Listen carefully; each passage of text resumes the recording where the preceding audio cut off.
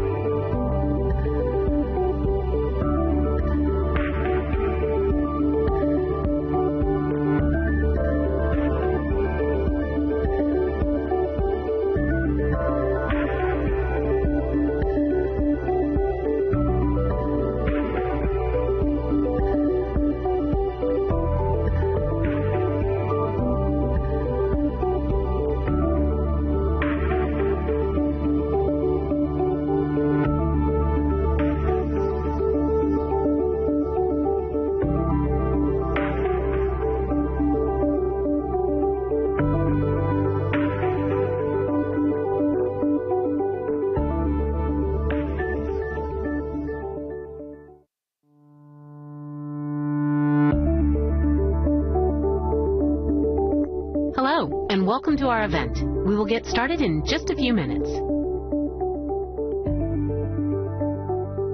Audio for this event is being provided using your computer speakers. Telephone audio is not being provided for this event. Please ensure your speakers are not muted and you have adjusted your volume accordingly.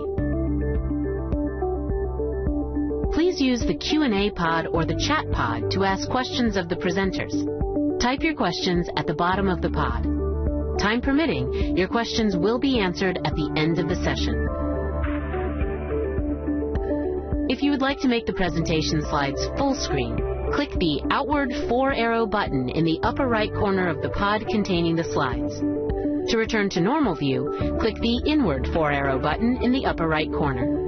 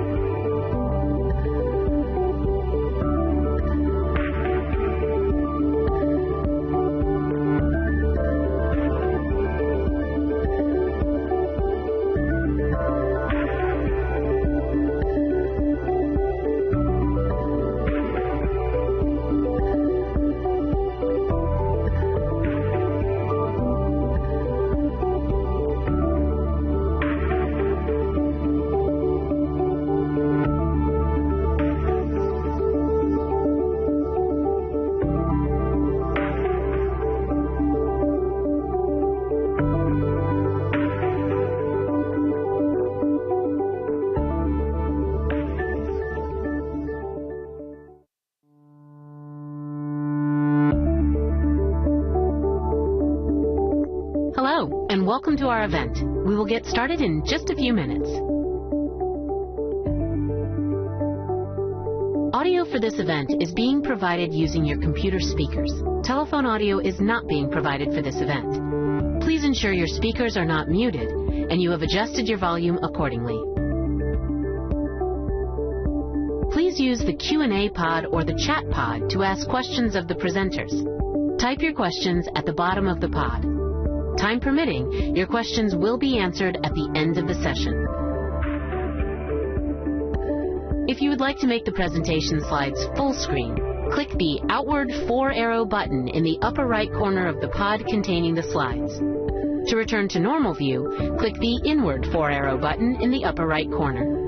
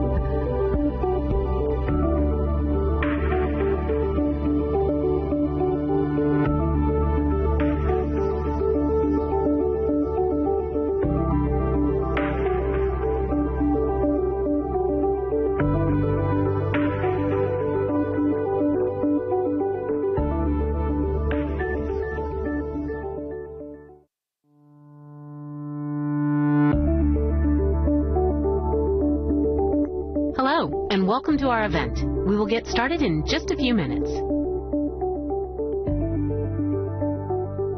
Audio for this event is being provided using your computer speakers. Telephone audio is not being provided for this event. Please ensure your speakers are not muted and you have adjusted your volume accordingly. Please use the Q&A pod or the chat pod to ask questions of the presenters. Type your questions at the bottom of the pod. Time permitting, your questions will be answered at the end of the session. If you would like to make the presentation slides full screen, click the outward 4-arrow button in the upper right corner of the pod containing the slides.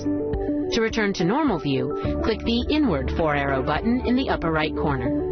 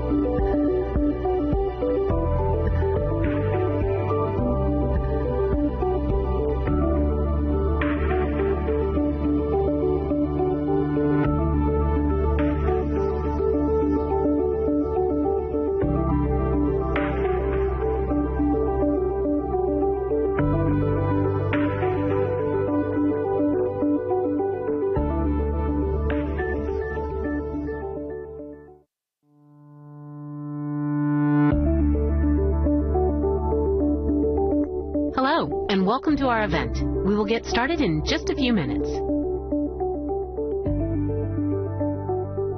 Audio for this event is being provided using your computer speakers. Telephone audio is not being provided for this event. Please ensure your speakers are not muted and you have adjusted your volume accordingly. Please use the Q&A pod or the chat pod to ask questions of the presenters. Type your questions at the bottom of the pod. Time permitting, your questions will be answered at the end of the session. If you would like to make the presentation slides full screen, click the outward 4-arrow button in the upper right corner of the pod containing the slides. To return to normal view, click the inward 4-arrow button in the upper right corner.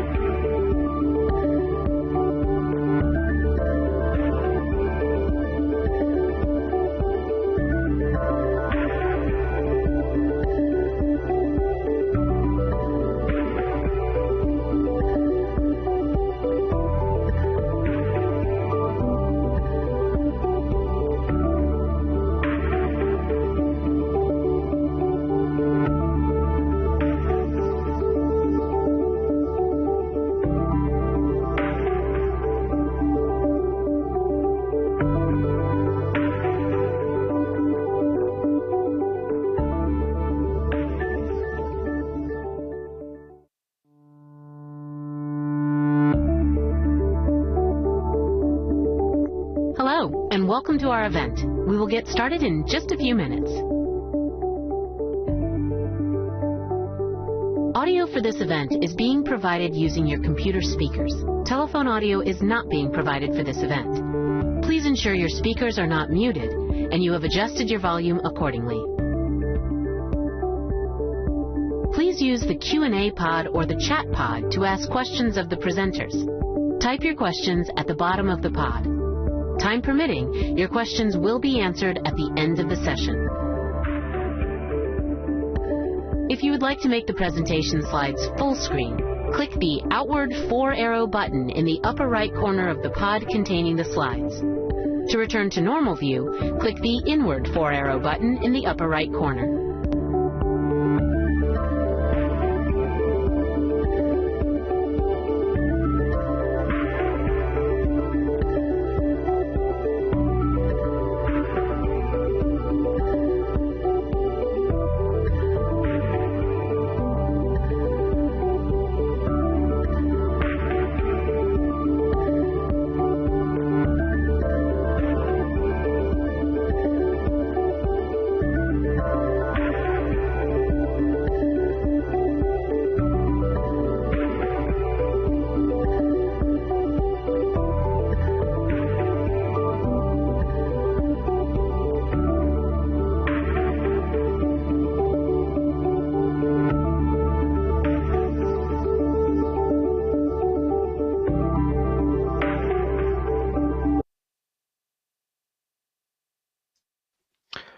Welcome back for day 2 for our Pharmaceutical Quality Symposium, Quality, Supply Chain, and Advanced Manufacturing.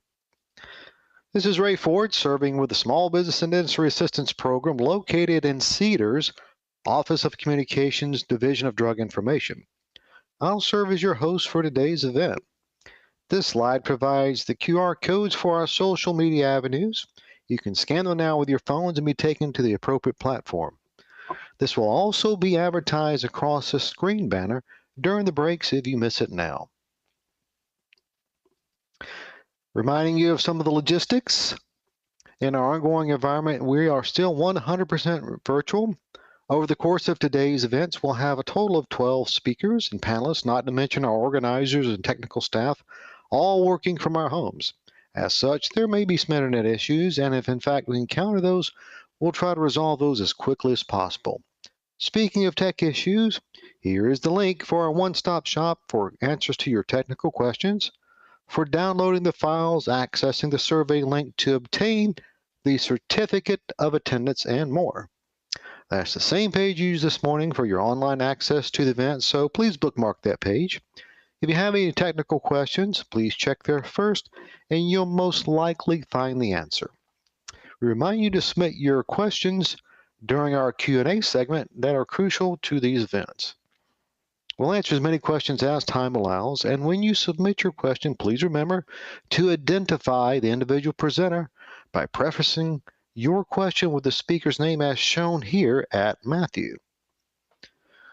There's a link on the right side of the pod where you can see the speaker's headshot, and it says download the presentation.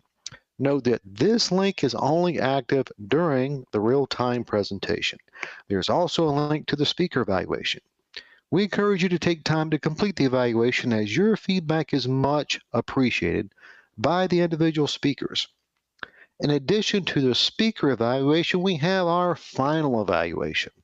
Upon completion of this survey, an attendee can then download a certificate of attendance which may be used in support of RAPS, SOCRA, ACRP, and SQA credits. Please remember that the certificate must be downloaded immediately after completing the survey. Otherwise, this opportunity is lost. Even if you don't want to need the certificate, please take a few minutes to complete the conference evaluation as your feedback will help guide the design of our future events. Note that the evaluation and the certificate are only available for 2 weeks, and that means the deadline is November the 15th. The survey link will be posted on our one-stop shop page this afternoon. As a reminder, all the sessions are being recorded. It'll take us a week or two to process the recordings, but you'll soon be able to access them from SBIA's homepage, and I hope you already have that bookmarked. That's fda.gov/CEDAR-SBIA. To simplify things, SBIA will send one email to the Adobe attendees later today post-event. The email will have information on the evaluation link. We'd also like to remind you of our upcoming events on November the 16th. We'll offer a webinar on the common issues with SIN data submitted for safety pharmacology studies. Then on November the 28th, please join us for a webinar on moving toward global IDMP implementation, a focus on global use cases. December the 6th and the 7th, we'll be hosting our 2023 FDA Clinical Investigator Training course, and then finally on February the 13th through the 15th, 2024, next year, join us for our 3-day hybrid joint US FDA, MHRA UK, Health Canada Good Clinical Practice, and Pharmacovigilance Compliance Workshop. Now let's move into our featured presentation, Project Orbis, by Dr. D'Angelo DeClaro, Division Director, Office of Oncologic Diseases, Office of New Drugs, and CEDAR. Please join me to welcome Dr. DeClaro.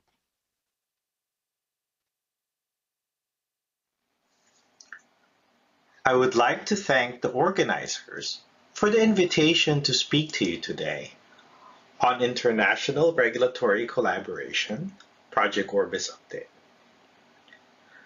My name is Angelo DeClaro.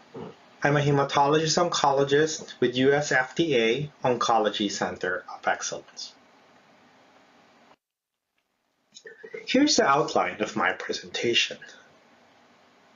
I will provide you a background on the Oncology Center of Excellence, the OCE, and our history of global collaboration. I will then discuss the framework for Project Orbis and provide you an update on the progress of the program. I will then discuss challenges and future directions. The FDA Oncology Center of Excellence was established in January of 2017, and this was authorized by the 21st Century Cures Act. This represents the first FDA Intercenter Institute and fosters a unified interaction between 3 FDA centers, including the Center for Biologics Evaluation and Research, CBER, with the recently reorganized Office of Therapeutic Products, which regulates CAR-T, cellular therapies, gene therapy, and vaccines. Under the Center for Drug Evaluation and Research, CDER, we have the Office of Oncologic Diseases, which regulates small molecule drugs, monoclonal antibodies, and antibody drug conjugates and other biologics. Under the Center for Devices and Radiological Health, CDRH, we have the Office of In Vitro Diagnostics, which regulates diagnostic devices used in oncology development.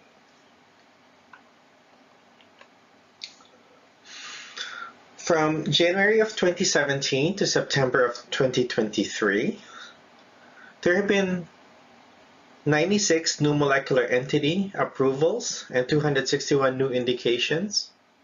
So all in all, these comprise about total 350 oncology approvals in about 7 years. So this is about an average of 50 major approvals per year. And the average review time is about 6 months. This workload, particularly for Center for Drugs, oncology applications comprise about 30% of the overall workload. So this is a very highly active area in drug development. FDA Oncology Global Collaboration began in October 2004 with the European Medicines Agency. These interactions consist of monthly teleconferences where we discuss oncology-specific applications and topics. These cluster teleconferences, termed Oncology Cluster, has been expanded to include other regulatory authorities. These include Health Canada in 2010, Japan's PMDA in 2014, Australia TGA in 2014, and Switzerland's Swissmedic in 2016. What was apparent at these meetings was a delay of submission of oncology marketing applications to certain authorities, with lags of about 6 to 12 months being pretty common, and with some applications being delayed even longer than that, 12 to 24 months. In May of 2019, FDA launched Project Orbis to facilitate the submission and review of marketing applications with our partner countries. The current participating countries, which are also termed as Project Orbis partners, include Australia, Brazil, Canada, Israel, Singapore, Switzerland, and the United Kingdom. Now, each of these agencies have confidentiality agreements with each other. Key features of Project Orbis. Project Orbis aims for earlier submission of applications to Orbis countries, typically within 1 to 2 months of FDA submission. Collaboration between the regulatory authorities consists of Project Orbis teleconferences, wherein the regulatory authorities discuss certain aspects of the application. The partner countries who have the application are also invited to observe FDA standard processes and meetings. The Assessment Aid document was developed by OCE to facilitate the review of the marketing application. This is based on FDA's multidisciplinary review template, which includes clinical, non-clinical, clinical pharmacology, and statistical sections, which the sponsors will pre-populate. And this approach minimizes the copying and pasting that's conducted by the review team. So this use of the Assessment Aid document has streamlined the review of oncology marketing applications in the FDA. At FDA, the Assessment Aid serves as a formal review document, whereas in Orbis countries, this serves as a core reference document. Besides the multidisciplinary Assessment Aid document, we also developed a product quality assessment aid, and this was piloted for small molecule new molecular entity products.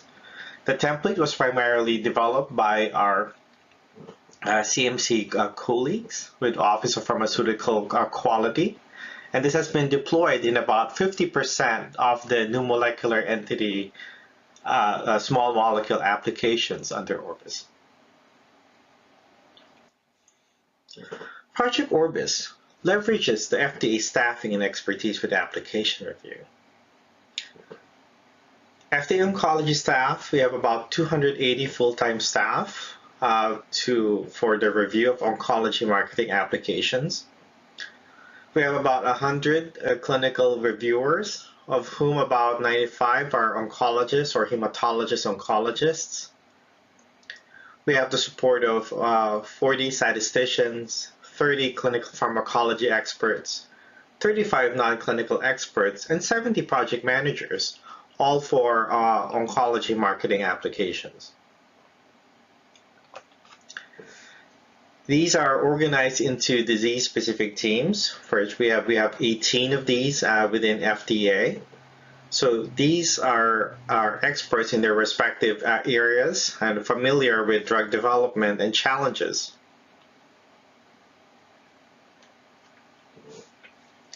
FDA review provides for independent multidisciplinary assessment, including full review of the data sets.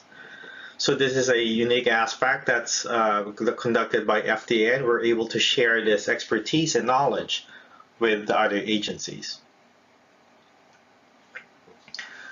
Importantly, under Project Orbis, each country retains independent decision-making for each application. FDA is able to share the Assessment Aid document on the time of completion of FDA action for the application. And together with our Project Orbis teleconferences and additional meetings, this has helped really the participating countries get a better assessment of the applications, and also provides for a more efficient review.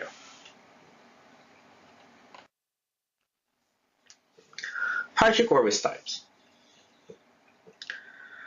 When we started Project Orbis, we thought that most of these would be type A applications, all right? And these are defined as being submitted of 1 month of FDA submission with expected submission overlap with FDA. We would share the FDA reviews and schedule multi-country review meetings, which we also call as POP TCONs, and the Orbis partners are invited to attend FDA review meetings.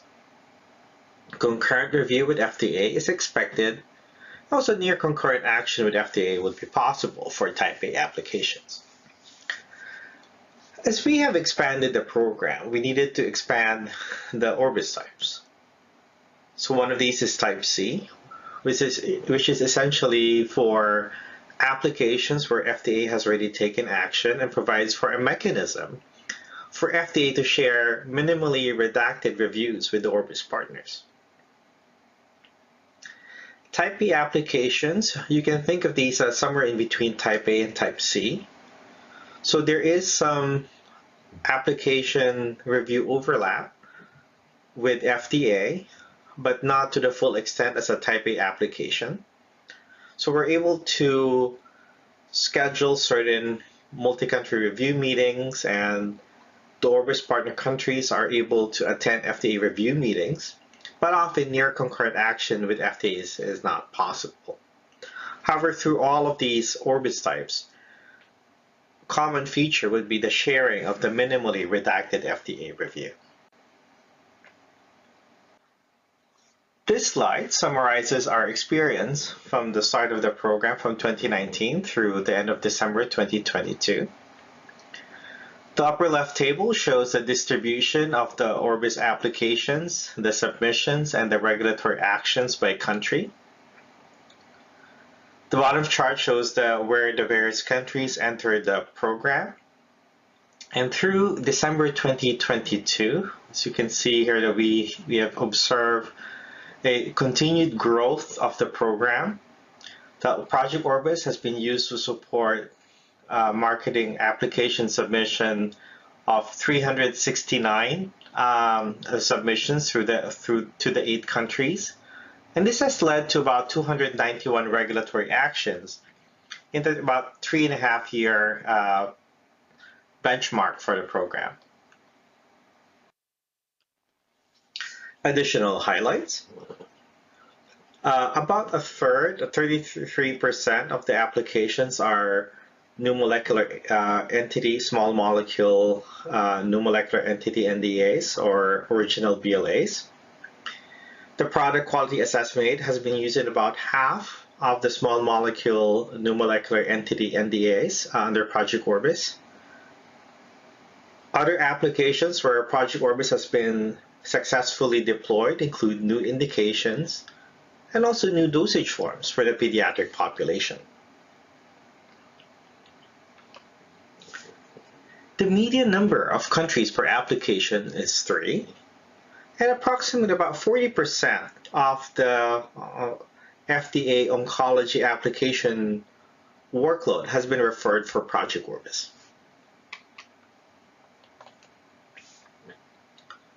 Importantly, we have observed that the submission gap to FDA is about a median of 1.9 months, and the action gap to FDA is a median of about 5.8 months. We're very happy with these results. These represent an improvement over the previous situation wherein countries were experiencing significant delays, 12 months or more, with regards to receipt and action of these applications. Challenges and future directions. Logistical challenges for regulatory authorities include review coordination and scheduling logistics. We're dealing with multiple time zones across the globe for the participating regulatory authorities. For applicants and sponsors, there's an initial learning curve with regards to how to coordinate concurrent submission and management of the applications, but several sponsors have successfully adapted to this. Other challenges include considerations of expansion to other countries, whether certain countries would require translated documents. We also had to deal with operational considerations, such as how do you handle review clock stops that are employed by certain regulatory authorities. What's new in 2023? I'm excited to share with you that the European Medicines Agency, the EMA, has signified its interest to participate as an observer in Project Orbis, and we look forward to working closely with EMA to see how to best integrate the EMA under Project Orbis. Now, going back to FDA OCE, the mission of the OCE is to achieve patient-centered regulatory decision-making through innovation and collaboration. Project Orbis, through its collaborative efforts, is certainly consistent with OCE's mission. While OCE focuses on regulatory review, we also have multiple efforts related to regulatory science, education, stakeholder engagement, and regulatory policy. This slide shows a snapshot of OCE programs, including Project Orbis, shown here in the middle. This slide shows the broad scope of FDA OCE's mission, which include engagement with patient advocacy groups, such as with Project Community, our education program with Project Socrates, and regulatory science programs, such as Project Optimus for dose optimization, Project Significance for statistical issues, and OCE Real-World Evidence Program. The purpose for this slide is to convey that OCE looks forward to apply our experience and learning under Project Orbis to engage other regulatory authorities across these various programs. In summary, oncology is a highly active area of drug development. Hence, it makes sense for regulatory authorities to collaborate with each other. With Project Orbis, the participating countries have had a very positive experience, and we've shown that global collaboration between regulatory authorities facilitates drug application submission and review of oncology marketing applications.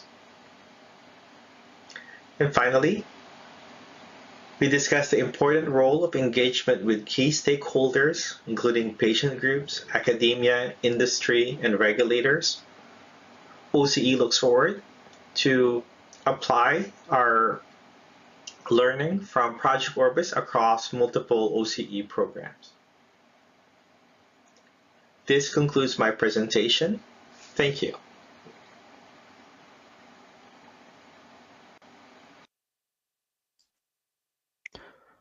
Thank you for that great feature presentation.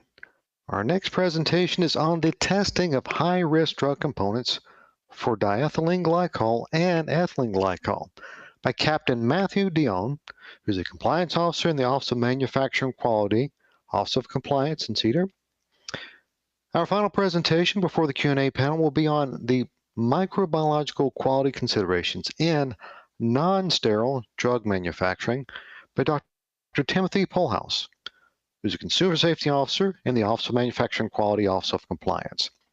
For a complete biography on all presenters and panelists today, please consult the speakers' biographies located in the agenda and speakers bio section that you may have noticed during registration. Now, please join me to welcome our first presenter, Captain Dion.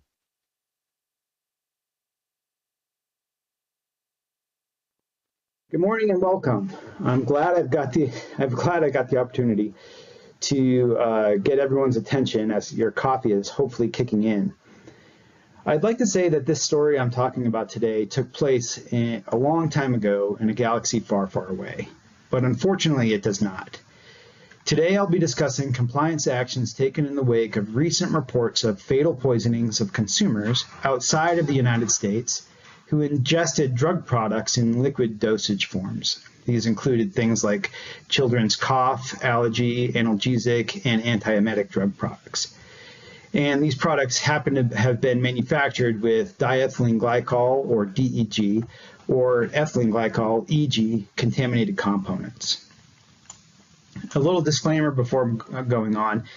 The information and opinions that I provide today are only intended to be a general summary of information. It is not intended to take the place of either written law or regulations. So in the Office of Manufacturing Quality, we focus on current good manufacturing practices for drugs, including developing and implementing compliance policy and regulatory actions to protect the public from adulterated drug products. As seen by the pie chart, our enforcement and advisory tools for FY23 essentially fell into four major buckets: regulatory discretion and meetings, import alerts, and warning letters. It's important to note that enforcement discretion does not mean no regulation. They are used to balance the product quality and drug shortages and are handled on a case-by-case basis, especially during COVID. For today's discussion, we'll be focusing on warning letters, considered advisory actions, and import alerts 6640, which is failure to comply with current good manufacturing practices, and 6679 for failure to respond to records requests or failure to allow inspection. And both as they relate to FDA's actions pertaining to diethylene glycol and ethylene glycol. These essentially combined represent over 50% of all executed enforcement action tools in FY 2023. So as it pertains to CEDAR non-compounding warning letters, you can see here that there was a 24.6% increase in the basis for action during FY 2023 related to 704A4 records requests and the refusal to respond to such requests. So how does FDA look at excipients? What is an excipient? In FDA nomenclature, an excipient is also known as an inactive ingredient, and you can refer to the Code of Federal Regulations citation there. But more importantly, FDA considers both active ingredients and excipients inactive ingredients to be drug components, as referenced there as well for 21 CFR 210.3A3. But drug components are also drugs.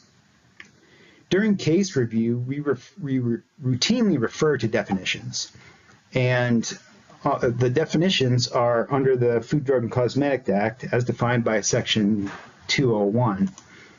Most of you here would be familiar with the definition of a drug, which includes articles recognized in the official United States Pharmacopoeia, articles intended for use in the diagnosis, cure, mitigation, treatment, and prevention of disease in man or other animals, and articles other than food intended to affect the structure or function of the body of man or other animals. And more importantly, for the purposes of our discussion today, is articles intended for use as a component of any article specified in either A, B, or C. Essentially, excipients, or inactive ingredients, are themselves considered drugs when they are intended for use or used as a component of a drug product. And all the drug adulteration provisions of the Act would apply to them as well. So who in the supply chain does FDA inspect? As you are already aware, drug manufacturers are subject to inspection under Section 704 of the Act. Some of the types of inspections include cGMP surveillance inspections and for-cause inspections.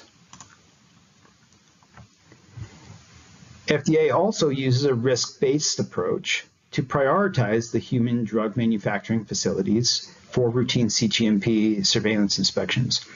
And this, we typically use a site selection model, which prioritizes certain types of manufacturers, such as finished dosage form manufacturers and active pharmaceutical ingredient manufacturers. But some types of manufacturers are not routinely prioritized for routine cGMP surveillance inspections, such as excipient manufacturers. Those types of manufacturers may be inspected on a for-cause basis. So let's get into a little bit more depth on the DEG and EG initiative that we did this year. So a little bit of the background on DEG, EG is that diethylene glycol is an industrial chemical used as antifreeze and is poisonous. It's also sweet tasting, which makes it a little bit undetectable as a bitter chemical in a given product. In 1937, a diethylene glycol poisoning outbreak occurred when DEG was used as an solvent in the production of elixir of sulfanilamide. And this was produced by a pharmacist working for Massengill Company at the time. and led to 107 deaths, many of them children. And this essentially led to the enactment of the Food, Drug, and Cosmetic Act of 1938. So historically, outbreaks have been caused by manufacturers or suppliers that have used DEG and EG in excipients or as an excipient in lieu of costlier ingredients for economic gain. And when combining the substitution or contamination in the supply chain, whether it be directly distributed or repackaged, with a lack of cGMP controls at the finished dosage form manufacturing site, allows for the contamination to enter the drug product supply chain. And periodic DEG-EG events have occurred. We've seen them with DEG substitution of glycerin in Central America in the late 2000s. And FDA also took action against Chinese toothpaste manufacturers, which were using DEG in their product in 2007. And history repeats itself. The current outbreak from 2022-23 was in children's drug products overseas.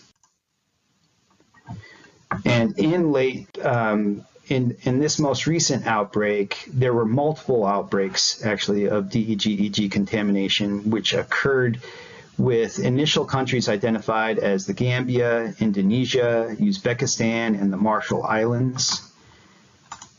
Thus far, the information indicates the contaminated finished drug products were manufactured in India, Indonesia, and Cambodia, affecting 17 different countries, 20 unique products, and 12 different manufacturers. So what was FDA's role in this current outbreak? Following this incident of the reports of overseas deaths, we extensively interacted with the World Health Organization, various other regulators from other countries, and industry. Unlike the 2006 incidents resulting from DEG-EG substitution in glycerin, the current incidents appear to be related to the substitution of DEG-EG and propylene glycol. And while we have ramped up monitoring, FDA has not seen data indicating the contamination has affected the U.S. drug supply. One important achievement that we made was updating the 2007 testing of diethylene glycol and glycerin guidance to industry. And this newly updated guidance was expeditiously published, and it definitely clarifies components considered at risk for DEG and EG contamination, in addition to the glycerin, which, and these components are components which also have identity test requirements in the United States Pharmacopoeia. They included, but are not limited to, the following types of components, such as propylene glycol, maltitol solution, hydrogenated starch hydrolysate, and sorbitol solution. Recommendations that are clarified in this document include performing identity testing on representative samples of each shipment of each lot of high-risk components, which includes each container of each lot received due to batch-to-batch variability and potential substitution. I would refer you to footnote 16 of the new guidance. So what are the identity testing requirements per CGMP? So to refer you to the 21 Code of Federal Regulations 21184, testing and approval or rejection of components in drug product containers and closures. Each lot of components shall be withheld from use until the lot has been sampled, tested, or examined as appropriate. Representative samples of each shipment of each lot shall be collected or tested for examination, and at least one test shall be conducted to verify the identity of each component. So, question. Can a drug product manufacturer rely on a supplier certificate of analysis and not conduct raw material testing? potentially for some attributes, but never for identity. Remember, under 21184, samples shall be examined and tested. At least one test shall be conducted to verify the identity of each component. Specific identity tests, if they exist, shall be used, and I'll get into a little bit more detail on the next slide for that.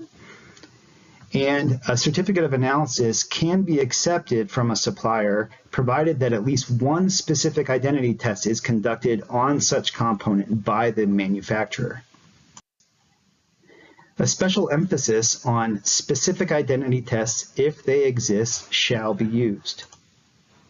If a USP monograph includes testing for diethylene glycol and ethylene glycol in the identity section, it is required of the drug product manufacturer under CGMP.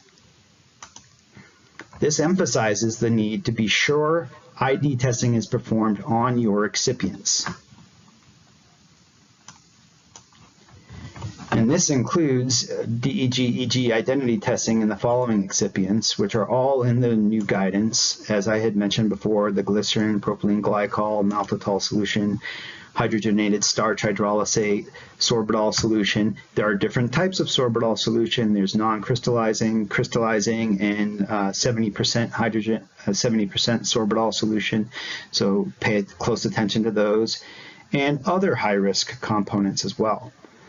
In addition, there may be other specific, in addition to these specific monographs for these components here, I would also refer you to USP Chapter 469, which includes ethylene glycol, diethylene glycol, and triethylene glycol in ethoxylated substances, which may include some other testing requirements.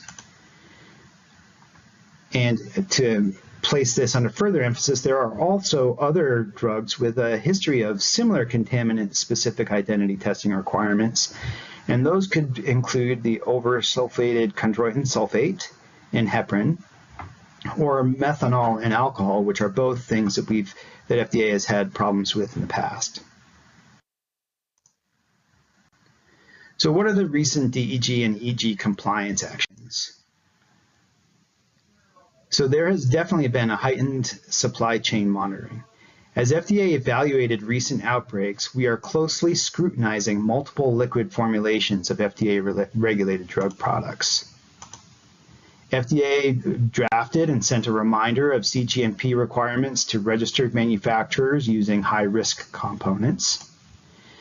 And we also reviewed the drug manufacturing inventory and sent 704A4 records requests to drug product manufacturers in geographies of concern, those who use excipients of concern, and asking for information on their CGMP controls for DEG-EG. As of October 1st, we have issued and reviewed over 174 704A4 records requests related to required CGMP controls for DEG-EG. We also sent records requests and had been in contact with some of the largest excipient manufacturers in the world to ensure that controls were in place. And we also increased sampling, inspections, and other activities in this space. So looking at some of the resulting compliance actions, overall for FY 2023, there was a distribution of import alerts which demonstrated the global nature of the incident, with approximately 50% each for 6679 and 6640 import alerts in 2023. Further differentiating the data, we can see that this fiscal year resulted in approximately 28% or 26 import alerts related to the DEG-EG initiative. This includes a majority of the failure to comply with CGMP, with implementation of 6640, and with the smaller proportion related to individuals who just did not respond to the records request that was submitted to them. So for reference here, there was also an increasing reference to DEG-EG testing in CGMP warning letters. And we have issued approximately 16 warning letters related to the DEG-EG initiative. Another number that may be of interest is that there's also references to DEG-EG testing in approximately 1/3 of all warning letters this fiscal year so far, give or take a few that were recently issued.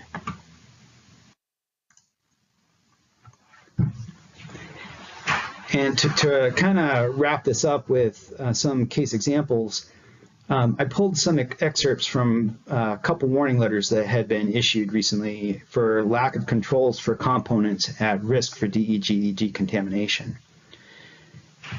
The first example is really meant to just emphasize that FDA is taking action beyond the 2007 guidance document, which primarily pertained to glycerin, but left open the door for other excipients that were at risk.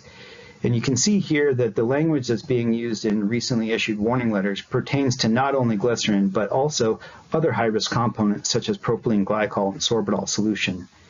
You can refer to the link there for the redacted copy online. In addition, an additional example that I had pulled places special emphasis on the need to assess the compendia that are being used to assess components used in finished drug product production. There are, not all compendia are harmonized at this moment. The USP is the compendia that we recognize, and if you use other compendia to assess the quality of the attributes for the components that are used in your production, you can do that. However, just keep in mind that it has to be better than or equivalent to USP. In this specific example, a firm was using the 2018 Indian Pharmacopoeia monograph for glycerin. This particular monograph does not include DEG or EG testing in the identity section or anywhere in the monograph. And we found this through our review of various cases over the course of the last year, that there are differences in the various compendial requirements. So just ensure that if you're using a compendia to determine the quality of your excipients, that you ensure that it is meeting either the USP or either better than or equivalent to USP for the requirements, especially for identity testing and diethylene glycol and ethylene glycol. And a lot of this is spelled out a little bit more clearly in the guidance document. In each of these cases, FDA placed all the drugs and drug products manufactured by the firms on import alert.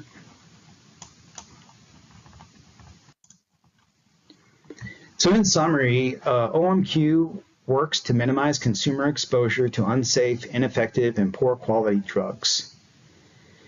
Excipients are drugs, and we have seen recent quality issues with certain excipients. It is your responsibility to know your components and associated identity testing requirements, as well as to keep updated on current FDA guidance, changes to the USP, and trends in your industry. We take action to protect the public from adulterated drug products in the United States market. And that's all I have today. I look forward to your questions during the live Q&A, and thank you for your time.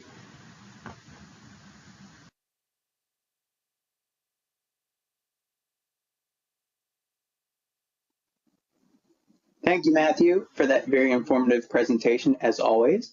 Good morning, everyone. I am Timothy Polhouse. I am a Senior Policy Advisor. I'm also in the Office of Manufacturing Quality in CDER's Office of Compliance. The SBIA encouraged us to begin our presentations with something intriguing, so here we go. In May 2016, the CDC notified the FDA of severe illnesses and deaths in 13 hospitals across 9 states associated with Burkholderia cepacia complex. For those of you who may not be familiar with B. cepacia complex, BCC for short, it is a complex of approximately 20 closely related species. They are opportunistic human pathogens, meaning that they do not normally harm their host, but can cause disease, especially when the host's resistance is low. BCC can cause severe life-threatening infections, particularly in vulnerable patient populations. The May 2016 outbreak prompted the recall of a non-sterile, over-the-counter liquid stool softener. This oral solution was used for children requiring mechanical ventilation and for other immunocompromised or susceptible patients. This story ultimately ended in 2022 with a criminal conviction. So, how did this happen? Is there anything that we, you, and the FDA can do to prevent something like this from happening again? We're going to try to do our best to answer those questions today. First, by discussing requirements that finished pharmaceutical manufacturers must meet. Second, by briefly discussing objectionable microorganisms. Third, by taking a little bit of a dive into what happened with that specific manufacturer back in 2016. And finally, by bringing awareness to some important communications from FDA, including an advisory notice and a draft guidance for industry. First, the Current Good Manufacturing Practice Requirements, CGMP. Section 501A2B of the Federal Food, Drug, and Cosmetic Act essentially says that a drug shall be deemed to be adulterated if its manufacturer does not conform to CGMP. The statute is actually significantly more verbose than that, but I'm going to spare you the exact wording. That said, as a public service announcement, I urge all of you to review the statute in depth at your leisure. That way you will know, and as they say on G.I. Joe, knowing is half the battle. The CGMP requirements for finished pharmaceuticals are codified in Parts 210 and 211 of Title 21 of the Code of Federal Regulations. These CGMP regulations contain the minimum requirements for the methods, facilities, and controls used in manufacturing, processing, and packing of a drug product. The goal of these regulations is to make sure that products are safe for use and have the ingredients and strength they claim to have. As promised, a brief discussion on objectionable organisms. The word objectionable is used 3 times in 21 CFR 211. 84D6, each lot of a component, drug product container, or closure with potential for microbiological contamination that is objectionable in view of its intended use shall be subjected to microbiological tests before use. 113A, appropriate written procedures designed to prevent objectionable microorganisms in drug products not required to be sterile shall be established and followed. 165B, there shall be appropriate laboratory testing as necessary of each batch of drug product required to be free of objectionable microorganisms. What exactly does objectionable mean? What would cause a microorganism or microorganisms to be considered objectionable? Thankfully, the preamble to the final rule for these regulations helps us out here. It states, microorganisms could be objectionable by virtue of their total numbers or their detrimental effect on the product or by their potential for causing illness in the persons ingesting them. The preamble furthermore explains that the definition of the term objectionable is not practical in the regulations because the objectionable nature of a microorganism may develop only in relation to the unique circumstances of a particular formulation, a particular ingredient, a particular method of manufacture, or the conditions found at a particular firm. So, how do manufacturers identify and prevent objectionable organisms? For starters, they need to have appropriately qualified microbiologists weigh in. They also need to understand their particular risks, which they can't really do unless they have appropriately qualified microbiologists weigh in. We'll touch base a little on some of the specific risks later. But before we go too far, it's also important to discuss the USP and understand what role it plays from a microbiological quality perspective in the manufacture of non-sterile drugs. A few points here. Compendial products must comply with applicable and binding USP general chapters. In other words, chapters under 1,000. This includes USP 61, microbial enumeration tests, USP 62, tests for specified microorganisms, and the new USP 60 tests for Burkholderia cepacia complex. Manufacturers of non-compendial articles may use USP general chapters to assist them in meeting some CGMP requirements. But here's the very real and sadly not uncommon problem. Significant CGMP issues can occur when USP general chapters are either misinterpreted or narrowly applied. Tim, what do you mean by that? Well, for example, some manufacturers do not appreciate that USP indicator organisms are not intended to be a sufficient standard for objectionable microorganism testing. It is really important for manufacturers to understand that USP monograph tests, assays, limits, and reference general chapters are not batch release standards. USP 61 and 62 have been the subject of unfortunate misapplication. Tests beyond those covered in 61 and 62, including actual microbial identification of bioburden, not simply differential media, are needed for product release in many cases. Also, the misapplication of General Information Chapter 1111, which discusses acceptance criteria for non-sterile products, has been very problematic. The chapter itself states that the list of specified microbes is not necessarily exhaustive, and for a given preparation, it may be necessary to test for other microorganisms.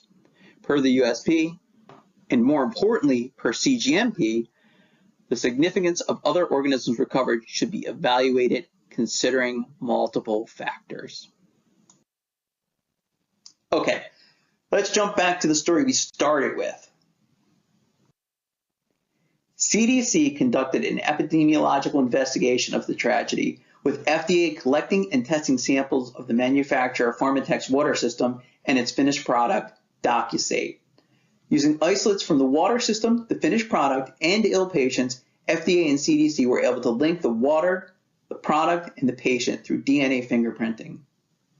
But there's more to the story when we try to understand exactly how this occurred. Well, to start with, the manufacturer's water system was poorly designed and it had not been qualified. It was a cold system that was not continuously circulated and was shut off for as long as 3 days between uses. All problematic, all known to lead to contamination in water systems. Unfortunately, Pharmatech also was not appropriately testing this water, which was used to formulate the product. Plus, they didn't have adequate product release testing. They were not identifying opportunistic pathogens in the final product, and they lacked method validation for their antimicrobial effectiveness testing. The CDC paper concluded that preservatives used by the manufacturer may not have been sufficient to prevent the proliferation and could have enabled contaminants to proliferate in the liquid DocuSate product after release prior to use. Basically, the perfect storm of CGMP violations. Very poor quality oversight here. We talked about opportunistic pathogens earlier. In this case, administration of the contaminated liquid DocuSate to critically ill patients via feeding tubes, coupled with mechanical ventilation, and the risk of aspiration among such patients may have increased the ability of organisms to colonize and infect the respiratory tract and spread to other body sites. Remarkably, Pharmatech decided to restart DocuSate production several months after the recall, despite being advised by FDA to not do this. In October 2017, FDA testing again identified B. cepacia as well as other bacteria and fungi in several bottles of DocuSate. Thankfully, the vigilance of the healthcare system in reporting B. cepacia infections helped to limit the second outbreak to 8 cases in 2 states. Fast forward to June 2022, Ray Del Figueroa, the CEO of Pharmatech, who permitted the distribution of these drugs at his company, pled guilty to conspiring to defraud FDA, falsifying records in an FDA investigation, obstructing proceedings before the FDA, and distributing adulterated drugs. He was later sentenced to 37 months in prison. Shortly after the DocuSate tragedy, FDA issued an advisory notice. This advisory notice specifically addressed the risks of BCC contamination. The notice reminded manufacturers of relevant CGMP requirements. For example, and if I may paraphrase, establishing procedures that are designed to prevent objectionable microbiological contamination of non-sterile drug products by assuring appropriate material quality, equipment and facilities, process design, maintenance and cleaning, production and storage time limitations, and monitoring of environmental conditions. Establishing scientifically sound and appropriate specifications and test procedures to assure that drug components, including water and finished products, conform to appropriate microbial quality specifications.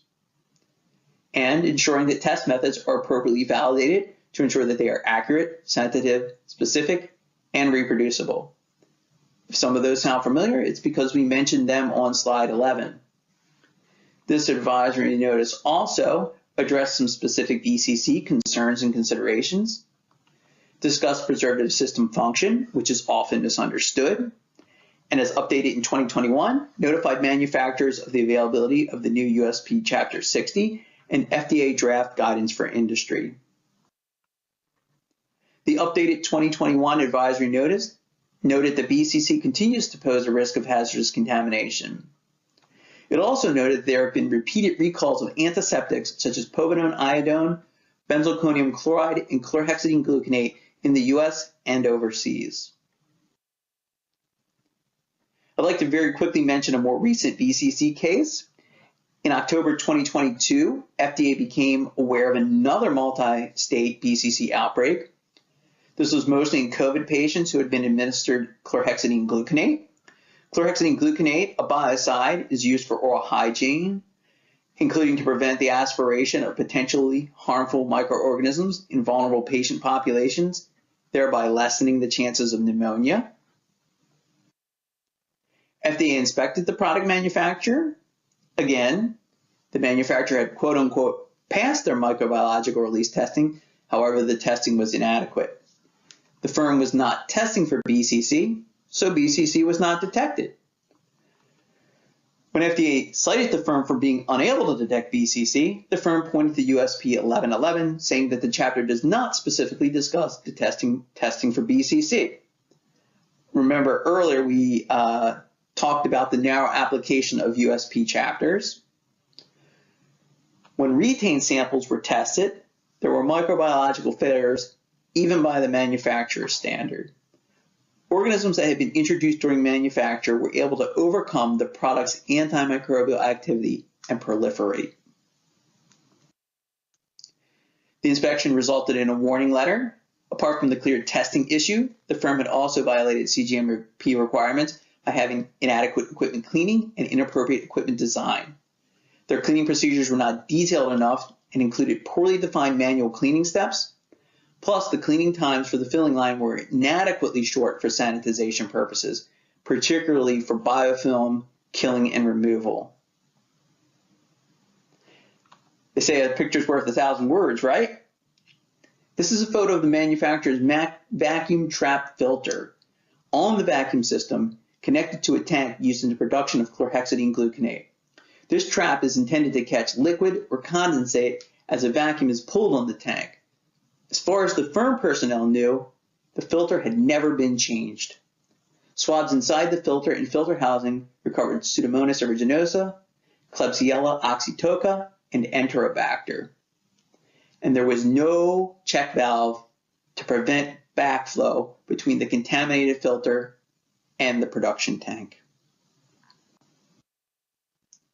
If you're interested in more case studies, such as the ones listed on this slide, you should definitely consult the appendix in FDA's draft guidance for industry, microbiological quality considerations in non-sterile drug manufacturing, which brings us to, you guessed it, that very draft guidance.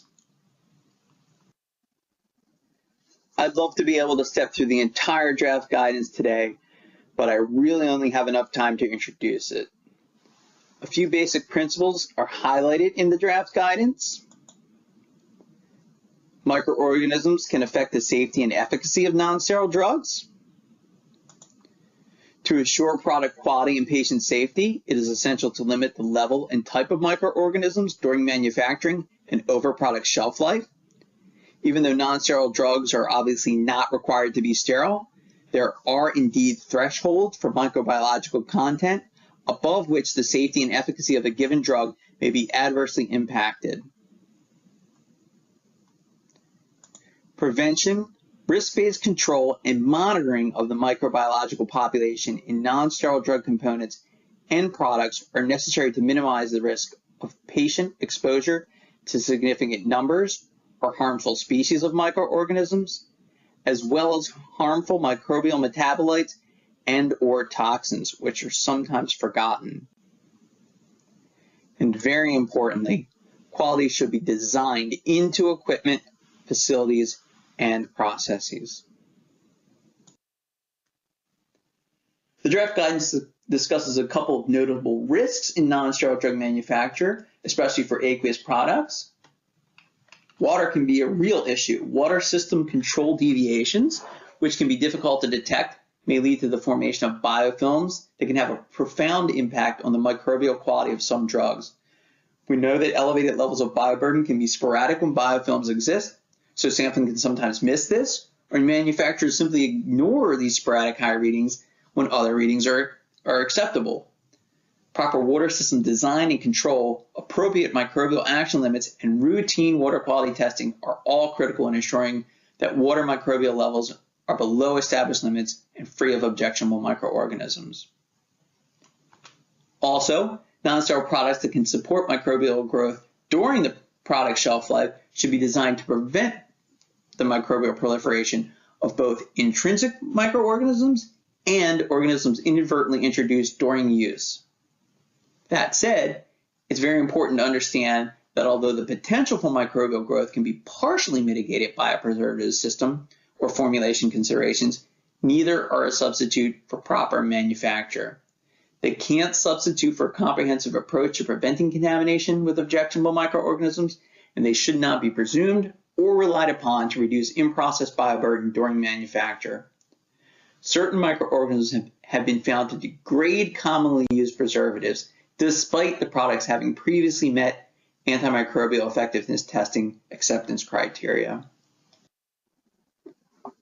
The guidance notes that the approach necessary to prevent objectionable microorganisms will depend on the risk of microbiological contamination in the non-sterile drug, including the characteristics of the product, for example, whether it is a liquid or a tablet, the manufacturing process, components, facilities, equipment, and personnel, and the adequacy of microbiological testing. Well-designed and appropriately controlled manufacturing processes present fewer opportunities for introducing objectionable microorganisms. A risk-based impact assessment helps manufacturers identify product-specific characteristics and manufacturing process elements that are more likely to introduce bioburden or objectionable microorganisms into the non-sterile drug. Apart from the recommendations on the risk-based assessment, I just want to quickly point out for your awareness that the draft guidance also covers a few specific topics: solid dosage forms, non-solid dosage forms, and special cases such as BCC, non-sterile preoperative skin prep products, and transdermal products. Before I finish, here are links to several documents and notices I discussed throughout this presentation: the CDC investigation, the Department of Justice announcement on Pharmatech, FDA's BCC advisory notice, and our draft guidance for industry. Today's take-home messages: CGMP requires the absence of objectionable microorganisms. Microbial contamination of non-sterile drugs can cause serious illness and death. Quality should be designed into facilities, equipment, and processes. CGMP non-compliance, whether it be from poor understanding of CGMP or poor implementation, has resulted in recent tragedies. And an FDA advisory notice and draft guidance for industry are available for your thoughtful contemplation. Your homework is to, if you have not done so already, please read FDA's draft guidance. I'm happy to answer any questions during the panel discussion, which will be occurring momentarily. Thank you all for your attention this morning, and thank you to Rick Friedman, Tara Guin, and Brooke Higgins for their assistance in telling this story.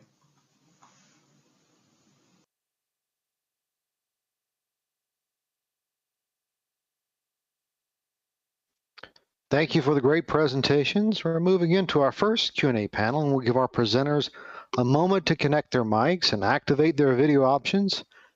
And as a reminder, if you haven't had a chance to submit your questions via the Q&A chat pod, please do so now. We'll answer as many questions as time allows.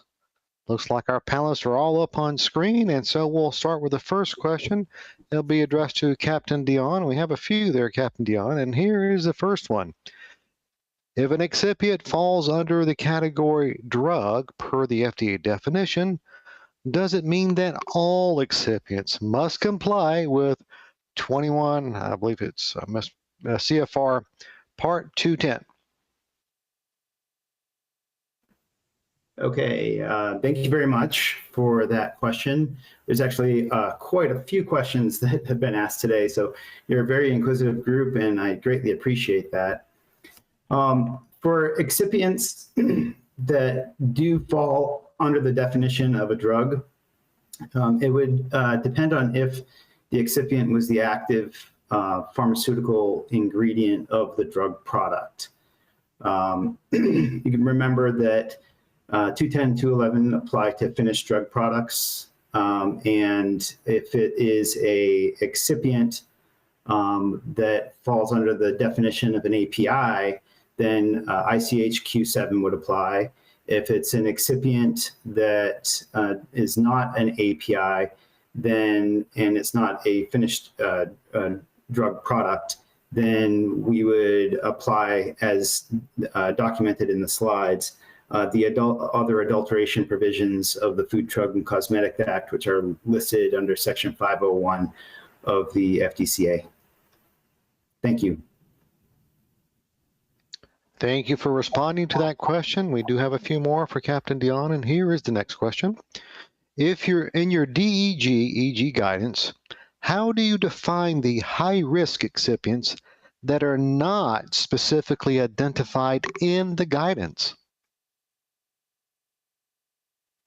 Thanks again for that question. I would refer you to footnote number 2 of the guidance, where we specifically call out that for the purposes of this guidance, the high-risk components are components that, through historical experience, have been found to be at a higher risk of DEG or EG contamination compared to other drug components.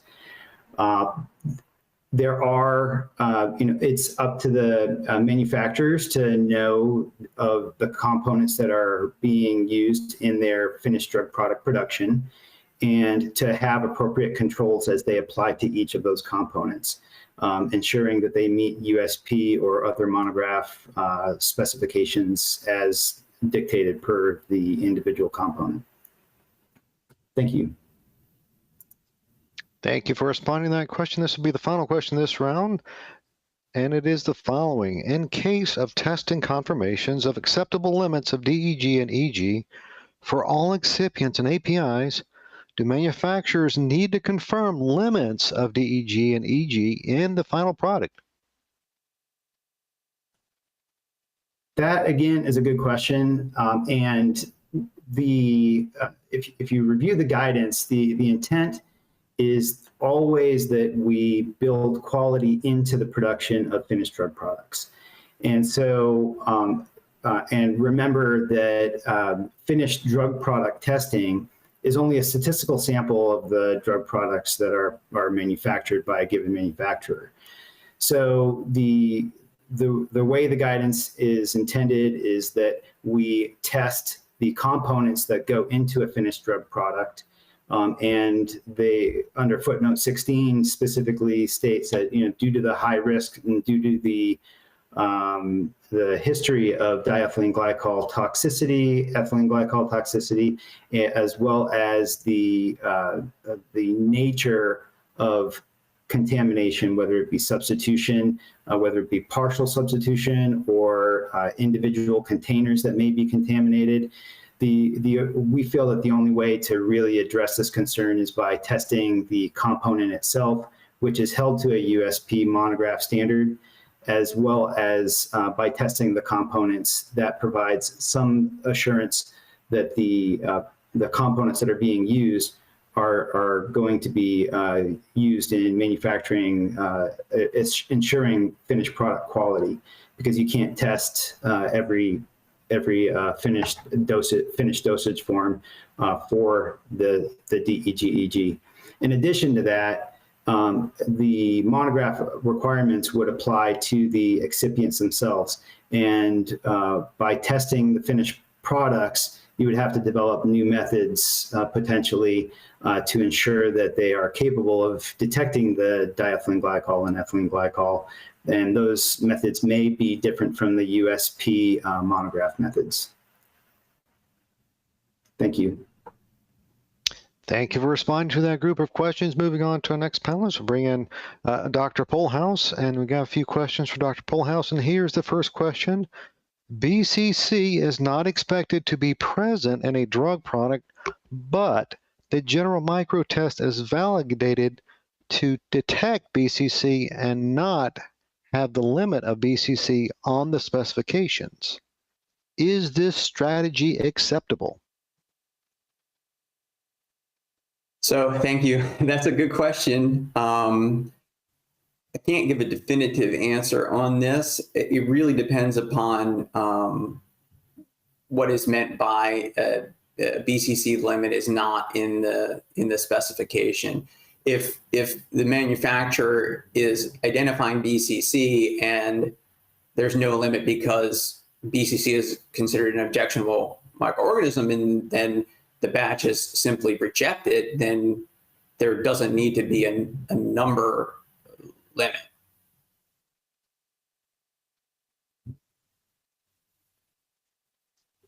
Thank you for responding to that question. We've got a few more questions for Dr. Polhaus. And here's the next question. Many pediatric formulations for IND or later NDA were developed based on suspension dosage form containing water, usually injectable grade. Do we need to do something additionally with the raw material, in this case water, testing and final product testing according to your presentation?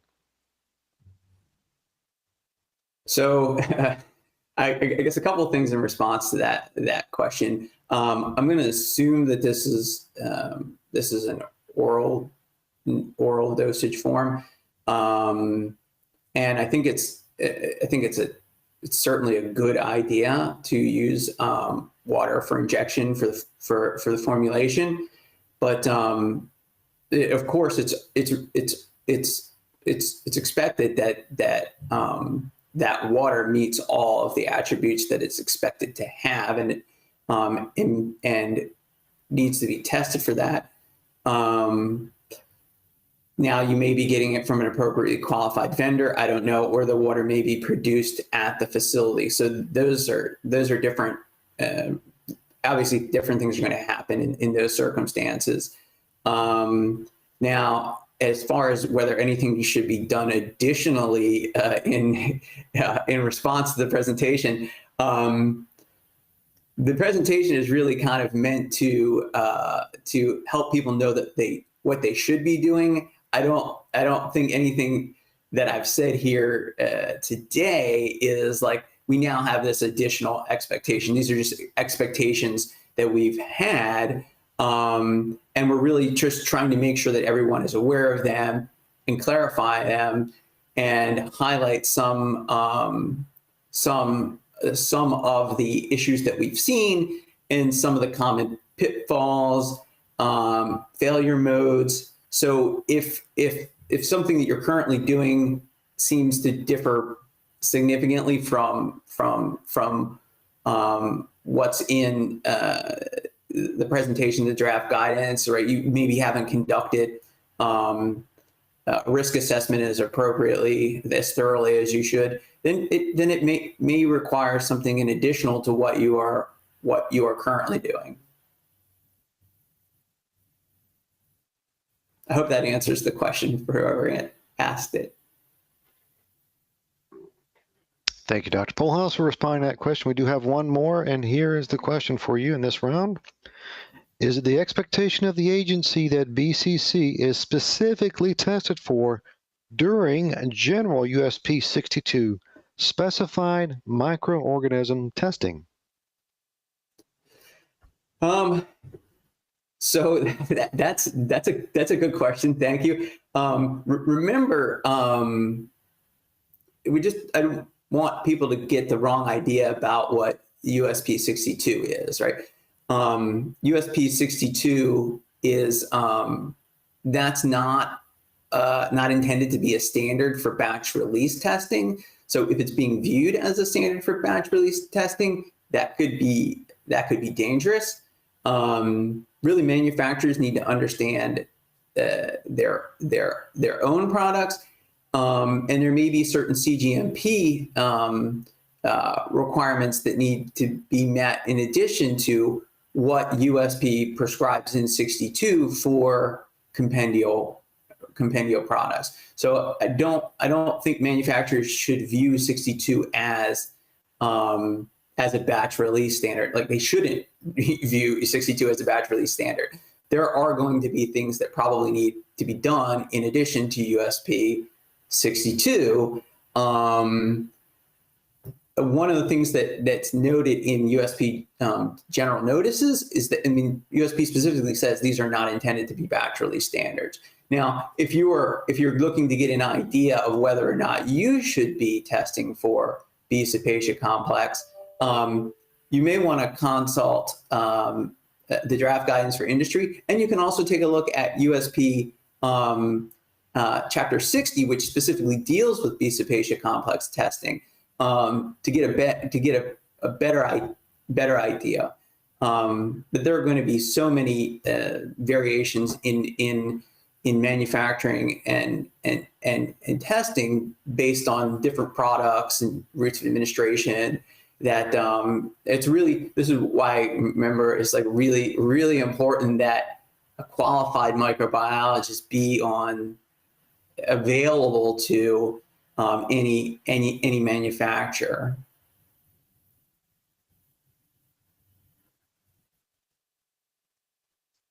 Thank you for responding to that group of questions. Moving back to our first panelists, we have a few more questions that came in for Captain Dion. And here's the first question. Do you expect the USP monographs to be updated for the high-risk components named in the footnotes of the guidance, such that glycol testing is included in the ID test section? That's a great question. And the USP monographs for the high-risk components that were named in the guidance document each have diethylene glycol and ethylene glycol as limits tests required as in the USP ID section of the monographs. That's why those specific components were called out in the guidance document. There are many other components that may have other types of glycol testing or DEG and EG testing that is required as part of the impurities sections of those monographs. Those are things that may change. But again, we were focusing as part of the presentation and reiterating that the identity section is what is held to the CGMP standard. So it's best to pay attention to any updates to the USP for the components that you use in your drug products. Thanks. Thank you for responding to that question. We do have a few more questions for Captain Dion, and here's the next question. If a drug manufacturer wants to rely on a COA for a test, it's different from the ID, is that an internal decision that can be done following internal quality system tools, or would this need FDA pre-approval? That's another good question, and it's a little bit complicated. Manufacturers can rely on contract labs to perform verification of COAs. And if your firm elects to use a contract testing lab, then that would fall under the auspices of the quality unit. There's FDA guidance out there for quality agreements that may be in and should be in place with anyone that performs manufacturing operations on your behalf. And if you elect to rely on a C of A from the raw material supplier themselves, that doesn't fall under the same legal umbrella as your firm, then some of the things that would be expected would be, supplier qualification and verification of the certificates of analysis that are provided from that raw material supplier. But ultimately, you're responsible for ensuring that the component meets the specifications and as needed by whatever manufacturing process that you use to produce your product. Oh, and for FDA pre-approval, if you're an OTC manufacturer that's making something under monograph standards, then that would fall under just quality unit oversight. If it's something that is done under an application, then I would encourage you to seek out additional guidance for appropriate amendments to the application, depending on the critical nature of the component being used.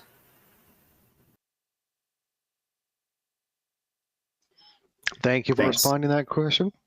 Absolutely. And one more question for Captain Dion in this round.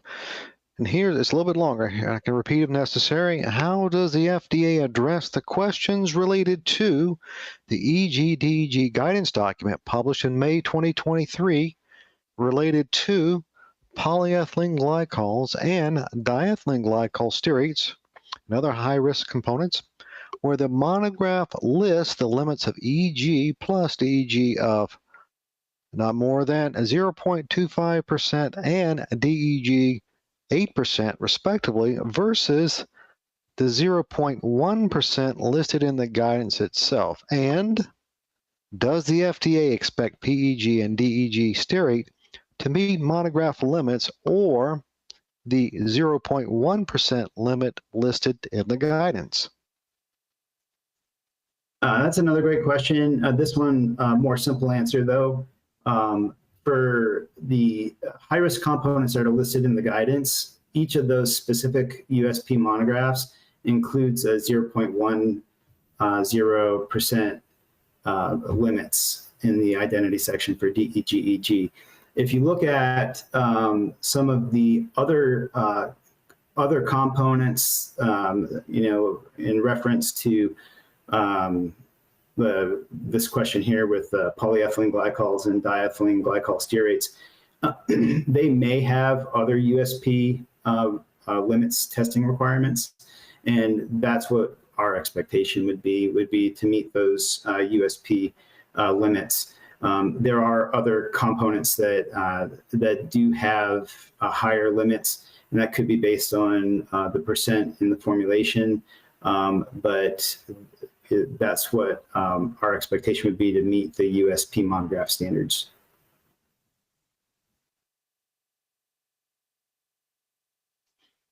Thank you for responding to that question. We have a few more questions coming in for Dr. Polhaus, and here will be the next question for Dr. Polhaus. Do all microorganisms need to be identified to a genus or species level, or is it a different test like gram staining enough to rule out objectionable organisms? I think that's probably a differential test. I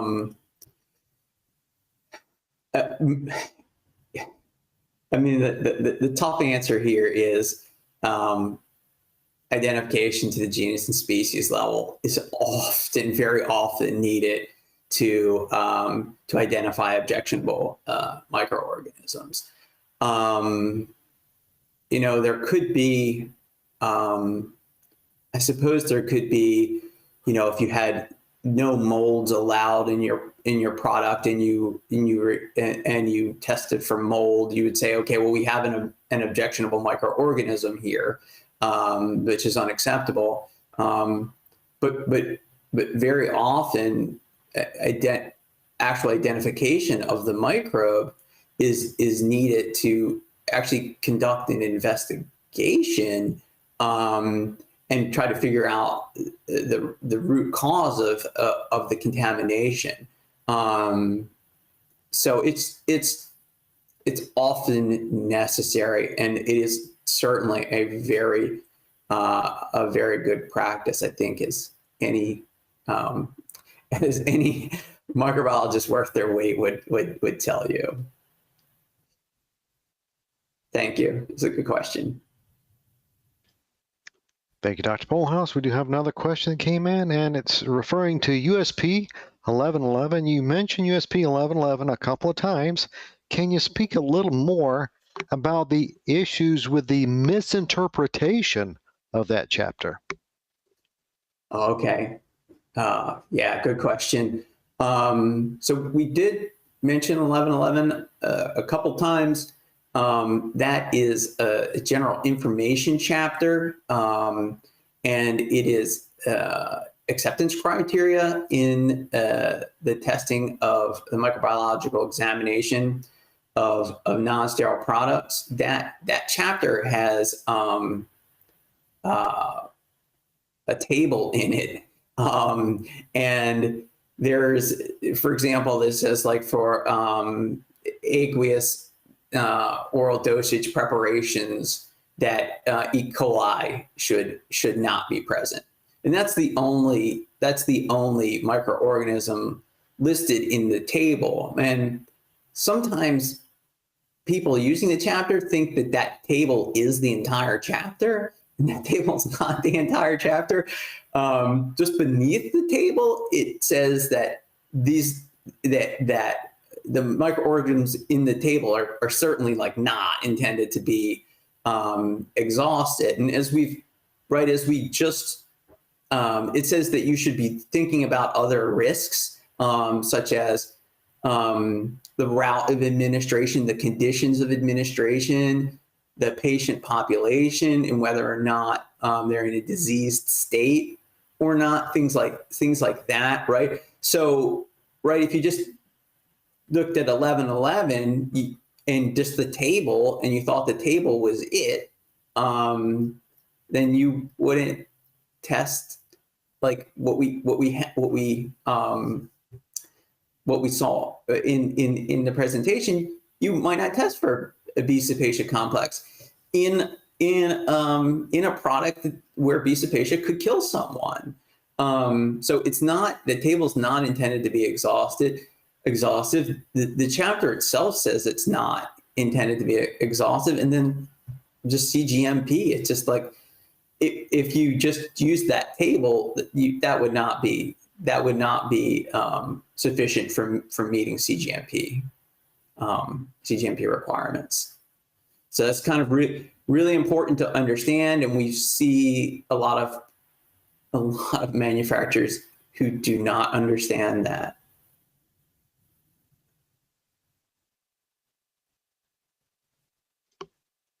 Thank you for responding to that question, Dr. Polhouse. We do have one question we just came in and has your name on it, and here it is. If a product has low water activity, is there much of a microbiological concern?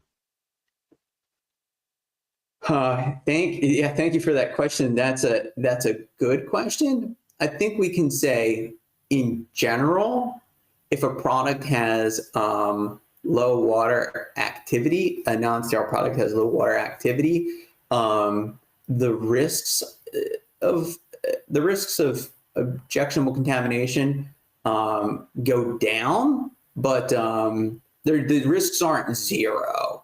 The draft guidance talks about this a little bit. There are some products that have low water activity, such as some ointments that they're applied in potentially like some pretty sensitive areas where conditions might be very favorable for microbiological growth, and that can have real health consequences, and certainly could lead to someone feeling very, very, very, very uncomfortable, to say the least. And then there also you could on sort of the extreme end, you can think of a solid oral dosage form, which may not have much water activity at all. But like, who wants to take that if it's loaded with E. coli, and that wouldn't be appropriate, right? So there are still some significant risks for non-sterile products that even have a low water activity. So good question. Thank you. And that's all the time we have for questions in this Q&A panel. A huge thank you to our presenters for answering numerous questions that came in. This takes us to an hour break until 10:45 a.m. Eastern. Please enjoy your break.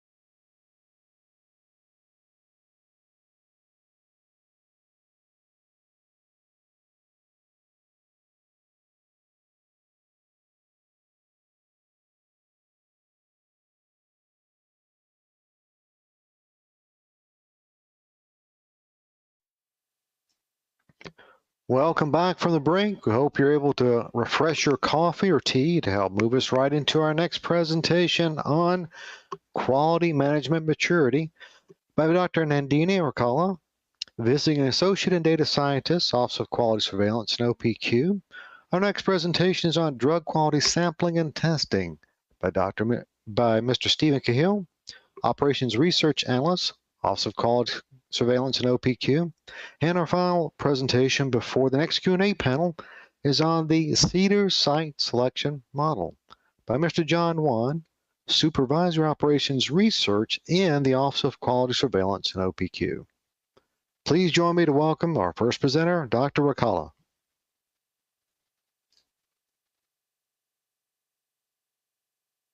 Hello, everyone.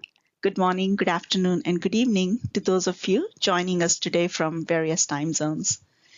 I am Nandini Rakala, a mathematician and data scientist, currently working as a visiting associate within CEDAR's Office of Pharmaceutical Quality in the Office of Quality Surveillance. At the outset, I would like to thank the organizers of the CEDAR SBIA's Pharmaceutical Quality Symposium 2023 for having me here today. I hope that everyone present here had a great start to the symposium yesterday and that you're all enjoying the sessions so far today. So welcome back to the session on supply chain quality. I am honored to be here presenting to an esteemed audience on the Quality Management Maturity Program, the way we like to call it as QMM, the reasons for developing this program, and the program developments to date. I'm equally humbled to be working with a brilliant multidisciplinary team of subject matter experts on the development of this QMM program within the agency's Center for Drug Evaluation and Research. The Office of Quality Surveillance's mission is to turn intelligence into insights and actions to promote the availability of quality medicines for the American public. And this requires utilizing state-of-the-art and objective approaches that can help facilitate more effective and timely decisions, ultimately reducing overall risk and achieving comprehensive quality surveillance. To that extent, OQS monitors quality and manages information about CEDAR-regulated sites and products. We proactively identify potential quality signals and trends before serious quality problems occur. We also continuously improve surveillance programs by applying innovative methods and novel techniques, utilizing intelligence collected and analytics to make data-driven decisions that can further reduce risk to patients. FDA's Center for Drug Evaluation and Research is establishing a program to promote quality management maturity at drug manufacturing establishments.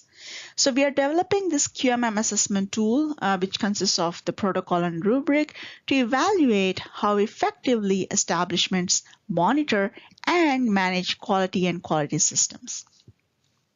The QMM program aims to encourage drug manufacturers to implement quality management practices that go beyond current good manufacturing practice requirements. With that, the goals of this QMM program are fourfold. Number one, it is to foster a strong quality culture mindset. Goal number two is to recognize establishments that have advanced quality management practices and acknowledge establishments that strive to continually improve quality management practices.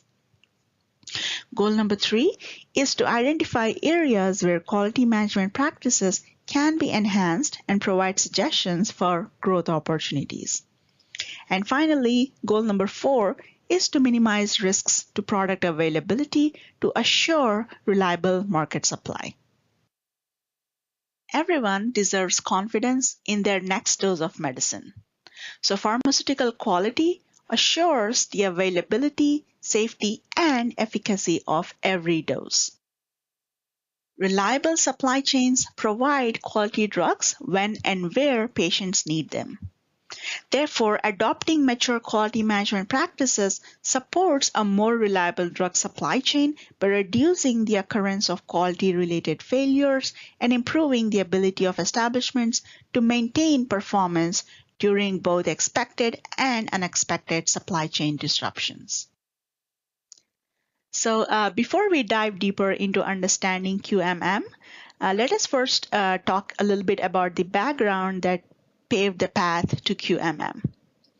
Back in 2019, the Multi-Agency Federal Drug Shortage Task Force published its report on drug shortages, which identified root causes and potential solutions.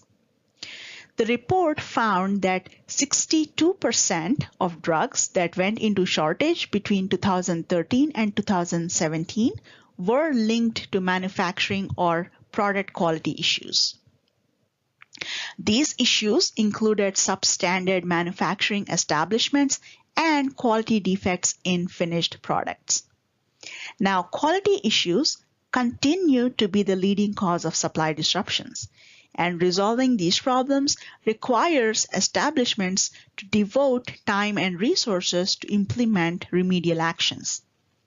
Therefore, the Drug Shortage Task Force identified that one of the contributing factors to drug shortages is the failure of market to recognize and reward manufacturers with mature quality management systems that promote the early detection of quality problems as well as the proactive optimization of business operations. So the enduring solution was to incentivize drug manufacturers to invest in QMM. And therefore, the participation in the QMM program will be voluntary. All right, so now it is important we clarify what a QMM assessment is and what it isn't. Right, so first, a QMM assessment is not intended to be used in lieu of or as a surrogate for establishment inspections. And it does not evaluate compliance with CGMP. It is also not a reflection of product quality, as all products approved by the FDA and the associated establishments approved to manufacture them meet certain quality standards. Therefore, a QMM assessment is an evaluation of an establishment's quality practices. And drug manufacturers achieve higher levels of maturity when they successfully integrate business and manufacturing operations with quality practices and technological advancements to optimize product quality, enhance supply chain reliability, and drive continual improvements. Therefore, quality management maturity can best be thought of as an umbrella program, as depicted in the slide here, that includes many different processes, practices, and behaviors, such as enhanced pharmaceutical quality systems, quality culture, productivity optimization, customer experience, advanced analytics, sustainable compliance, and quality metrics, among others. QMM assessment is an evaluation of an establishment's quality practices, which will identify and assess above-the-bar behaviors. So here we are talking about attributes of an advanced quality system, which will also promote continual improvement by identifying opportunities for growth. So quality excellence is patient-driven, culturally embedded, and built into the processes and behavior of an organization. So the QMM of a drug manufacturing establishment may be best evaluated by a team of assessors using a standardized protocol. So to that extent, CEDAR is developing a prototype assessment protocol covering 5 practice areas. So here is a framework outlining our current thinking on certain practice areas and a few examples of elements within those practice areas. To start with, the first practice area is on leadership and its commitment to quality. Well, some of the elements that we are thinking about here are management's review and responsibility and resource management, addressing things like quality planning and looking at how objectives are holistically tied to the management review process. The second practice area is on business continuity, about how resilient is the establishment, right? Questions such as how are they minimizing availability risks? For example, the pandemic has showed us how vital the supply chain is and the need for resiliency. So here are questions such as, how is the establishment performing supply planning? how is the manufacturing strategy and operations connected to that, and so on. The third practice area is on technical excellence. Here, we've been thinking about elements such as data governance and process optimization, addressing questions such as, do establishments have systems and governance structures in place? For example, digital frameworks to enable advanced analytics and proactive processes. Do they use these data to optimize processes and leverage advanced technologies, and so on? The fourth practice area is on advanced pharmaceutical quality system. So things such as CAPA activities, change management, right? And here it is important to note that we would not be addressing these things in the same way as a routine CGMP inspection, but instead we are looking at the behaviors, habits, and attitudes in managing these activities at the pharmaceutical manufacturing site, utilizing patient focus and patient-centric priorities. And the final practice area is on employee empowerment and engagement. Here, questions such as, how are employees rewarded and recognized? For example, do they get rewarded for alerting management to potential issues? Do operators and all staff understand how the product is used by patients and their overall impact on outcomes, and so on? Now that we have a basic understanding of the core concepts of QMM, let's talk about the benefits of quality, right? So these are nothing new. For example, quality gurus like Deming, Huron, Sheward have been speaking about the importance of technical excellence, culture, cost of quality, customer focus, quality business integrations, planning, continual improvements, etc. for almost a century now.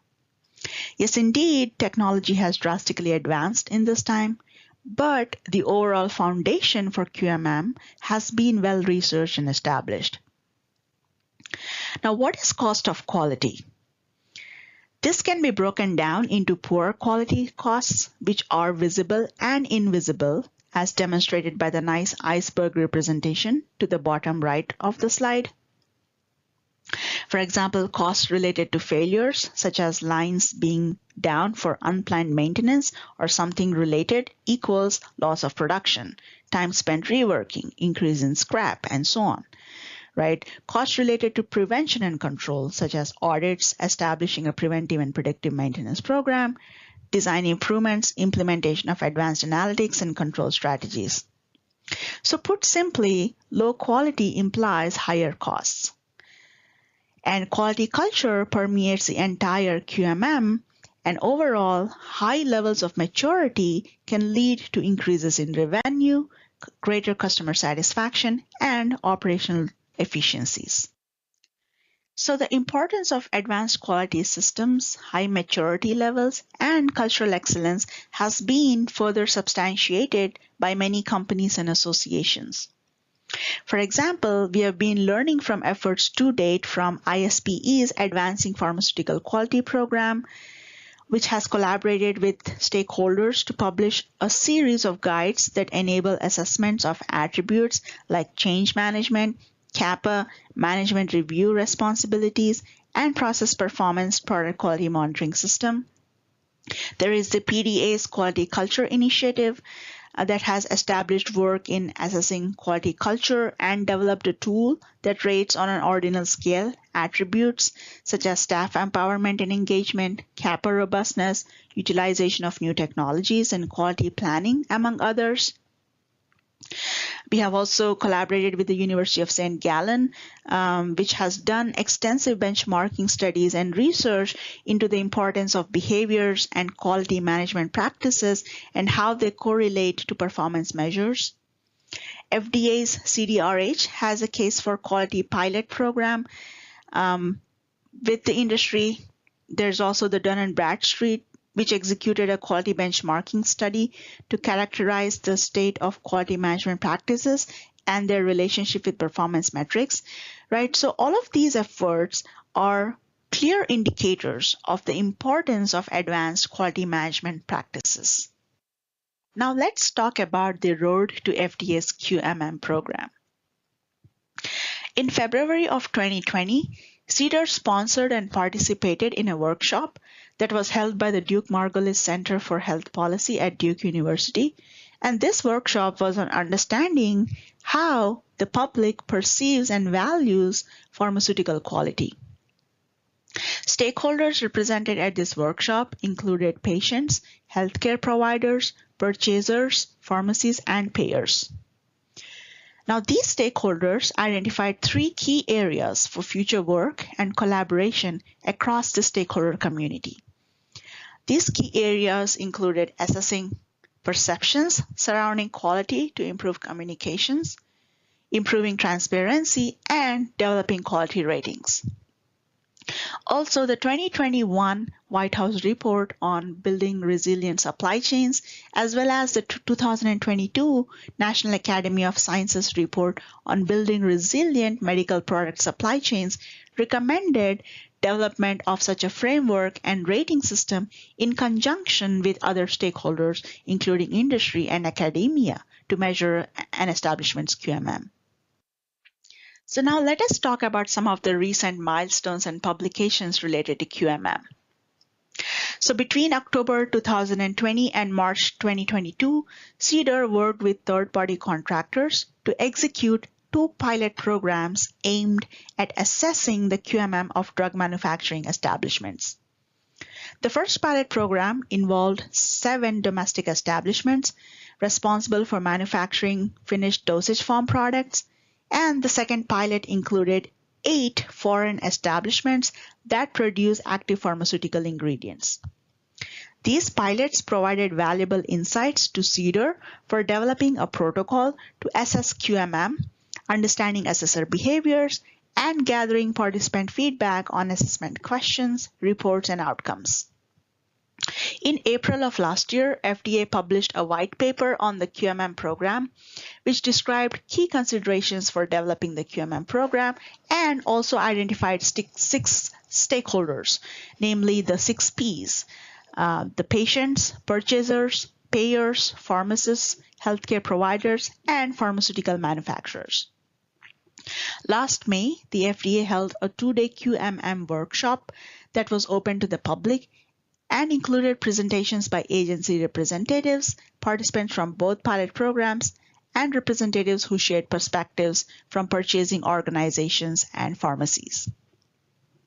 A quality benchmarking study was further conducted, demonstrating a positive correlation between robust quality management practices and supply chain resiliency, and this was published back in October. And in November, the Pharmaceutical Science and Clinical Pharmacology Advisory Committee, which consisted of members largely from industry and academia, voted unanimously in support of the development of FDA's QMM program. And as of my talk today, there is another white paper that has been published by CEDAR's QMM program on practice areas and prototype assessment protocol development. Therefore, stakeholder engagement continues to be an essential part of developing CEDAR's QMM program. When it comes to operationalizing a QMM program, it requires budget, logistical, mechanical, mathematical, and communication considerations, right? So we've been putting a lot of thought into some of the future operational considerations as listed in the slide here. Things such as the eligibility criteria for the establishments, whether the assessments will be executed by FDA or third party, or would that be a hybrid, for example. Things such as, will this assessment be done on-site or virtually? Although the lessons learned were strictly from a virtual perspective due to COVID, the agency does understand the clear advantages when conducting face-to-face engagements. Talking about the incentives for participation, things for consideration also include the reassessments. For example, do we have to consider some type of time since last assessment weighting when connecting it to the incentive? Also, what would drive those reassessments, right? Would those be solely based on time, or would there be other factors that we observe in the post-market space that would drive the reassessment needs?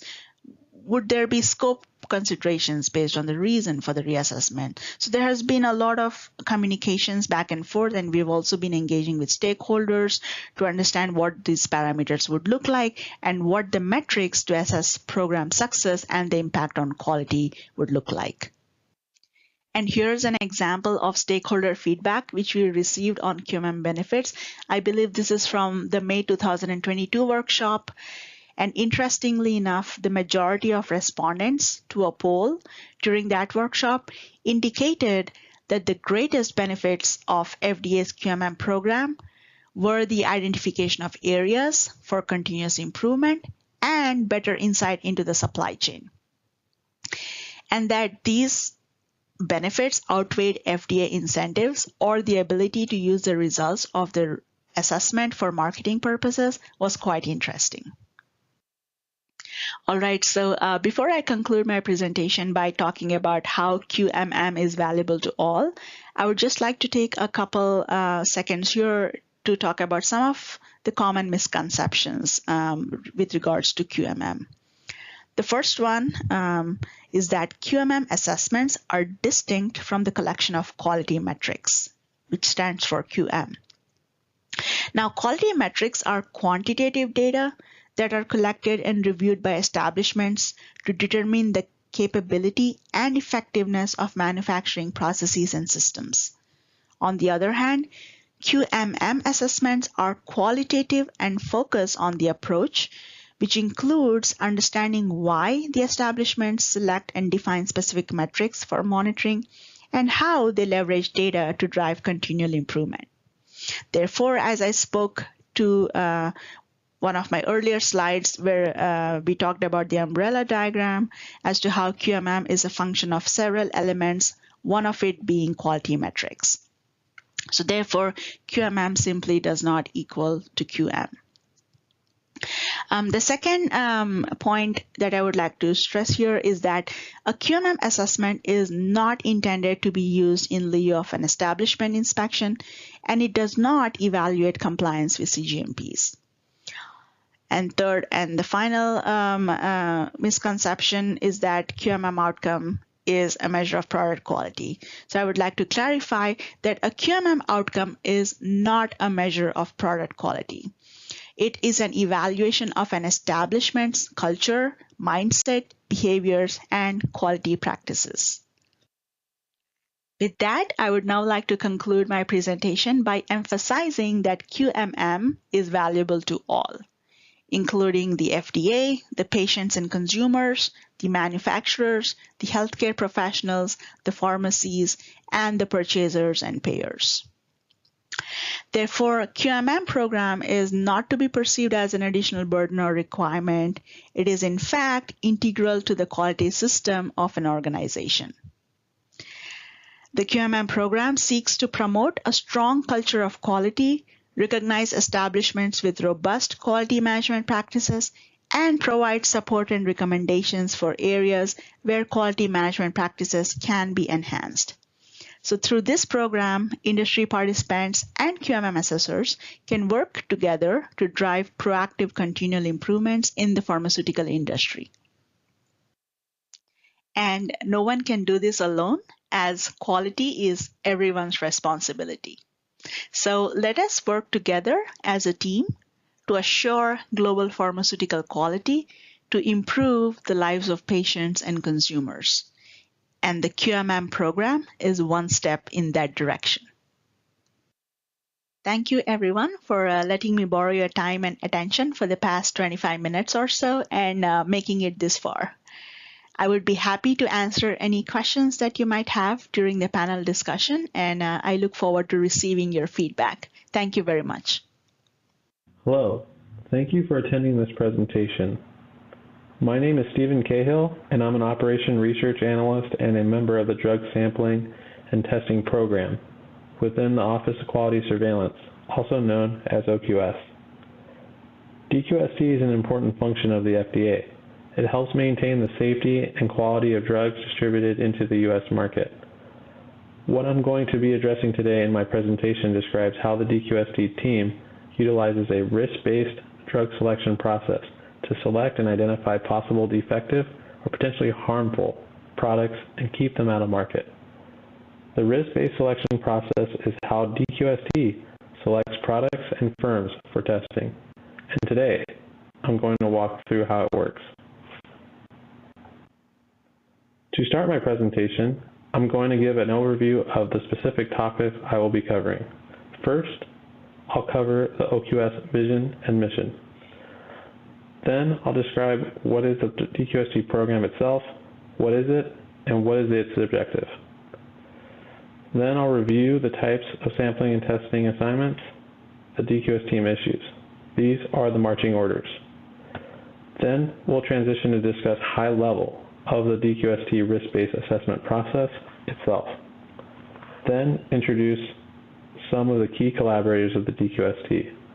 I'll go over high level how DQST selects chemistry and microbiology testing for identified products. Then I'll conclude with some of the future goals of the DQST program.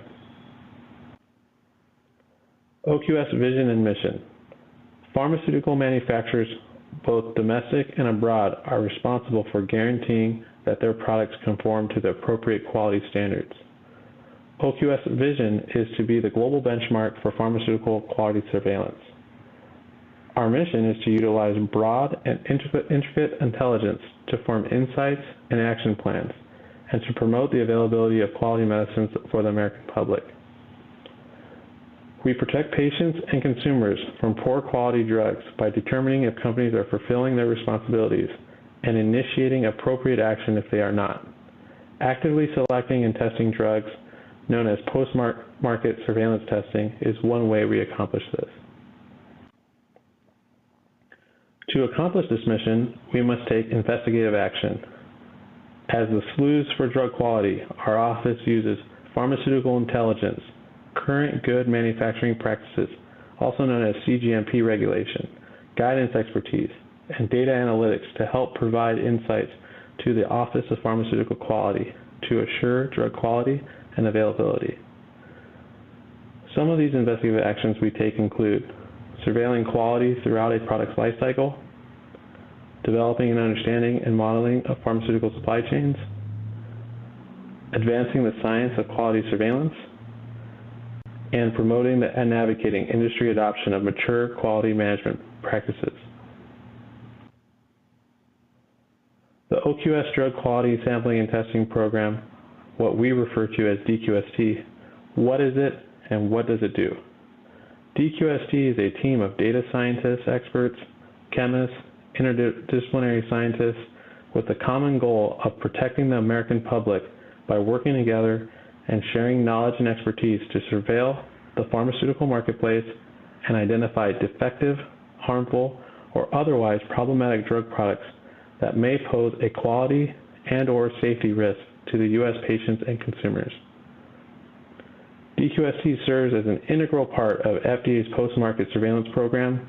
This means we are looking at drug products that have been approved or are otherwise in the U.S. market. The type of drug products being identified include prescription drug products, over-the-counter drug products, and active pharmaceutical ingredients. We are not only surveilling the domestic manufacturers, but we are also conducting surveillance in foreign manufacturers that distribute products in the U.S. market. DQST team selects and identifies these potential problematic drug products through a thorough and intricate risk-based sampling and testing program. We primarily utilize 3 types of sampling and testing assignments. What are the 3 primary types of sampling and testing assignments the DQST team issues? The 3 primary types of sampling and testing assignments issued by the OQS DQST team are domestic, import, and for cause. The first type, domestic sampling and testing. For these assignments, samples are collected within the U.S. The second type is import sampling and testing. These assignments, samples are collected at the U.S. port of entry. The third type is for cause sampling and testing. These assignments differ from domestic and import assignments as they are typically high priority, targeted products and firms with known or potentially significant public health risks. Now, I'm going to cover in high-level detail the DQST risk-based assessment process. This process is primarily two stages: firm ranking and product ranking. In the first stage, firm ranking, the DQST team starts by conducting a firm assessment. These assessments entail reviewing historical inspection outcomes, products manufactured, and other risk factors such as natural disasters that may have impacted firm operations. An additional step is taken for foreign firms. The DQST team will look for shipment patterns and the status of import alerts, and take this into account as part of the firm ranking process. The DQST team will use a culmination of these reviews to rank the firms for potential sampling and testing assignments. In the second stage of the risk-based assessment process, product ranking, the DQST will carry out two steps. These steps include conducting an evaluation of post-market reports for products and a recall and drug shortage assessment. In step 2, evaluation of post-market reports, DQST will review quality defect reports gathered from different data streams, one example being MedWatch, and evaluate these reports for any defect signals and trends that would merit sampling and testing. In the third step, recall and drug shortage assessment, DQST will assess FDA databases for recalls and shortages to identify products of interest. Recently resolved drug shortages and recalls are also evaluated for products for sampling. The reason for this would be a sample product to confirm the effectiveness of corrective actions that may have been implemented in response to a recall and/or shortage. The DQST team will use the culmination of these evaluations and assessments to rank products for potential sampling and testing. At this point, the DQST team has a list of ranked products and firms that are viable for sampling and testing.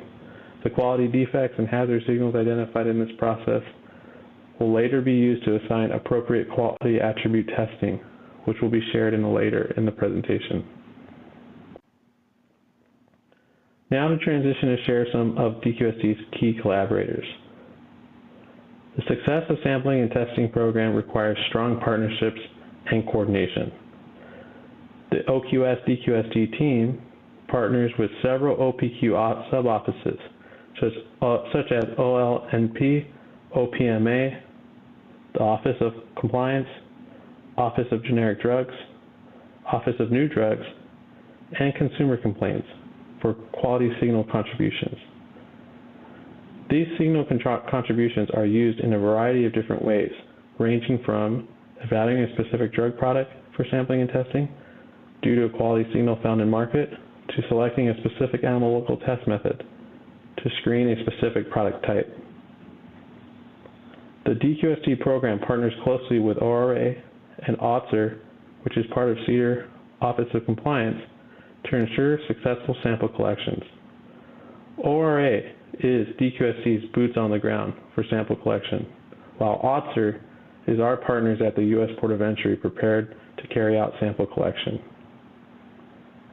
For sample testing, DQST has close relationships with ORS laboratories, which are part of the ORA, and OTR laboratories, which is part of OPQ, to determine testing feasibility and testing execution on collected products. How does the DQST team select chemistry and microbiology testing for identified products? The DQST team leverages quality defect signals identified during the risk-based selection process to drive selection of analytical methods for identified products. We test drugs with the same standards used in the drug approval process. For example, we may test for identity, strength, and purity, as well as bioavailability, which is the rate that the drug is absorbed into the bloodstream over a period of time. The DQST team will assign standard product quality performance tests or specific tests for chemistry and microbiology for the product from the USP/NF monographs and/or USP general chapters.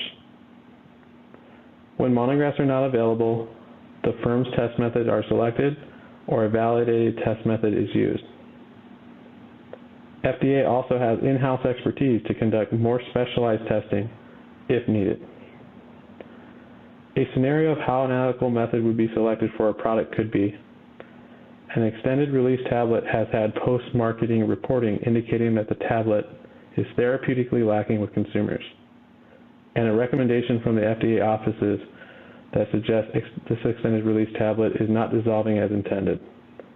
For a product like this, the DQST team would conduct the risk-based selection process, identify firms that make the product, select a series of tests based on the quality defect signals, and in this case would probably include dissolution and content uniformity as selected to surveil the market to confirm if this product truly has this issue, or whether this issue is also broader, potentially impacting multiple firms that are making the same product in market.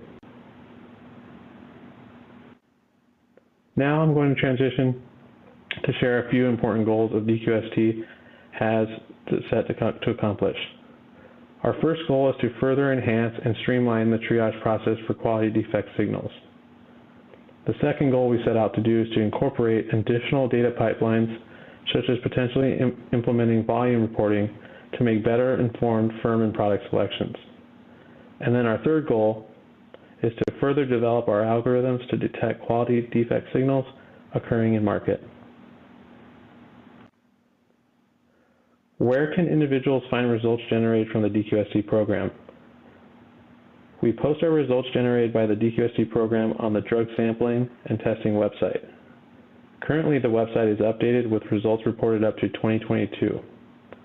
A brief product description, trade name, dosage form, firm, test conducted, results can be found. A link can also be found on our website to share any concerns about quality of drug products regulated by the FDA. We use these reports to track potential public health risks. Both patients and healthcare professionals can report concerns to FDA via MedWatch. Since 2018, OQS has prioritized releasing the annual report of the state of pharmaceutical quality. This report addresses quality-related issues directly and also includes alerts for specific quality risks through targeted communications. Examples communicated include issues related to hand sanitizer products, nitrosamines, and benzene contamination. That concludes my presentation. Note that although this concludes my presentation, our work does not stop here. When our testing finds drugs that do not comply with quality standards, we work swiftly to protect the public from potential harm. We may alert the manufacturers to correct the problem, recommend removal from the market, take decisive and swift regulatory action to protect patients and consumers from risks presented by poor quality and unsafe drugs, or provide healthcare professionals and consumers with information they need to make informed decisions. Thank you for attending this presentation, and I look forward to hearing your questions as part of our panel Q&A discussion. Thank you.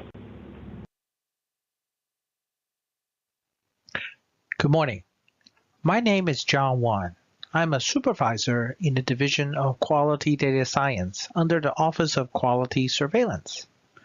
Today, I will discuss CDER's site selection model, its purpose and objective, as well as factors considered in the model.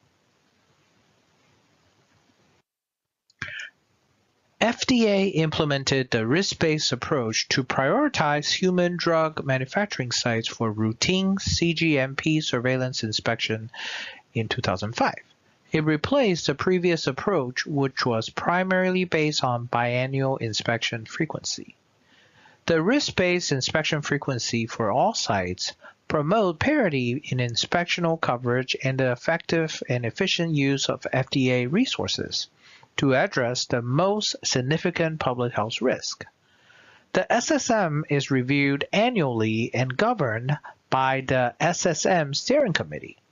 This process encourages continual improvement by assessing the SSM's risk factors, weights, and methodology, and then identify area for improvement and modification. Here's today's learning objective. identify the section in the Federal Food, Drug, and Cosmetic Act where a risk-based schedule is codified. List the factors used in the CEDAR risk-based site selection model. CEDAR's risk-based site selection model operation. The SSM considers risks to drug quality as may arise from violations of cGMP requirements. The SSM uses risk factors to generate CEDAR site surveillance inspection list. The SSIL prioritizes sites for routine surveillance inspection. The Food and Drug Administration Safety and Innovation Act of 2012 amended Section 510 of the FD&C Act with the requirement that FDA inspect drug establishment in accordance with a risk-based schedule that considers establishments' known safety risk. Section 510 of the FD&C is later amended by the Food and Drug Omnibus Reform Act of 2022 with additional risk factor. Here are the risk factors stated in Section 510 of the FD&C Act. The compliant history of the establishment. The record, history, and nature of recalls linked to the establishment. The inherent risk of the drug manufactured, prepared, propagated, compounded, or processed at the establishment. The inspection frequency and history of the establishment, including whether the establishment has been inspected pursuant to Section 704 within the last 4 years. Whether the establishment has been inspected by a foreign government or an agency of a foreign government recognized under Section 809. The compliant history of establishments in the country or region in which the establishment is located that are subject to regulation under this Act, including the history of violation related to products exported from such country or region that are subject to such regulation. Any other criteria deemed necessary and appropriate by the Secretary for purposes of allocating inspection resources. Simply put, SSM generates a risk-based score for each site. The site score is based on empirical evidence collected by FDA, subject matter experts' judgments, or a combination of both.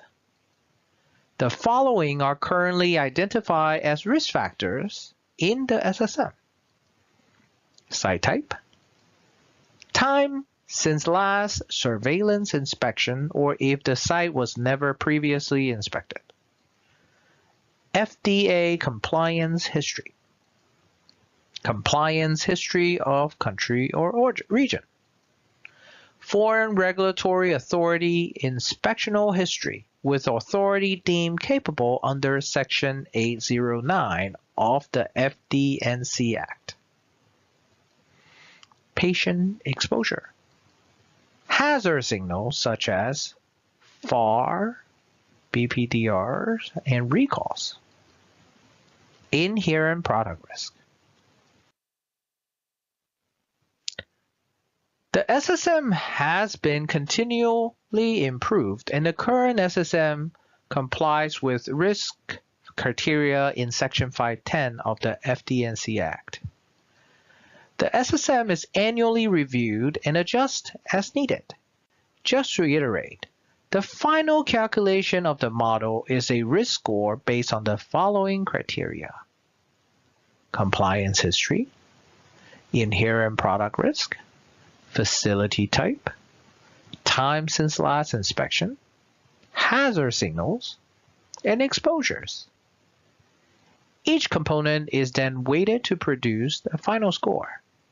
A high score suggests that if there is a situation at a given site, the impact on public health is likely to be greater. The SSM are subject of continual improvement. The current governance structure for the SSM includes a cross-functional model improvement working group and a steering committee that review proposed changes to the model.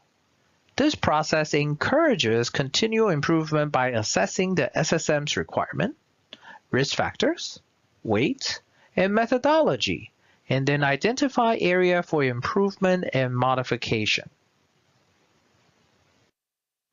In summary, CEDAR risk-based site selection model use risk factors consistent with Section 510 of the FD&C Act. SSM calculate a score for each facility using risk-based factors.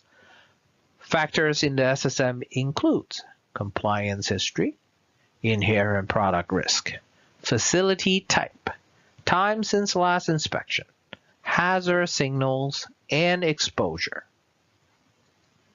The SSM is governed cross-functionally with annual assessment and review process that encourages continual improvement. This concludes my presentation for today. Thank you.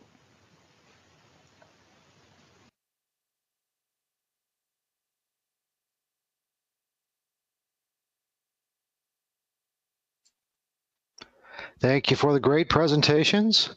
We'll give our presenters a moment to connect their mics and activate their video options. I'd also like to welcome to the panel Dr. Wendy Wilson, Deputy Office Director in the Office of Quality Surveillance and OPQ. As a reminder, if you haven't submitted your questions into the Q&A chat pod, please do so now.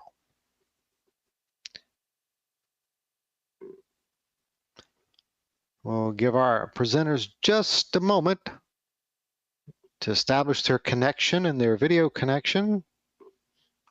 All right, we've got one panelist here and two. Waiting for just a couple more here. Should be here momentarily as the connection takes place. All right, so we have 3 out of 4, and then we'll go ahead and start with our questions. There's our fourth panelist coming on right now. So our first group of questions will be addressed to Dr. Nandini Rakala. And here is the first question. Are these benchmarking studies available for review? Hello. Good morning, everyone. Thank you for that question. So the simple answer is yes. It has been published in the AAPS journal, and I believe that was back in October of 2022. So there's an article on the benchmarking studies that has been published, and it's available in the AAPS journal. Thank you.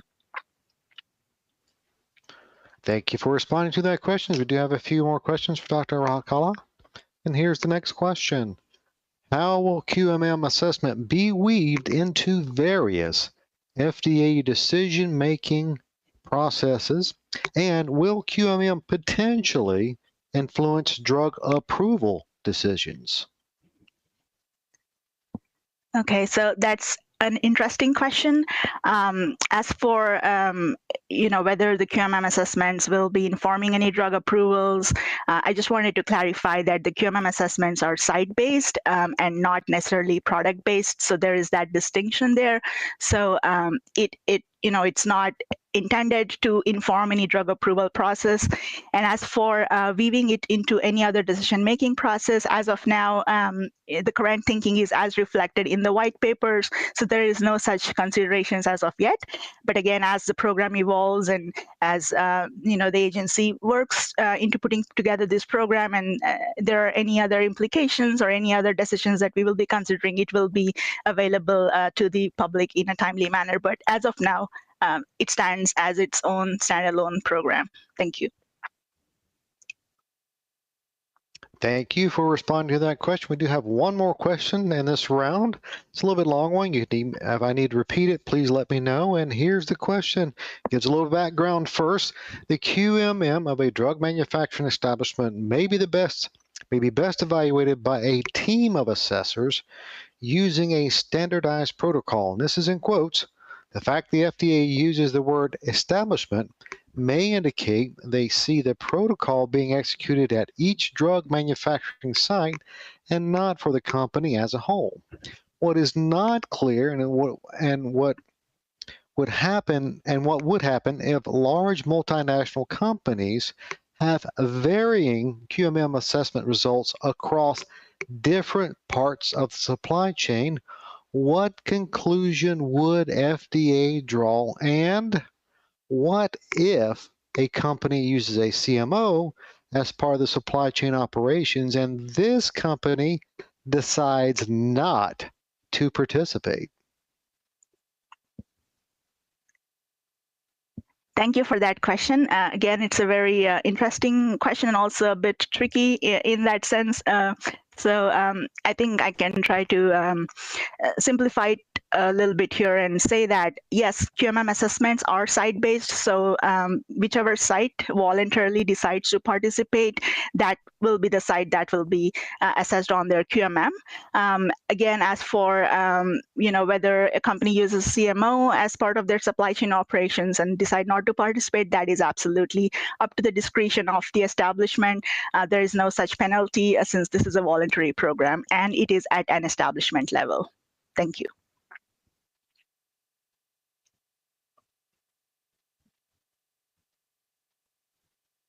Thank you for responding to that question. We just had one more question come in for Dr. Rakala. We'll try to squeeze this in before we move on to the next panelist. And here's the question. I've developed and used a quality maturity model successfully in the pharma industry. How can I share that model with the current initiative underway by the FDA?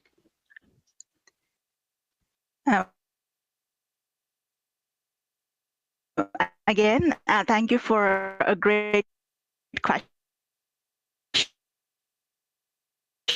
And I'm sure this is a burning question in many people's minds where they would like to any feedback for the agency to send a friendly reminder to everyone present here today that the agency recently published a docket, and I believe that was as of September 15th of 2023, and this is to solicit additional feedback from the public on CDER's planned voluntary QMM program. So the public is invited to provide detailed comments on all aspects described in the notice. Furthermore, these questions are not exhaustive, so the agency also welcomes other pertinent information to the public that you would like to share on this topic. So I would kindly request you to please take a look at that FRN notice, and I believe it's open for comments. You can submit them either electronically or submit the written comments by December 14th, 2023 to ensure that the agency considers your comments. So I think that would be the best place as of now for you to definitely share any of your learnings and any feedback that you might have on the development of the QMM program. Thank you. Thank you for responding to that group of questions. Moving on to our next panelist, we've got a few questions that came in for John 1. And here's the first question. Can you describe how the model adapts to changes in the environment or to new emerging risks? Thank you, Jeff. This is a great question. So one of the key features that we continually assess and look at and review our models is to adapt to the changing conditions. So many times we may have different data signals that are becoming more available to us, or we may have, for instance, legislative changes that happens where we need to consider data signals that we weren't considered before. So for example, the FDORA 2022 added a legislative mandate in the risk factors that we need to consider. And so we want to take a look at what's available to us and what makes sense to us as we continue to make changes to the site selection model. So it's an annual review process. and where we look at the conditions and environment currently, as well as what are some changes that needs to happen and must happen. And then we incorporate that into our site selection model. Hope that answered your question. Thank you. Thank you for responding to that question. And we have a couple more questions for John Juan. And here's the next question. Is each of the risk factors weighted equally in SSM? So while I cannot speak very specifically to how it weighed, I can rest assured that under the annual review process, we have to look at what still makes sense or not. I did share that compliant histories, inherent product risks, and a number of risk factors that we align with the law has to be utilized. But the condition on the ground, the environment, help us in decide what makes sense. For the lack of better words, it is continuously evolving depending on the situation. And then I wouldn't call it everything equal just because it's equal. And I wouldn't also say that it is not equal. It is something that we change based on the condition.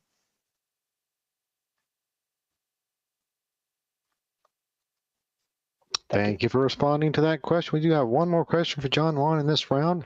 And here's the question. How frequently is the site selection model updated or revised? So, like I have mentioned earlier, and this is also available, I want to point out that we publish our policy and procedure under CEDAR map. So it's available for you if you want additional detail. It's available on fda.gov. With that being said, how frequent? We have an annual review cycle, and then we also have major changes along the way when there are legislations that happen. So we review and then we engage with the stakeholders in different mode or different medium to make sure that we continue to adjust accordingly. And so to the question of how frequent, at the very least, every year we looked at it. And then there are major changes that happen when we need to, and then we will have a more in-depth engagement with stakeholders to make sure that we incorporate all the changes that's needed when things happen. Hopefully that makes sense. Thank you so much. Thank you for responding to that group of questions. Moving on to our next panelist, we've got a few questions that came in for Dr. Wendy Wilson. And here's the first question for Dr. Wilson. Does DQST make recommendations to consumers based on its findings? Good morning, and thanks for the question. As we shared in the slides regarding the DQST program, we do publish results to our public-facing website for testing that we do conduct. However, the DQST program does not make recommendations to the public. Our results are shared with various groups in the agency where they make determinations about whether or not regulatory action or communication is needed. Thanks for the question. Thank you for responding to that. We do have a few more questions regarding DQST, and here's the next one. What are some opportunities to advance the DQST program? Great question. And again, thanks for that. I think one of the things, as we continue to evolve in our learning of technology, there are definitely advanced algorithms that we can look into applying, such as natural language processing, some more advanced statistical methods that we can look in terms of signal detection, and also just some additional things that we can do from a technological perspective to help us with triaging the vast number of signal and data points that we get coming into the agency. We are really starting to learn really how to harness the power of big data in the DQST program. And I think once we get a really good handle on that, we will be able to advance the program a lot more. Thanks for the question. Thank you for responding to that question, Dr. Wilson. We do have another one just popped in for the DQST program. What are some strengths of the DQST program? Great question. So first and foremost, I think just the collaboration. So we in DQST are just one small part of a larger drug quality sampling and testing program here at the agency, We work with various centers such as CVM and CBER. We also work very closely with the Office of Regulatory Affairs, as well as their research laboratories here at FDA, such as the Office of Testing and Research and the Office of Regulatory Science and ORA. So collaboration amongst all of the agency components is really strong. Another thing is that the folks who work in this program really do care about trying to make sure that we can detect any problem products that are out on the market so that we can flag them for further consideration for regulatory action. Folks on this team are really committed, and I just want to take this opportunity to say we really do appreciate all of the hard work for the folks that work here on the DQST program. So thanks for the question. Thank you for responding to that question. We have one last question that came in for Dr. Wilson, and here's the question. What is the threshold for triggering testing of a product? Thanks. Yet another great question. So in addition to our annual surveillance, sampling, and testing assignments, we do have the ability to issue other sampling assignments in responses to developing situations or current information that we may have. The threshold really for us is that we have reliable evidence that there is a potential or real product quality defect that exists that could potentially put patients at harm. So we rely on post-market quality defect data, such as information from inspections, application assessments, as well as other credible sources of intelligence to help us inform our risk-based evaluation. But at any point in time, if we do identify what we consider to be a potential or real threat, we will activate what we need to do sampling and testing. So thanks for the question. Thank you for responding to that group of questions. Moving up to the beginning of our panel, we have a few more questions coming in for Dr. Rakala. And here's the first question.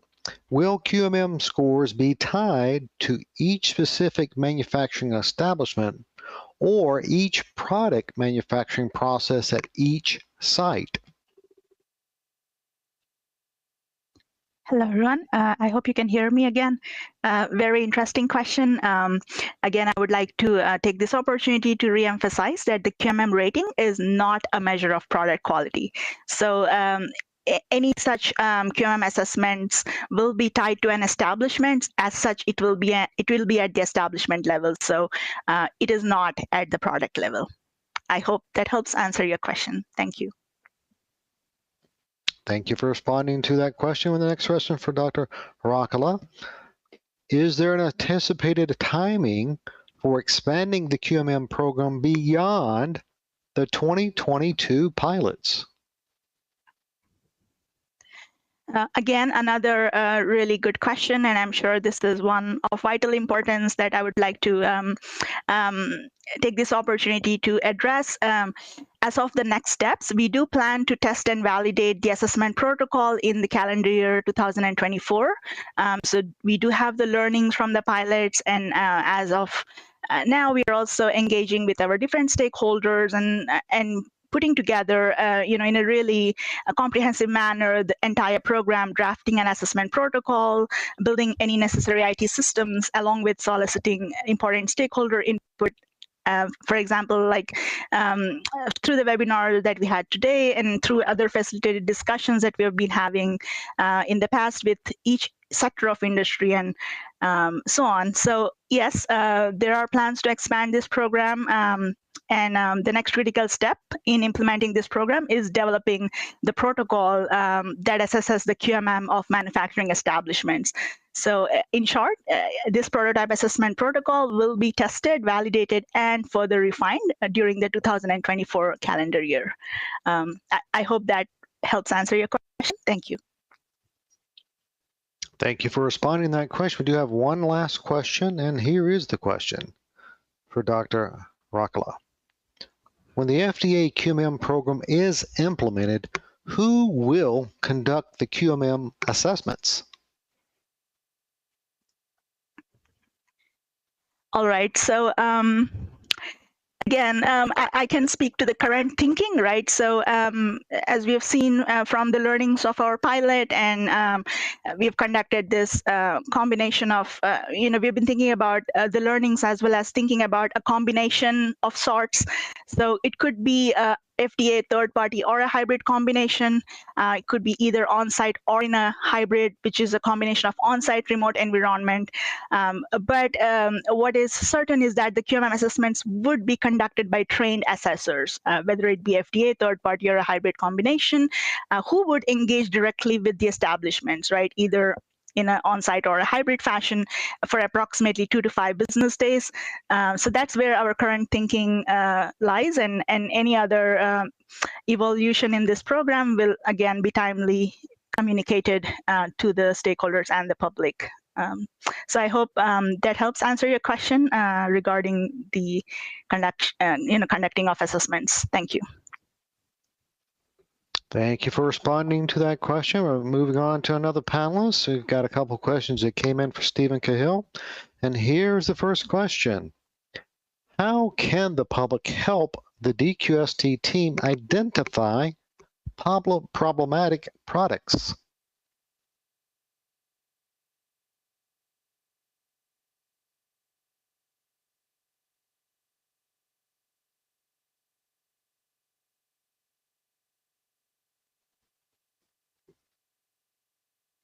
I do apologize, Stephen. We are unable to help hear you right now.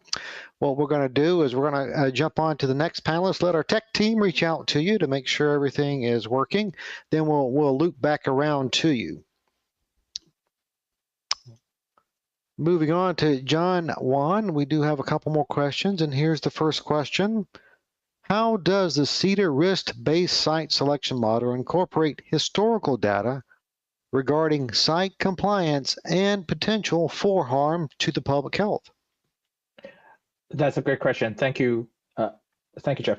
So as I mentioned, one of the risk factors is compliant history. So even though I have stressed and earlier continued to mention that we revisit and then we annually review the model, the factor itself for compliant history is continuously incorporated into what we looked at. So for example, site selection model is issued, reviewed at an annual basis, and then afterwards, if an inspection happened, or if there are some regulatory compliance activity that happen for a particular site, that information is automatically feed into the data signals that we considered, and then it is tracked, and then it is monitored.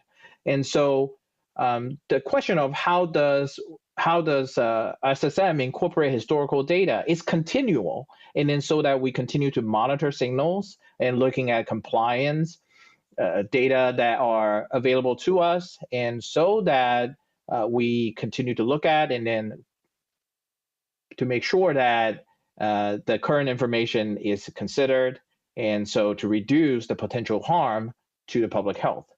Thank you. Thank you for responding to that question. We're just checking Stephen Cahill's mic, and I think the tech team's still working with him. So we got another question for John Wan. How does the CEDAR risk-based site selection model ensure transparency for the industries being inspected? So as I participate in today's event, part of transparency is engagement. So I'm so glad to be here today to be able to share some of the risk factors that we consider consistent with the regulatory framework that is codified in law. And then we also publish our policy and procedures so that you are able to see what we need to consider, and then our review cycle, our review process. So part of transparency is engagement, and then to share what we consider, and then also to make sure that major changes happen, it's open, and then we are able to provide that information to participants and then through outreach. Thank you. Thank you for responding to those questions. We're going to check back in with Stephen Cahill to see the mic is working. And here's the question. I'll reread it. How can the public help the DQS team identify problematic products? Hi, that's a really good question. Can you hear me? Okay, sorry about that. Yeah, so As mentioned in the presentation, one way the consumers could really help us with identifying problematic products is reporting these issues to our MedWatch system. Another opportunity for us to also pick up signals is having consumers report to manufacturers that they're experiencing issues with the products, as well as consumer complaint coordinators. That would be very helpful. Thank you. Thank you for responding to that question. We need you to project your voice a little bit more, Stephen. We're having a little bit of difficulty hearing you, so what we'll do is we'll let you summarize that after I read the next question. Does DQST use statistical sampling plans as part of the program strategy? Thank you for the question. That's a very good question. So the DQST program does use statistical sampling plans for some of its studies. However, this is really dependent on the quality defect signal that comes in and sort of what is needed to be evaluated. So to answer your question in short, statistical sampling plans are used for some of our studies. Thank you. All right, thank you for responding to that question.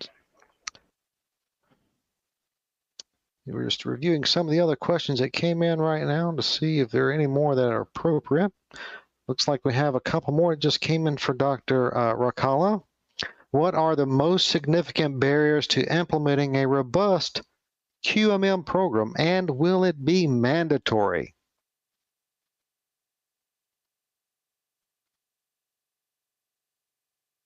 Hello, everyone. Very tricky question. Absolutely. And thank you for that question. I will try my best to answer it in a reasonable manner. The second part of the question first. The QMM program, as of now, it is a voluntary program. That is it. So it is not mandatory. It's a voluntary program. As for the significant barriers to implementing a robust QMM program, I can think of it from two different perspectives. I will definitely talk from the agency perspective and talk about some of the operational considerations and challenges from that standpoint, right? So for example, as of now, right, the program development and rollout are tied to the availability of resources and appetite for the program. So to that extent, we have put careful thought into addressing any misconceptions regarding the QMM program, as I also spoke about earlier in my presentation slides. And we are putting great efforts into constantly communicating and keeping the industry and public up to date with the agency's current thinking on the same. Also through a publication of agency white papers, articles, and the benchmarking studies, webinars, and most recently the latest FRN, which was published in September of 2023, as the development of the QMM program continuously evolves. As for the significant barriers to implementing a robust QMM program from an industry or stakeholder perspective, you have to tell us, and we are here to listen and analyze the risk-benefit ratios pertaining to various sectors. And again, one way to submit any comments, any concerns, any feedback that you might have is through the public docket that is currently open, where the agency is soliciting additional feedback from the public on the CEDAR's planned QMM program. So I hope you will take this unique opportunity to really voice your thoughts and help shape the development of a robust QMM program by the agency. I hope that helps answer your question. Thank you. Thank you for responding to that question. Moving back over to Dr. Wendy Wilson. Dr. Wilson is going to be able to summarize some DQST team identifying problematic product problems and statistical sampling plans in regards to DQST. Yeah, thanks, Ray. We just want to make sure that those in the audience have the information that they need. So with respect to identifying problematic products, the public can help us in a couple of ways. So one, the MedWatch system is definitely a viable way to report issues that you may experience with products. Another way is to report directly to the manufacturer, which then would trigger their requirement to report to us. And then also reaching out to our consumer complaint coordinators working through ORA if you have any issues. With respect to sampling, statistical sampling plans that we use, as Steve said, for some studies where it makes sense, we absolutely deploy statistical sampling plans. Multiple factors are considered when we're thinking about whether or not it makes sense to employ statistics, such as, what kind of signal are we investigating? What is the defect to be tested? What's the number of products or manufacturers that are currently marketing, and other factors. So again, we kind of holistically look at the problem question and the answer that we're seeking and do what makes sense. So for some products and some testing, we do utilize statistics, but for others, it may not make sense. So hopefully that answers both questions. And if you have additional questions, feel free to drop them in the pod. Thanks so much. Thank you for responding and summarizing for us. And that is all the time we have for questions in this Q&A panel. A huge thank you to our presenters and panelists for answering numerous questions that came in. This takes us into our lunch break until 1 p.m. Eastern. Please enjoy your lunch. Thanks, everyone.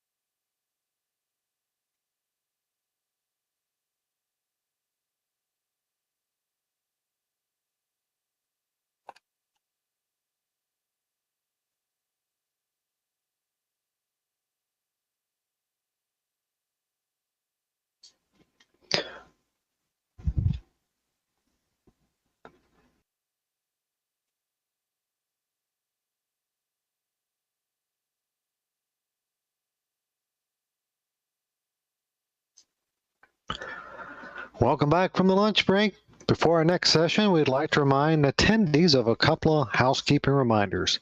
In addition to the speaker evaluation, we have our final evaluation. The final survey is the mechanism by which you will receive the certificate of attendance, which will be used to support CE credits for RAPS, SOCRA, SQA, and ACRP. The certificate must be downloaded immediately after completing their survey, otherwise the opportunity is lost. The email we send to attendees today will have provide information and a link to the final survey.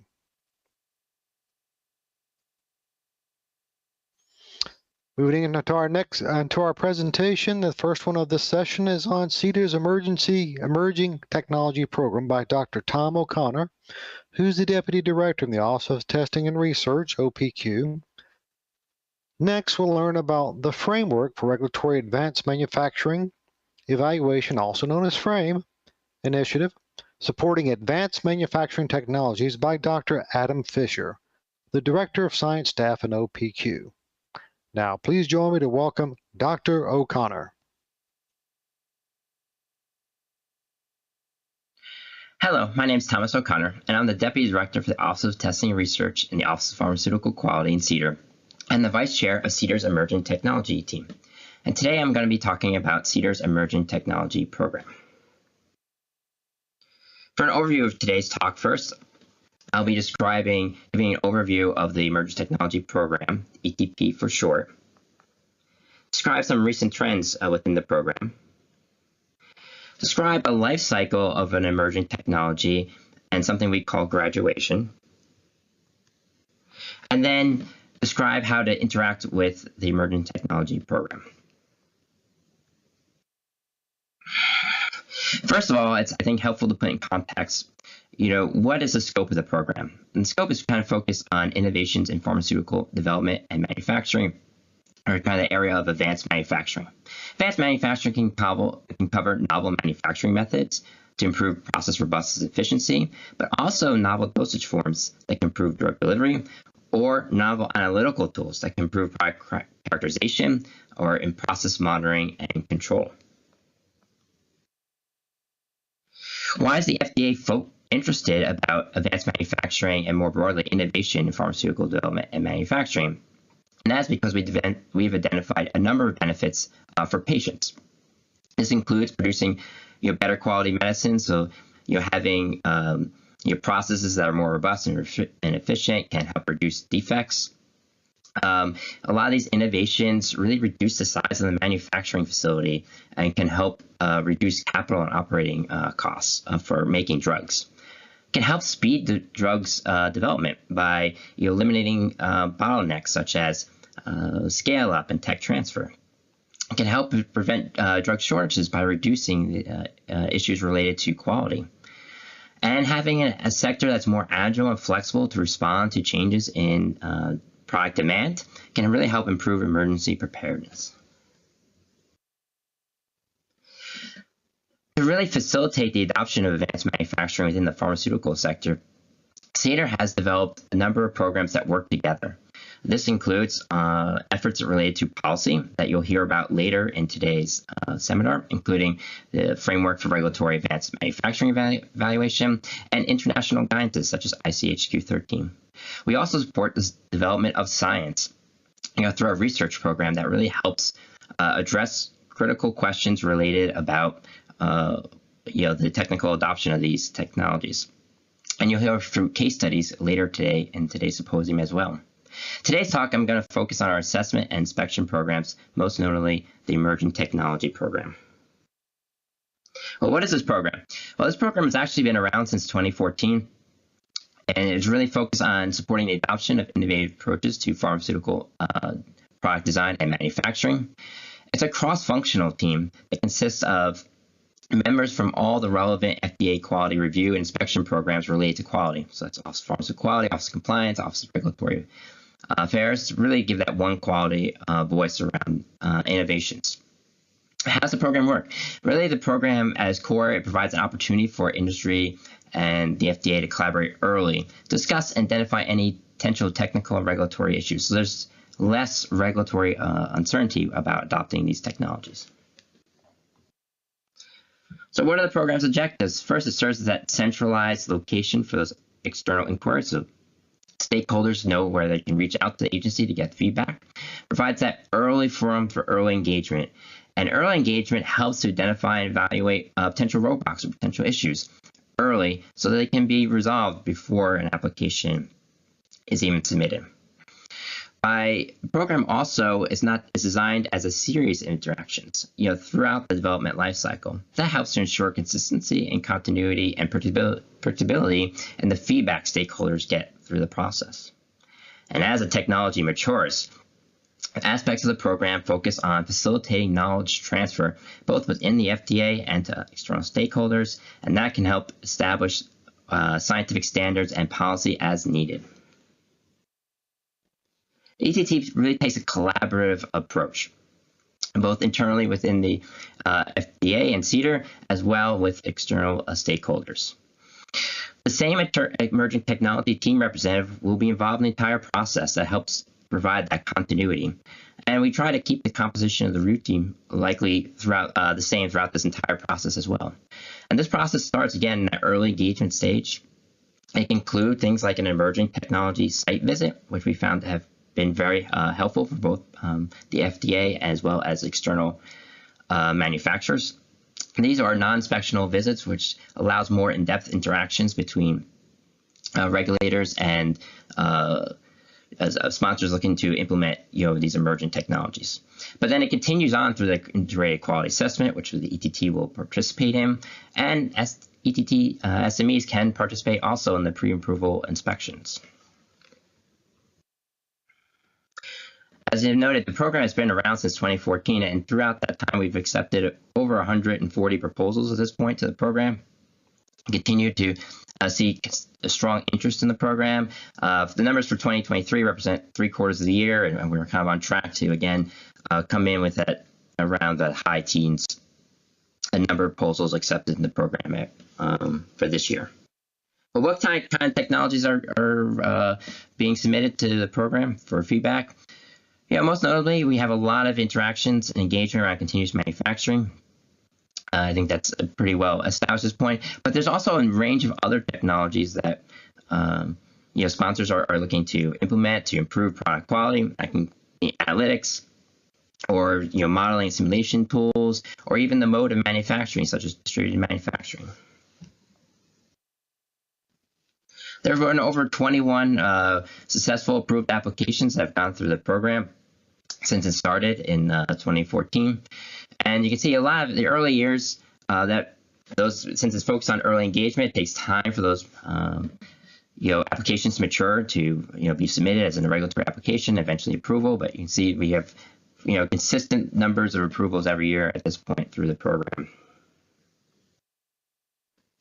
Some recent trends, that we've noted in the program, again, noting that we've had a lot of interaction around continuous manufacturing. I say the early focus on that was in the solid oral, drug space, where we have a lot of experience.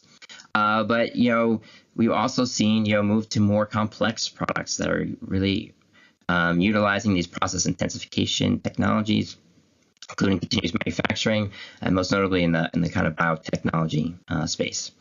Seeing a growing use of modeling and simulation, both within the context of continuous manufacturing, but also in other modes of manufacturing to really support pharmaceutical development, as well as manufacturing, as well as in process and process controls. There's also a lot of technologies being applied to sterile products. These include new novel technologies for making those products, as well as the modes of manufacturing for those products. Another recent development for the program was that in the 2022 FDA and Drug Omnibus Reform Act, FDORA, it actually established the Emerging Technology Program in statute. And if you leave the conditions in that statute really describe this early interaction program that involves stakeholders early to resolve potential regulatory issues, which is kind of a bedrock of the Emerging Technology Program.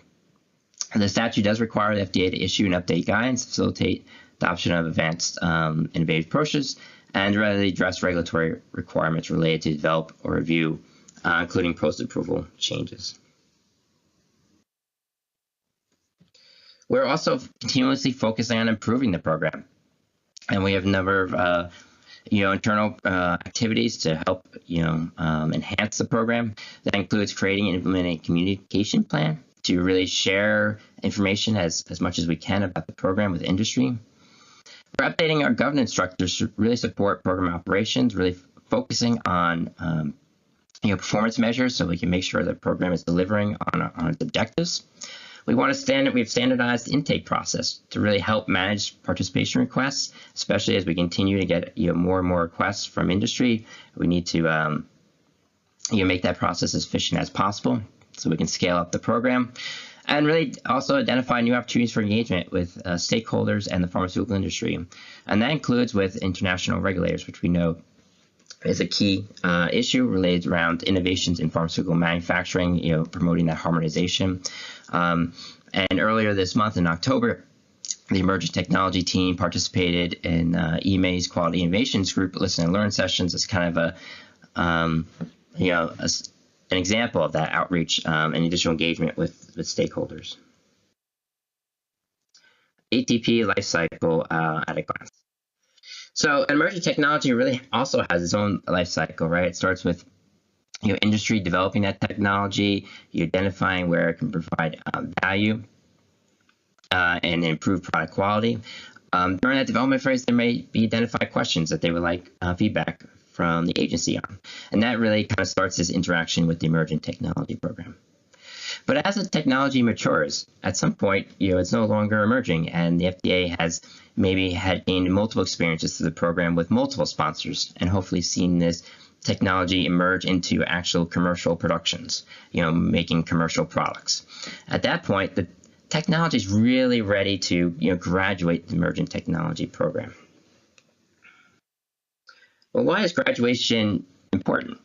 Well, it indicates, first of all, that FDA has gained sufficient experience with this particular technology and is really confident in the ability of industry to submit successful future applications, right? So it's a really signal that this technology has matured, it's being used commercially, and it's, we have full confidence in its ability to, for industry to kind of adapt it. By transferring the responsibility for the graduate technology to other, the other review offices, ATP has more bandwidth to accept, the next emerging technology to keep pace with industry innovation. And with more assessors trained to review the graduate technology, FDA can review more applications that incorporate it while continuing to meet user fee goal dates. One example of this is continuous direct compression, which ATP graduated in 2021. But it's not just as easy as saying, oh, it graduates, right? There has to be a knowledge transfer piece related to this, where the emerging technology program develops tools and training to prepare this transition from the program to the other assessment programs, traditional assessment programs, to review future applications, right? And technologies, it's a little bit nebulous, so we really work on defining our experience band. So when we say continuous direct compression, well, what do we mean by that? What kind of drug products have we seen? What kind of control strategies have we seen? And so part of this graduation experience is defining our current experience bands. If reviewers see an application that maybe involves a novel control strategy, or it applies to a novel type of product, that may be outside of our experience bands, then maybe that's an appropriate application to, be involved in the emerging technology program.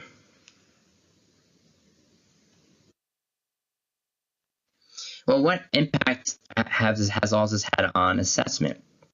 Well, our colleagues in the Office of Pharmaceutical Quality actually conducted a self-audit on these continuous drug compression applications, because we've had a number of those, and compared them to similar batch applications that were submitted around the same time. Because one of the hurdles we hear from, or concerns that we hear from industry about adopting innovations in general, is impact on review and assessment timelines, and any delays in that regard would be really influence decision making. So what this audit actually found was that CM applications actually had shorter times to approval and marketing compared to those similar batch applications. So 3 months faster approval and 4 months faster to marketing. And if you looked at those products, that would translate into really early revenue of in the hundreds of millions of dollars range. So what factors influence that? So notably, some of these were product-specific factors, such as whether those were a lot of those products were breakthrough, etc. But from the ETT perspective, I think it really also highlights the impact of early engagement to really resolve those issues even before the application is submitted, right? So that really facilitates the application assessment. And then there's that technology factor, continuous manufacturing with that either no or minimal scale up. Support really makes tech transfer easier. So I think that helps really support that getting to market faster. We also look not just at time to approval or time to marketing, but also other regulatory issues such as post-approval changes or findings on pre-approval inspections, and really found no difference between the CM applications and the batch applications. Well, now I'll just conclude with some frequently asked questions about engaging with the Emerging Technology Program. So first, how to apply. You can really can start early in development, even without a potential drug candidate identified. The ETP guidance really kind of outlines the procedures for engaging with the program, so we recommend you follow that guidance and submit a proposal to the program. And in that proposal, a couple of key things that need to be really addressed is really specifying, communicating how the technology is both novel and how it improves product quality. So engaging with the Emerging Technology Program. Well, who can participate? Really, the program is open to companies that intend to include a novel technology as a regulatory submission reviewed by CDER. Does the submitter need to wait until molecules identified? Or does the submitter need to wait until regulatory submission, like an IND, is filed before joining? And the answer is no. A group or a company looking to adopt a novel technology, maybe it's a technology that can apply to multiple different types of products, right? So maybe you don't have a specific molecule identified yet. But as long as it meets the criteria, it can be, you can submit to the Emerging Technology Program. And again, that's going to happen before, an IND or other regulatory application is submitted. What's the right stage? We often get this question, what's the right stage, to engage with the program? And really, waiting is not needed to engage with the program, right? So because the programs aren't really designed to be a single interaction, rather ideally a series of engagement throughout the technology development. And we realize that questions that a company might have or need feedback on can really evolve as the technology develops. How will the program at the ETP be notified, when of an emerging technology within a regulatory submission? So if the technology has been part of previous engagements with ETT, the ETP will be included in those future interactions. And it's really helpful to reference the participation in the Emerging Technology Program in the cover letter of the submission, and to notify the ETP mailbox upon submission. That really makes sure that we stay connected with that application. What types of products is the ETP available for? And it's really appropriate for really any molecule that's really regulated by CDER. So this can be new molecules, legacy products, so commercial products already on the market. It can be both small molecule and large molecule. What's the criteria? So just wanted to highlight acceptance is not guaranteed, right? The ETP limits the acceptance of the program that really meets those fundamental criteria, right? That's this technology is likely to advance pharmaceutical quality, and with which we've had limited, prior experience and knowledge. Process technology in the plan, again, that process technology must, have that potential, right, to improve, product quality. So I just like to conclude that really the Emerging Technology Program really serves as a centralized location for external inquiries about novel technologies and really fosters early engagement, right? That can really eliminate potential roadblocks or hurdles early before even an application is submitted. And then, as technology has its own life cycle, and as it matures, it can actually even graduate the program. And I think that has, signifies that technology is really ready for, broad adoption. To request participation in the program, sponsors can develop proposals. Important that those proposals really describe the technology, explain why it's novel and how it improves product quality, and describe any development plan or implementation roadblocks already identified. Additional procedures and information on the program can be found at the ATT website and in ATT guidance. I'd like to thank you for your time, and I look forward to answering any questions you might have during the panel discussion.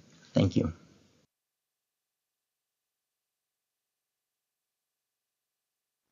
I'm happy to be with you today to talk about CDER's FRAME initiative. I am Adam Fisher, Director of Science Staff in CDER's Office of Pharmaceutical Quality and lead of the FRAME initiative. At the last Pharmaceutical Quality Symposium in 2021, I first introduced the FRAME initiative to the public. Today, I want to share and reflect on what we've accomplished since then, and also explain what we hope to accomplish still. First, let me explain briefly where the FRAME initiative fits into CDER's efforts in advanced pharmaceutical manufacturing. CDER has long supported advanced manufacturing through various programs, including these three key ones. The Emerging Technology Program focuses on supporting developers of new technologies and potential applicants through the regulatory assessment and inspection functions. CDER's Advanced Manufacturing Science and Research Program fuels intramural and extramural research that establishes the knowledge base that enables us to do our job as regulators. Then we have CDER's FRAME initiative, which focuses on the policy elements and regulatory framework for advanced manufacturing. These programs are all connected through coordination and leadership support. Now let's dive in on FRAME. It stands for the Framework for Regulatory Advanced Manufacturing Evaluation. This initiative exists because we are establishing a regulatory framework that provides clarity and reduces uncertainty for products manufactured with advanced technologies. We're being proactive in addressing the regulatory framework for current and future manufacturing innovations. And we're not doing this for fun. We're doing it because advanced manufacturing technologies have the potential to improve the reliability and robustness of the manufacturing supply chain. We want to increase timely access to quality medicines for Americans and prepare a regulatory framework that could bring benefits to patients. Also, we're doing it because we have to. Through the Emerging Technology Program, we've seen a rapid development of advanced manufacturing technologies, especially since the public health emergency. If we waited to address the framework until we saw new technologies in regulatory applications, it would be too late.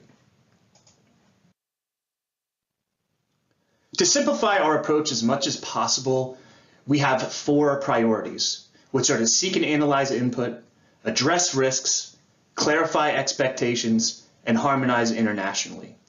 You may have seen us releasing issue-specific papers for the public and hosting stakeholder engagements. We're taking a look at our regulations and policy as well as our IT system for their flexibility and capacity to handle new technologies. We're also taking a look at our existing guidances and working on some new ones to explain FDA's current thinking on regulatory issues. Ultimately, we want to collaborate and harmonize with our international partners to ensure that global regulatory practice is clear to stakeholders. And once we got started doing this, we began to realize how much of the regulatory framework we share across FDA centers and the importance of working together to realize a cohesive regulatory framework for drugs. This is a high-level look at what we've done for the regulatory framework since I first introduced this initiative in 2021. We released one guidance, and it was a big one. We worked with other global regulators in the International Council of Harmonization, or ICH, to develop and implement the Q13 Guidance for continuous manufacturing. More on that in a few minutes. We also published 2 discussion papers on 2 technologies and solicited public comments for each. We held 3 public workshops to engage stakeholders in discussing advanced manufacturing, distributed manufacturing, and artificial intelligence. With more still coming in, we've received comments from more than 60 stakeholders, and we've engaged more than 400 stakeholders at our workshops, and it's been valuable. It has honed and sharpened our thinking on manufacturing innovations. If we tried to address every possible advanced manufacturing technology at the same time, we would almost certainly fail. One of FDA's initial investments into FRAME was funding a series of workshops at the national academies to identify innovations CDER is likely to encounter in the next 5 to 10 years.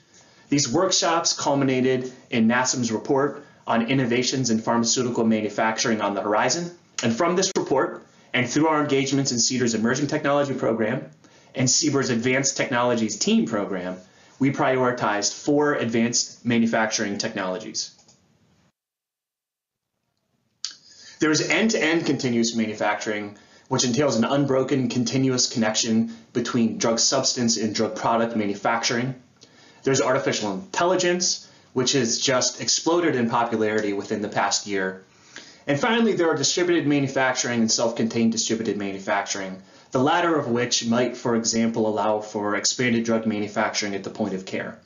As you can imagine, these technologies challenge the current large, fixed location, traditional manufacturing paradigm, and by extension, the regulatory framework.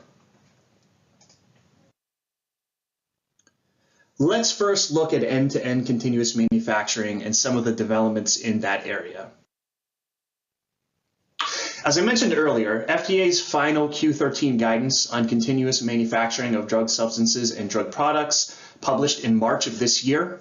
This guidance describes scientific and regulatory considerations for the development, implementation, operation, and lifecycle management of continuous manufacturing. Internationally harmonized guidance is not easy to do, but ICH Q13 dedicated an entire annex to integrated drug substance and drug product continuous manufacturing.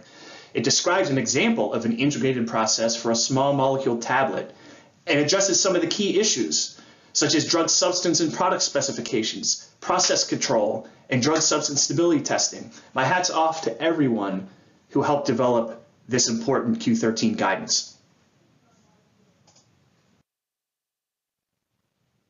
Believe it or not, at this time last year, most of us had not yet heard of some of the AI terms that we now take for granted. ChatGPT, OpenAI, generative AI, take your pick. The public awareness and the use of AI has just exploded in the last calendar year. I'm happy to say that we had already been working on AI in drug manufacturing, which allowed us to release a discussion paper on the subject for public comment in March. This discussion paper is laser focused on AI's application in drug manufacturing, and it addressed key issues such as cloud applications and data oversight, the sheer amount of data that might be generated, where regulatory oversight begins and ends, standards for AI models, and the challenges that we face as regulators. At the end of September, we held a 2-day workshop with the Product Quality Research Institute to talk through some of these critical issues with the stakeholders who are actually developing and implementing these technologies. To be as collaborative as possible, we have reopened comments for the AI discussion paper until November 27th. You are all welcome to provide your comments on these and other issues. Most importantly, I think these engagements were successful, and I say this because they've already made us change our thinking in certain areas. I want to spend most of the rest of my time here talking about distributed manufacturing, because there are some very new developments in this area. Simply put, distributed manufacturing is a decentralized manufacturing strategy with manufacturing units deployed to multiple locations. Then there is a subset of distributed manufacturing, so-called self-contained distributed manufacturing, which might, for example, entail manufacturing at the point of care. I just said that there were some new developments in this area, so let me talk about the newest. Just today, we released our new white paper, Distributed Manufacturing of Drugs, Stakeholder Engagement and Action Plan. This paper summarizes what we heard from stakeholders regarding distributed manufacturing technologies and what FDA plans to do and continue doing to help foster the adoption of these technologies. you can now find this paper on the FDA Frame website. I want to explain what you'll see in this new paper. It summarizes stakeholder feedback related to terminologies, pharmaceutical quality systems, applicants and operators, establishments, changing and adding the location of manufacturing units, inspections, the considerations for meeting specifications, and then also how distributed manufacturing might relate to other regulated products and also might apply to international harmonization. You will see in this paper, and I will share it here as well. As I've mentioned, we're being very proactive and collaborative in our process. And this is a bit unusual for some. Most are used to seeing draft guidance, providing comments on it, and then seeing final guidance. To be clear, this paper is not a guidance. It is for discussion purposes only. It does not convey any current or future requirements, recommendations, or policy related to distributed manufacturing, but it does summarize what we heard from stakeholders, and it does share our action plan.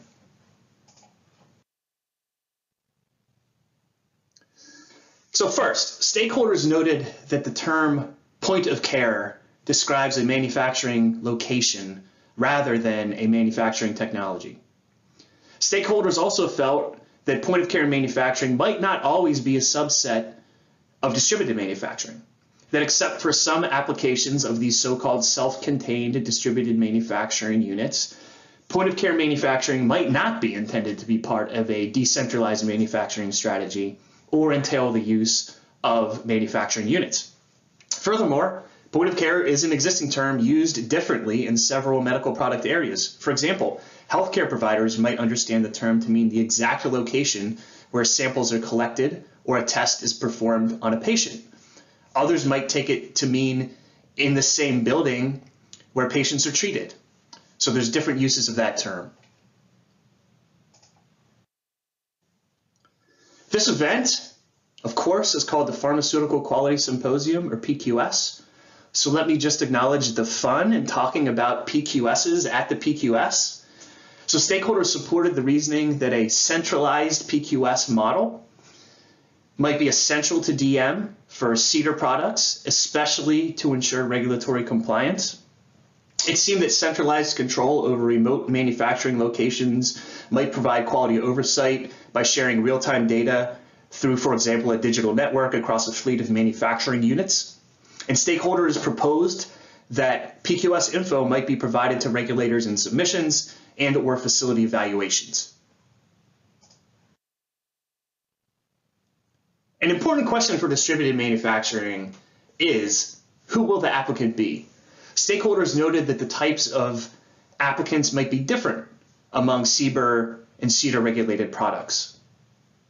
For example, a healthcare facility might be an applicant and responsible for complying with cGMP requirements for CBER regulated products, such as cell and tissue therapies. Meanwhile, such a model may be less suited for CEDAR regulated products, such as small molecule drugs or biotechnology products. A similar question for operators. Who will the operators be? Stakeholders suggested that traditional manufacturing personnel would operate most DM units. They might be trained and overseen by the centralized PQS responsible for operating a unit at the host site. Stakeholders stated that a centralized PQS could manage operator access, limiting operation to those who are appropriately qualified. And also noted that the operator responsibilities might differ between CEDAR and CBER regulated products. Stakeholders suggested that the operator of a self-contained unit for CEDAR products might be responsible for ensuring that the unit is used appropriately within validated operating conditions after completing appropriate training, for example. Others suggested that the operator of a self-contained unit for CBER products might be expected to perform extensive operations that might include testing or manipulation of raw materials or the manufacturing equipment.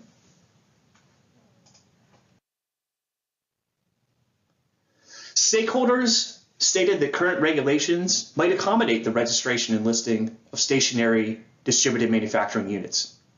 Stakeholders proposed various mechanisms for reporting DM unit locations, location changes, such as application supplements, annual reports, and updates to master files.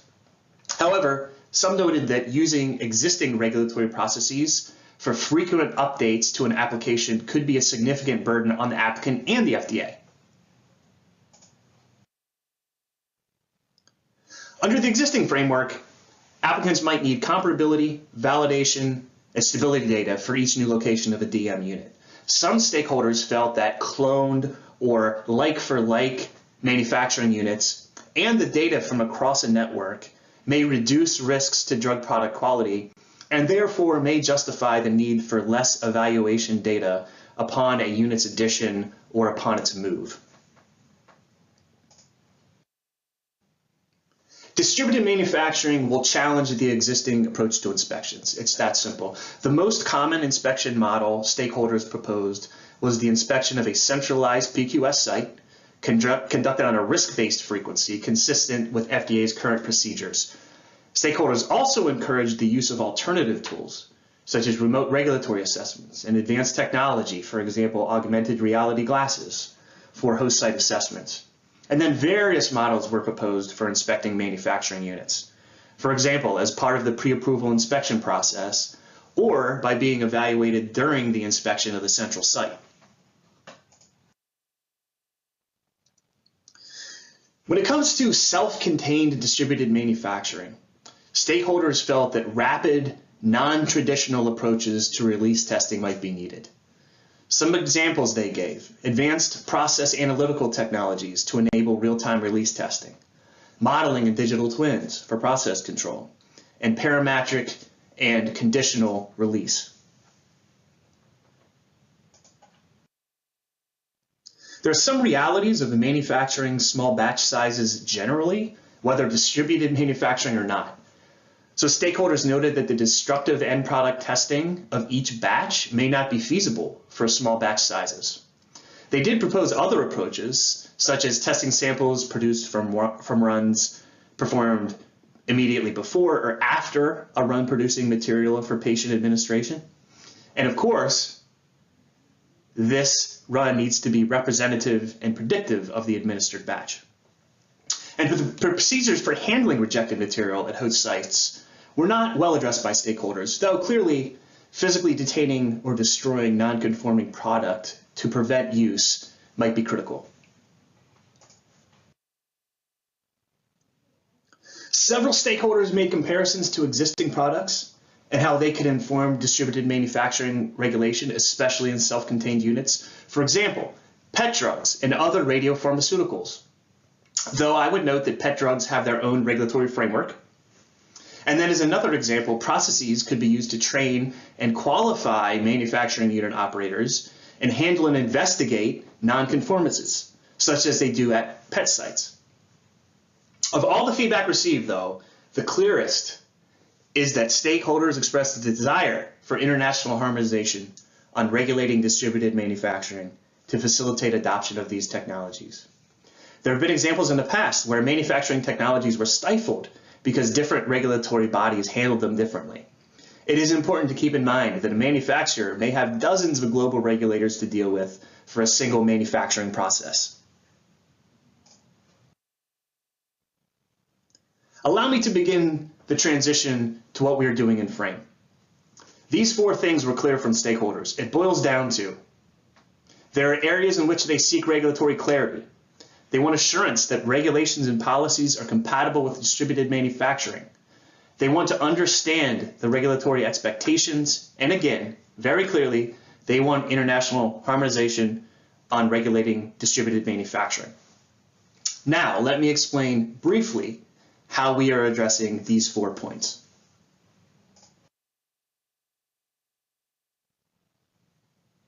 Remember, stakeholders develop these technologies, not FDA. We have and we will continue to engage stakeholders who are developing distributed manufacturing technologies through CDER's Emerging Technology Program and CBER's CAT program, and will continue to visit development sites. We appreciate the stakeholder we have received, and we will continue to incorporate that feedback to inform our regulatory framework for these technologies. We will continue to conduct a comprehensive analysis of the regulatory requirements applicable to distributed manufacturing strategies for drugs and biological products. And we're also assessing FDA's IT systems to receive and store location information related to distributed manufacturing networks to inform our surveillance, facility evaluation, and inspection functions. We are also working on guidances to clarify areas of regulatory uncertainty. For now, you can see several of these guidances on CDER's public guidance agenda. These include considerations for complying with 21 CFR 211-110, and this relates to the use of process models in drug manufacturing. Another on approaches to meet CGMP requirements for distributed manufacturing, and another on the Advanced Manufacturing Technologies Designation Program. My thanks to all of my colleagues who are currently working so hard on developing these guidances. And lastly, FDA will continue to coordinate with international regulatory partners to promote the global adoption of DM technologies. Some of you may have just seen that a few weeks ago, a number of us went to visit regulators at the European Medicines Agency in Amsterdam to discuss the regulation of advanced manufacturing technologies and hear from stakeholders developing novel digital technologies. Following the great success of ICH Q13, we look forward to doing even more international collaboration on advanced manufacturing technologies. Thank you for your time and attention in allowing me to present Frame's progress and introduce our brand new paper to the world. Even though the paper on distributed manufacturing is out, we will be continuing to seek input to help us implement a cohesive regulatory framework for this and other advanced manufacturing technologies. In the rest of this session, we'll hear more about the ICH Q13 guidance and learn the impact of CDER's continuous manufacturing research. And finally, we'll have a look at AI research related to drug manufacturing. So stick around, it will be worth it. Thank you.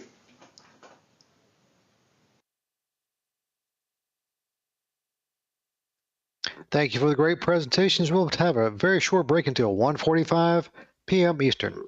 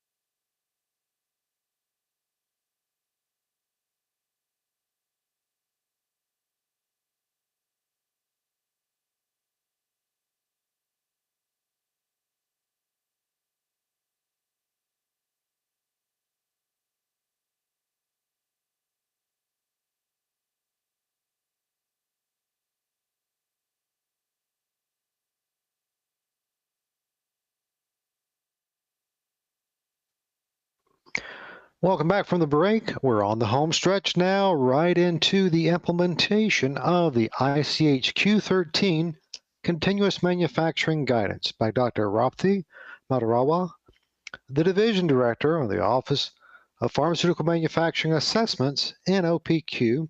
Next, we'll discuss continuous manufacturing to improve pharmaceutical quality, research examples, and opportunities by Lieutenant Commander Michael Tian, who's the branch chief of the Office of Testing and Research within OPQ. And our final presentation is on AI in manufacturing of pharmaceutical products, challenges and opportunities by Dr. Jayante Das, who's a research scientist in the Office of Testing and Research within OPQ. Please join me to welcome our first presenter, Dr. Madarawa.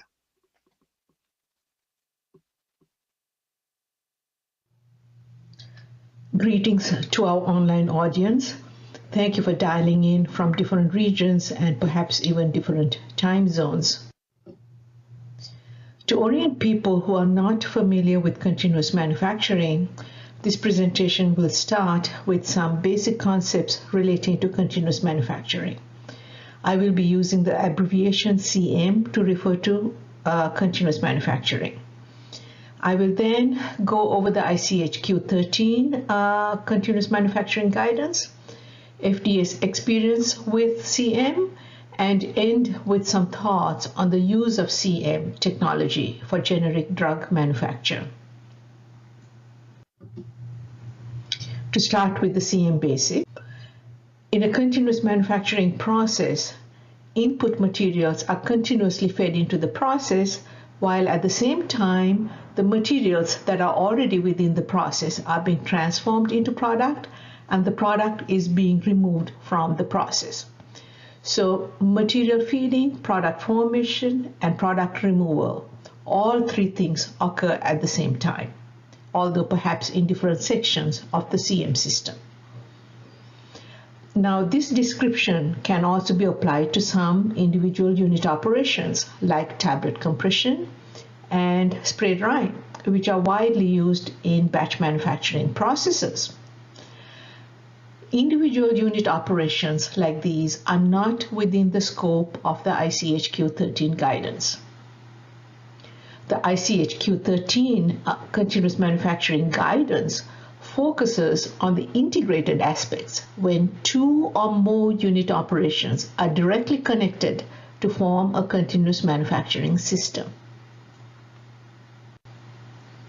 A batch process relies on equipment size to obtain the desired batch size. If a batch size increase is needed, the equipment size is scaled up. Large equipment, for example, a bin blender, has the potential for quality variability within different locations in the equipment. This spatial quality variability is a common concern in batch processes. In contrast, for a CM process, the desired batch size is obtained by continuously processing materials over time. The batch size can easily be increased by operating over longer periods without having to change the equipment size. There is no need for large equipment in a CM process, and we find that CM equipment is generally smaller compared to batch equipment. And the amount of material that is being processed at any given time is quite small. This is a significant advantage as we now have better control of that small quantity and can obtain consistent quality with minimum spatial or location-based variability.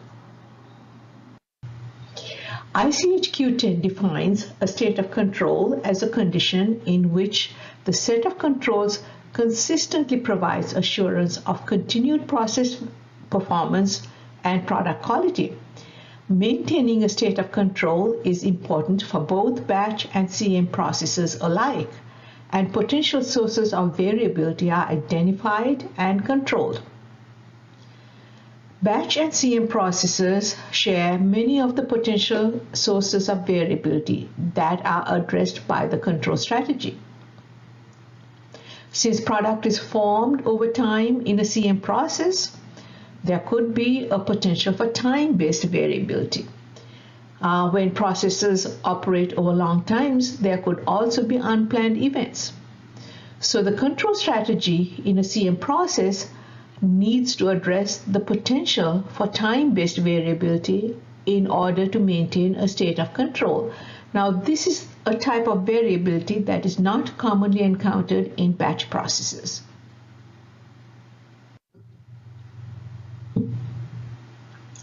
Since the CM system has multiple unit operations that are working or operating at the same time, there is a continuous movement of material from one unit operation to another.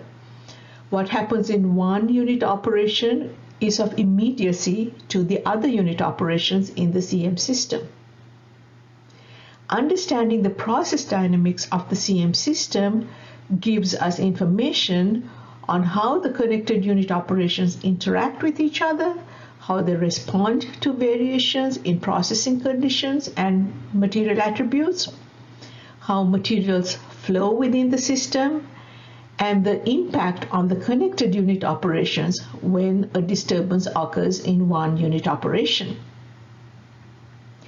Process dynamics is very often characterized through residence time distribution.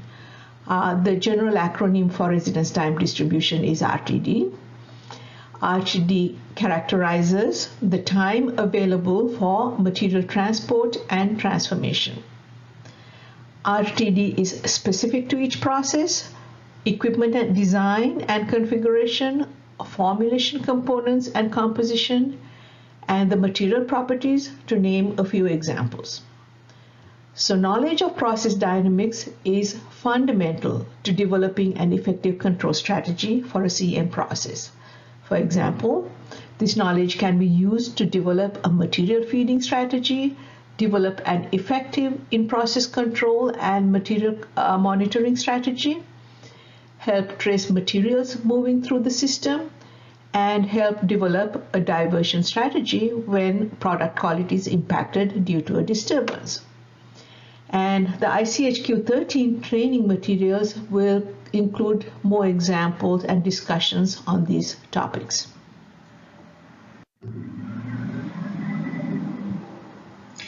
So with regards to the ICH Q13 guide, it might come as a surprise to some of you that FDA CM journey is now more than 13 years old.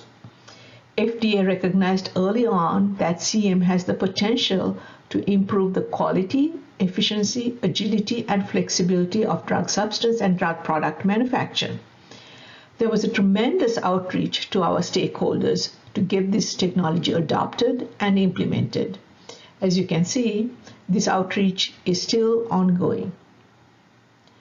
Our recent experience with COVID and the numerous drug shortages we faced, particularly at a time when patients most needed the drug, highlighted how important it is to maintain an agile and flexible supply chain that can ramp up production very quickly when the need arises. COVID reminded us all that we have a collective responsibility to deliver quality medicines to people when they need it, and this is where technologies like continuous manufacturing can really benefit us and the public. When we first started to advocate CM, that was somewhere around 2010. I think the benefits of CM was generally recognized by our stakeholders. However, pharmaceutical companies work in a global environment, market products in multiple countries, and need to submit drug applications to different regulatory authorities. So the main concern voiced by industry was that the lack of international harmonization was seen as a major deterrent to adopting CM. Although the companies recognized the need for an ICH guidance, they were also concerned that there was insufficient CM experience to develop an ICH guideline. Over the next few years, our CM knowledge base improved significantly. There was a strong support from academia, including demonstration of CM feasibility, so a big shout out to our academic partners. There were key CM publications from academia, industry, and regulatory authorities. And several regulatory agencies like FDA and PMDA developed internal documents relating to CM. In 2015, FDA approved the first CM process. It was for Vertex Pharmaceutical's Orkambi, a drug indicated for cystic fibrosis. Orkambi was soon after approved in other countries. So due to this gathering body of evidence that showed CM was both feasible and that we have sufficient knowledge of this technology, the proposal for an ICH Q13 guidance was accepted in 2018.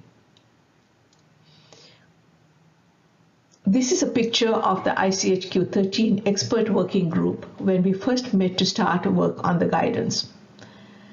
The guidance is applicable to CEM processes for small molecules and therapeutic products. It's applicable to drug substances and drug products. It is also applicable for new products as well as existing products. By that, I mean post-marketing products and the follow-through generics. The principles in ICH Q13 can also be applied to other types of biologic and biotechnology products. The guidance covers key technical and regulatory topics that are CM specific, and the content is harmonized across all the different regulatory agencies and sectors that participated in the guidance. ICH Q13 does not address elements that are common to both batch and CM processes, so this is something to keep in mind as you read through the guidance. The guidance provides flexible approaches to develop and implement CM and is intended for use by both industry and regulators. Since the guidance had to address so many different types of products or modalities, for example, small molecules, biologics, drug substance, drug product, integrated systems that make drug substance and drug product in one continuous stream, the guidance was structured into two sections. The main body provides general guidelines that can be applied to any type of CM process or modality. The main body of the guideline has a range of scientific and regulatory topics, which I will cover in the next slide. It has sufficient details without being too prescriptive. At least we hope so.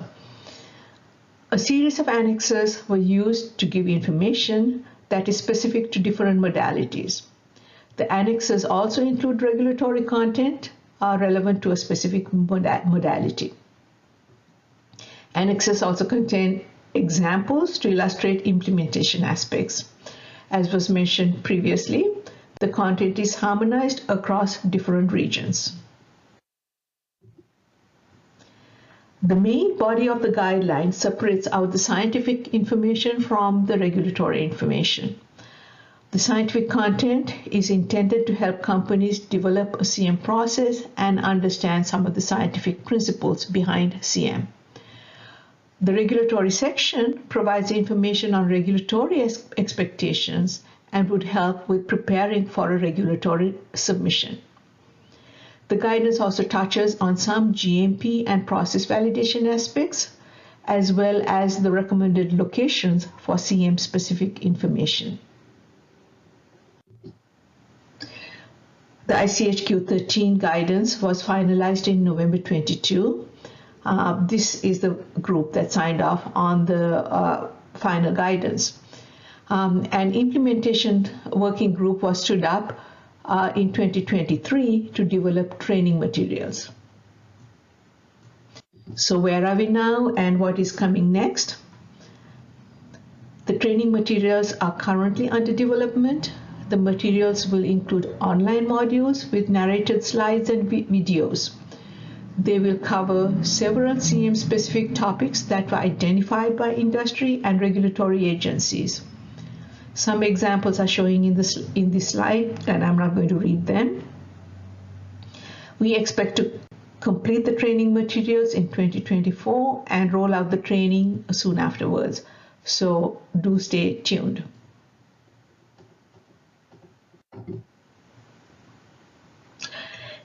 Regarding FDA's experience, this slide shows the different types of emerging technologies in the FDA CDER's Emerging Technology Program. As you can see by the red circle here, the most number of projects are related to CM. As of today, CM appears to be the most widely used emerging technology that we have in-house. FDA has approved 16 CM applications as of now. 7 of these were original applications and 9 were post-approval changes. Most of the approved applications are for solid oral drugs. A couple of sterile drugs were approved, and we are now beginning to see the use of CM for small molecule drug substance manufacture as well as for biologics manufacture. From the FDA side, I can say that we have significantly increased our CM knowledge. This includes CM research by FDA staff, as well as through FDA-funded research, training modules, and we now have training modules developed with the help of our academic partners, and staff trainings, including hands-on CM trainings. So we have a lot of experience and knowledge on our side, and we are gaining more knowledge as we go along. I should also say that our FDA Office of Testing and Research has a very strong research program in many of these advanced manufacturing technologies. We have gained a lot of experience with continuous direct compression, or CDC as we abbreviate it. Since we have sufficient knowledge and experience with CDC, it is no longer under the CDER Emerging Technology Program. CDC processes with novel control strategies could still be under the ETP program. When we started on our CM journey, industry was concerned that CM would cause a delay in application approval, or there would be excessive regulatory burden. As indicated by the journal article referenced all the way at the bottom, we have seen no delay in approval, and we do not see any regulatory burden. Some of the CM applications that we approved include supplements that are under a 4-month review clock, and breakthrough and priority applications that have very short review timelines. We were able to meet all of these deadlines. With regards to facilitators, we do find that when a company adopts CM for the first time, a pre-submission site visit under the ETP is very helpful. At these site visits, we get the opportunity to understand what the company is doing. So we become familiar with whatever they are planning to do. And we are also able to give feedback on the GMP and regulatory aspects. So this gives the company an opportunity to address any observations that we have made before submitting the applications. During review, when there are outstanding issues or areas that lack clarity, we have found that pre-approval inspections and information requests really help to resolve lingering concerns and get to an approval. So this is just to inform you that not to be afraid of PAIs and IRs, because they are intended to get the application to an approval stage. We also see that each subsequent CM application from the same company is easier for both the industry and the FDA, as the company knows what to do and have a clear understanding of what the regulators expect in the submission. And it is true, practice makes perfect.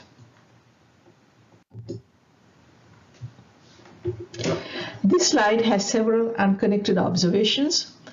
There is interest in using other advanced manufacturing approaches and control strategies in CM processes. For example, we now see process models being used with CM, and these could also include digital twins. So I think this is a growing area of interest, that we are no longer seeing one single advanced manufacturing technology, but there could be combinations of technologies in one application. There is also an increased interest in CM of biotech products. Now, this is great news. Now, one of the drawbacks that biotech is currently facing is that the current methods available for in-process quality measurements take a lot of time and are not conducive to CM. So biotech needs sufficient tools, including PAT, to get real-time information on product quality. With regards to small molecules, even the PAT tools currently available for these small molecules could also be more robust and easier to use. So this is one area that I guess the equipment manufacturers need to focus on. CM produces a high volume of data. This data can be used in more productive manners than what we have seen. For example, the data could be used to support continuous process verification or continued process verification approaches. It could also be used for trending and predictive analysis so that potential problems can be resolved before they even occur. And yes, we do see a maturity of CM knowledge across industry and our global regulatory agencies as well as in academia. But despite the progress made, CM is still not a mainstream technology for the pharmaceutical industry. By that I mean CM is not the first option that is considered when a company develops a new drug.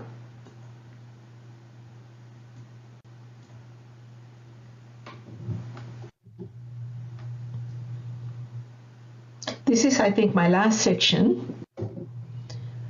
CM has many advantages like improved quality, batch flexibility, intact supply chain, less likelihood of failures or drug shortages, no need for equipment size scale up, the ease of manufacturing stability batches, and so on, just to name a few of the benefits.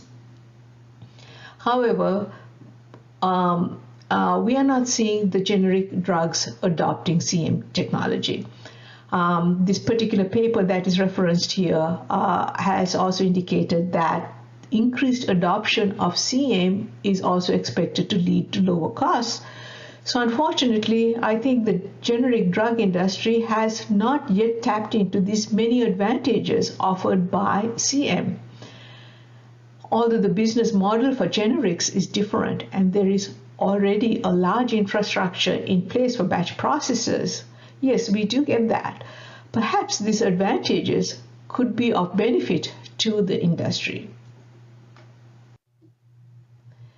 We need to translate the benefits of CM to measurable business metrics so that we can understand when the CM business case is stronger than for batch. So we do need business case examples from industry, more publications on the topic. These examples need to be driven by the industry as we regulators and the academia do not have access to this information. Most importantly, we do need to engage business leaders who make the financial decisions.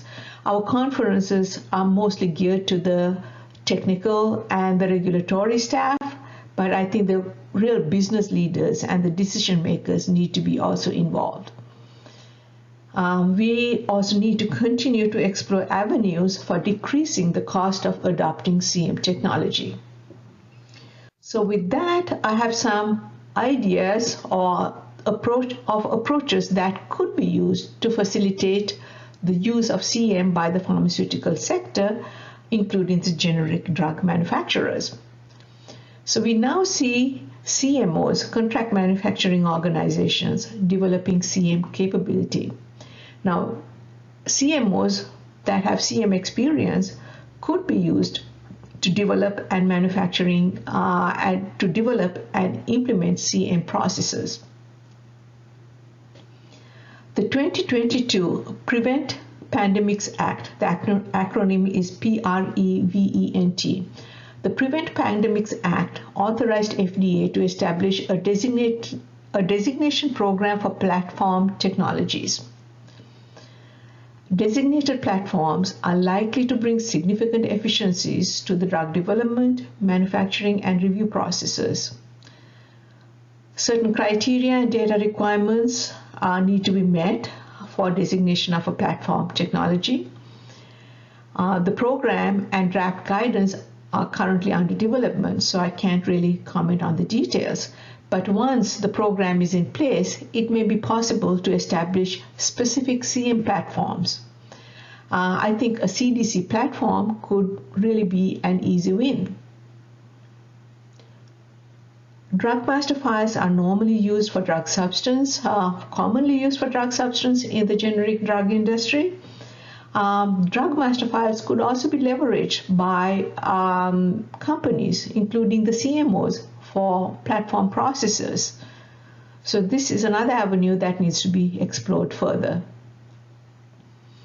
Use of standardized equipment, automation would also help. That would give us some familiarity with what is being used, and so we know exactly what needs to be done.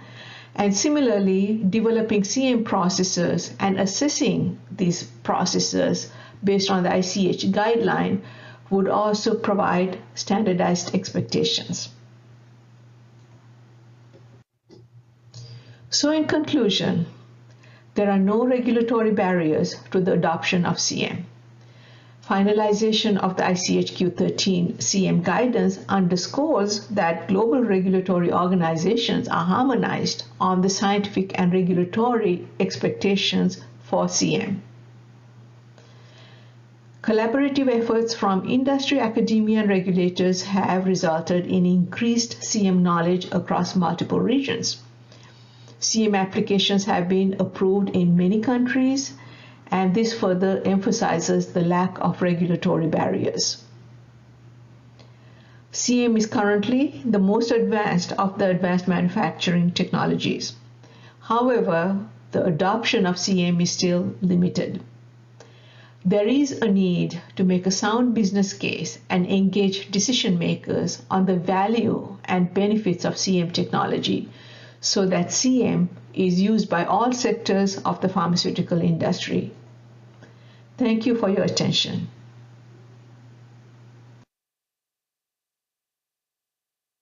Hello everyone, my name is Geng Tian. I'm a lab chief in the Division of Product Quality Research, Branch 3, Office of Testing Research, Office of Pharmaceutical Quality.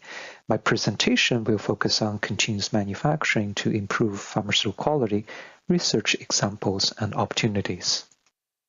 This is the outline of my presentation. I will start by delving into the fundamentals of continuous manufacturing CM and its regulatory considerations. Next, I will discuss the role of process modeling and simulation in the context of CM and FDA. Then I will highlight some of the latest research findings and development in the field of CM. Finally, we'll explore the potential of CM for generic drug products. CM is a modern approach to the production of pharmaceutical products that involves a continuous flow of materials throughout the manufacturing process. CM integrates multiple unit operations into a single continuous process. In continuous pharmaceutical manufacturing, raw materials are continuously fed into the system, and the process operates continuously until the final product is obtained. The process typically includes steps such as synthesis, crystallization, blending, granulation, and tabulating. Key components of continuous manufacturing systems include advanced process control. Those systems enable continuous monitoring and adjustment of critical process parameters to maintain product quality within desired specifications. CM offers many benefits. Some of the key benefits include reduced environmental footprint, improved efficiency, enhanced product quality, faster time to market, and cost saving. In March 2023, the FDA issued a final guidance titled Q13 Continuous Manufacturing of Drug Substances and Drug Products that describes scientific and regulatory considerations for the development, implementation, operation, and life cycle management of continuous manufacturing. building existing International Council for Harmonization (ICH) quality guidances. This guidance proposes strategies that account for scientific and regulatory considerations that impact CM. Those considerations include process dynamics, material characterization and control, equipment design and system integration, input material attributes, process monitoring and control, system operation, material diversion and collection, and real-time release testing in order to ensure quality product over time. For example, process dynamics should be characterized to understand how output material quality is impacted by transient events. This characterization could be done by determining properties such as residence time distribution (RTD). RTD characterizes the time available for material transport and transformation, and is specific to the process, composition formulation, material properties, equipment design, and configuration. Additionally, understanding RTD and process dynamics enables the tracking of material and supports the development of sampling and diversion strategies. The application of modeling and simulation is expected to see a substantial rise in the coming years. In November 2022, FDA released a public report titled Success and Opportunities in Modeling and Simulation for FDA. The graph illustrates numerous modeling and simulation approaches are being used to support regulatory decision-making across all FDA centers. Office of Pharmaceutical Quality (OPQ) has engaged in the development and assessment of process models. The landscape is constantly evolving in terms of frequency, the diversity of model types, and their intended uses. Advanced manufacturing has become a potential driving force for process modeling and simulation, thanks to data-rich process, availability of plant-wide information systems, and the implementation of advanced control strategies. OPQ is building up internal process modeling and simulation capabilities such as continuous API synthesis and crystallization and continuous drug product manufacturing. FDA has also funded a large and growing scientific knowledge base for advanced manufacturing through extramural research on topics such as process modeling and simulation. Our external research partners include Siemens, Augers, RCP, Purdue, MIT, and many others. There are currently two major regulatory documents which provide risk-based considerations for establishing and assessing model credibility. The ICH Points to Consider document published in 2011. This guidance categorizes models based on the role in ensuring product quality and provides recommendation on documentation based on impact. It also provides high-level guidance on model validation, but doesn't differentiate based on model impact. In collaboration with the FDA and industry, the American Society of Mechanical Engineers, ASME, introduced a guidance titled ASME Verification and Validation 40 in 2018. While this guidance was developed specifically for medical devices, this standard is considered to be general enough to be applied to other disciplines. The framework begins with identifying a question of interest, which describes the specific question that is being addressed. The next step is to define the context of use, which describes the role and scope of the model used to inform that decision. Then the model risk is assessed for the context of use. The model risk then used to establish credibility goals. The goals for credibility factors are used to plan the activities for establishing model credibility. Once the activities are completed, an assessment is performed to determine if the model is credible for the context of use. If sufficient credibility is not achieved, then the framework can be revisited and corrective actions may be taken. If sufficient credibility is achieved for the context of use, then the model can be used to inform that decision. Model verification refers to the process of confirming that the model is implemented correctly and then solved accurately. Model validation refers to the process of confirming that the model is an appropriate representation of the question of interest by comparing the model predictions with measured data from experiments. The collection of verification validation evidence includes verification studies of the code and the calculation, validation studies of the model with the comparator, and the associated validation assessment. The first case study I'd like to highlight is the continuous synthesis of the drug substance carbamazepine, CBZ. In this work, CBZ was selected as a model drug product to explore the continuous synthesis process and to test the use of a validated PAT method. In addition to being a designated WHO essential medicine, CBZ is a good model drug for continuous synthesis due to challenges stemming from the relative low solubility of precursors and reagents, as well as polymorphism. A process flow diagram of the continuous process and a photograph of the experimental apparatus are shown in the figures on the left. The simulation of continuous stirred tank reactor CSTR process helped to design and optimize the conditions for continuous synthesis with reduced experimentation. A three-dimensional surface plot of the predicted equilibrium conversion was first generated using the batch CSTR experiments, as shown in the top right figure.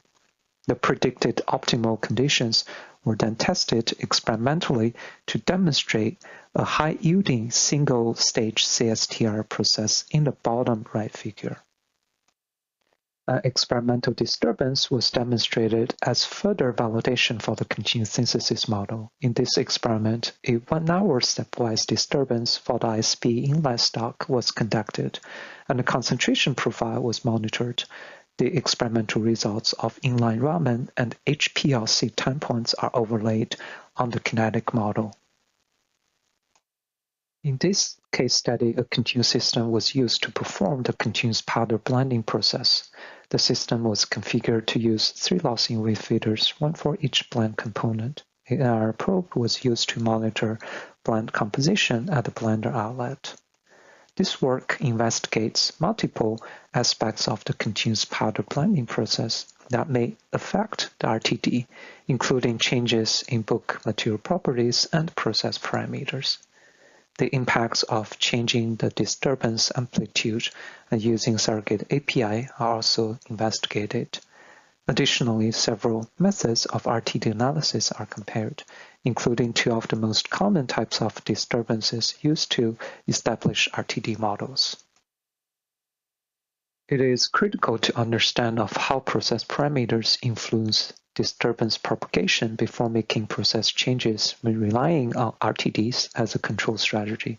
13 spike tests shown on the top were performed with the formulation at various throughputs, blender speeds, and blender shaft configurations.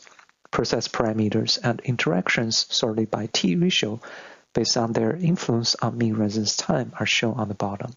Addition of mixing elements to the center of the blend shaft resulted in significant increase to the blender mean residence time of the disturbance and decrease to the mean center variance. Increasing blender speed led to an observed decrease in mean residence time and increase in mean centered variance of the disturbance. A model of the process was then developed using discrete element method approach. The video on the left shows that during startup, 1 kilogram of particles with target composition was generated in the hopper at random locations. Then the particle fell by gravity into the blender where they were mixed and transported to the outlet of the blender. In the meantime, API, MCC, and lactose particles were continuously generated above the hopper at preset mass flow rates. The video on the right shows the behavior of particle flow during steady state. The validation of the DM model covered the full range of the operating conditions in the experiments. These figures show comparison plots between experiments and their respective DM simulations for blending runs. Overall, the results are in good agreement. In this slide, the effects of the mass flow rate on the RTD and hold-up mass are simulated for 10, 15, 20, 25, and 30 kg per hour. As expected, lower mass flow rates lead to broader RTDs. The mean residence time decreases linearly with increasing mass flow rates, whereas the holdout mass increases in proportion to the mass flow rates. In this case study, we developed a process model for continuous drug compression CDC line for a low-dose formulation drug product. The process begins with constant feeding of individual raw granular materials into the blender using a loss-in-weight feeders. A total of 6 loss-in-weight feeders are used to feed the input materials into 2 blenders connected in series and a tablet press. In this slide, we performed sensitivity analysis in the risk assessment and identified potential process parameters and material attributes that affect critical quality attributes of the drug product. The results of sensitivity analysis show that API and excipients 1,2 density and their flow rates are significant factors impacting drug product quality. In this study, we developed an RTD-based flowsheet model to evaluate the effectiveness of in-process control IPC strategies for quality risk mitigation of a CDC process. In the model, an extract block extracts data required for the RTD from the input stream to the RTD block and pass other data to the auxiliary block. The generic RTD module takes the extracted data, such as concentration at the feeder outlet, as an input to predict in real time composition of each formulation component in the exit streams of the blender and the tablet press. The proposed control strategy in this study includes setting alarm limits for the feeders when the fat concentration is out of specified range for specified duration. In addition, total mass balance at the feed frame is considered for the secondary control limits. Those limits are provided in the table. To evaluate the control strategy, 2 worst-case scenarios are considered. The figures confirm that the percent label claim meets an assay specification, indicating the IPC feeder limits are appropriate. It also shown that the feeder IPC limits are set conservatively, as corresponding maximum-minimum concentrations in the feed frame are well within the feed frame IPC limits. In this slide, we'll explore the promising opportunities that CM presents for generic drug products. Approximately 90% of medicines used by patients in the United States are generic, but no generic medicines have been approved to use CM. One of the potential drivers motivating generic companies to be involved in implementing CM includes complex drug products such as implants, long-acting microspheres, and liposomes. One recent publication from FDA found that CM applicants had shorter times to approval and marketing compared to batch applicants, and there are no substantial regulatory barriers for CM related to manufacturing process changes and pre-approval inspections. In conclusion, the regulatory experience for advanced manufacturing is evolving. Our research case studies demonstrate how knowledge informs FDA policies, inspections, and reviews. Shared learning and open communication are key to advancing emerging technologies and improving product quality. Lastly, I'd like to thank my colleagues at FDA for their invaluable contributions to this presentation. I would also like to thank you for your attention. Good afternoon, everyone. My name is Jayanti Dash. I am working as a research scientist in the Division of Product Quality and Research under the Office of Testing and Research. Today, I'm going to talk about AI in manufacturing of pharmaceutical products, challenges, and opportunities. The Division of Product Quality and Research are working on diverse range of areas, including analytical science, which uses different chromatography and spectrometry tools. We do experiments to do research on formulation science. We do research on advanced manufacturing areas, such as continuous manufacturing, where we have to use different PAT tools for process analysis. And we also do research on modeling and simulation areas where we generate in silico data for simulation purposes. So generally, we are infinitely generating data from operations, processes, or from data historians. And in most cases, people spend significant amount of time to cure the data, to prepare the data, and to analyze the data. And compared with the amount of data that we are generating, only limited data are being analyzed and acted upon real time. And that happens due to many reasons. Sometimes there are lack of connectivity, context, and transparency. For some data, we still need manual data preparation. Sometimes the generated data are fragmented and inconsistent, and data contextualization is required. Sometimes there are lack of knowledge between the group that are generating the data and analyzing the data. And still in many cases, we have automation struggle to pull and push the data from one platform to another. To gain insights from this big data, few potential solutions are digital transformation, data integration, or data contextualization for seamless data transfer, data wrangling, and analysis. So, how can AI or machine learning help?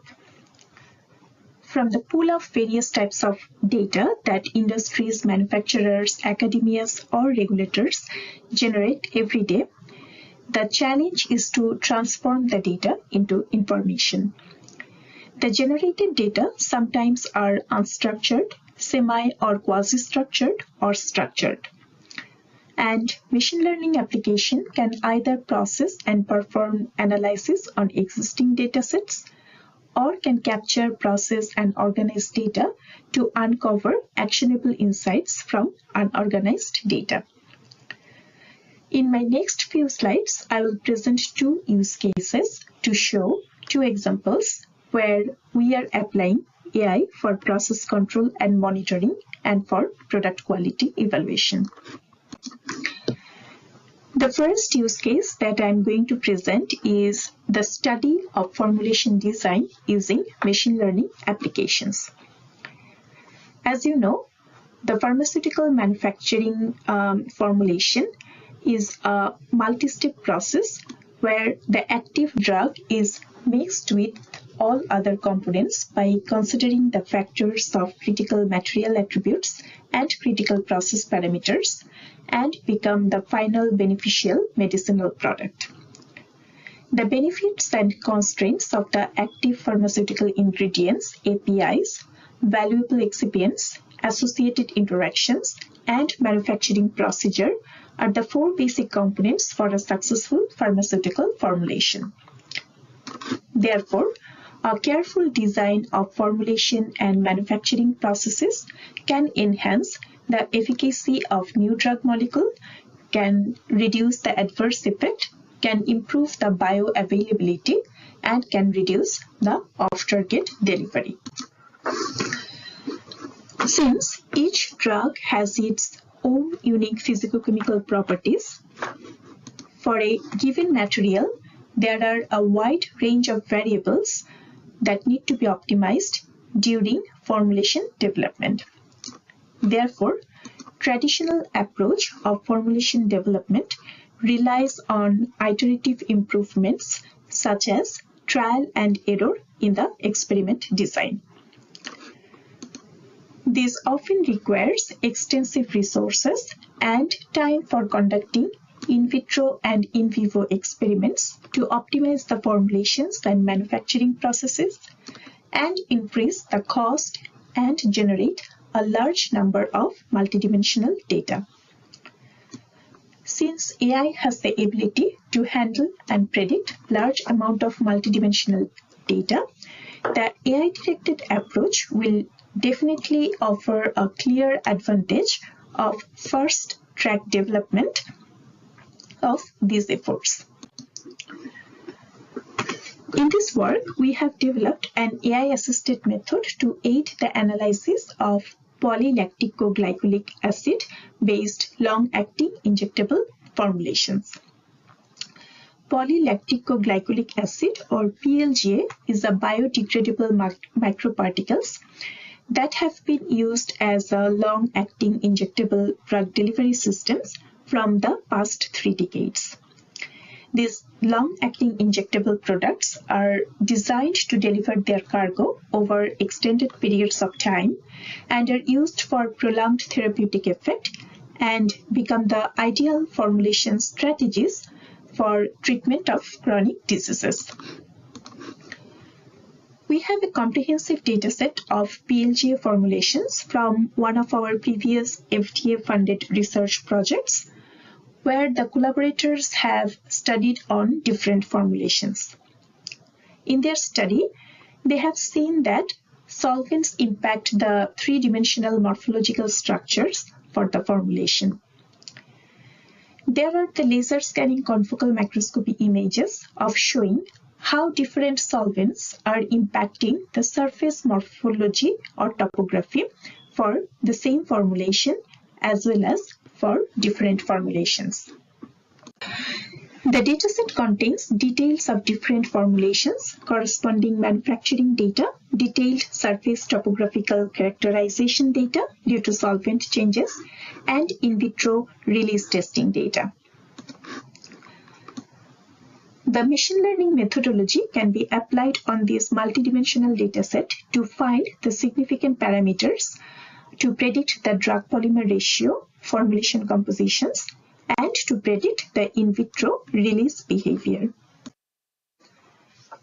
From our study, we have found that out of 61 variables, 9 variables are significantly impacting the in vitro release profile behavior.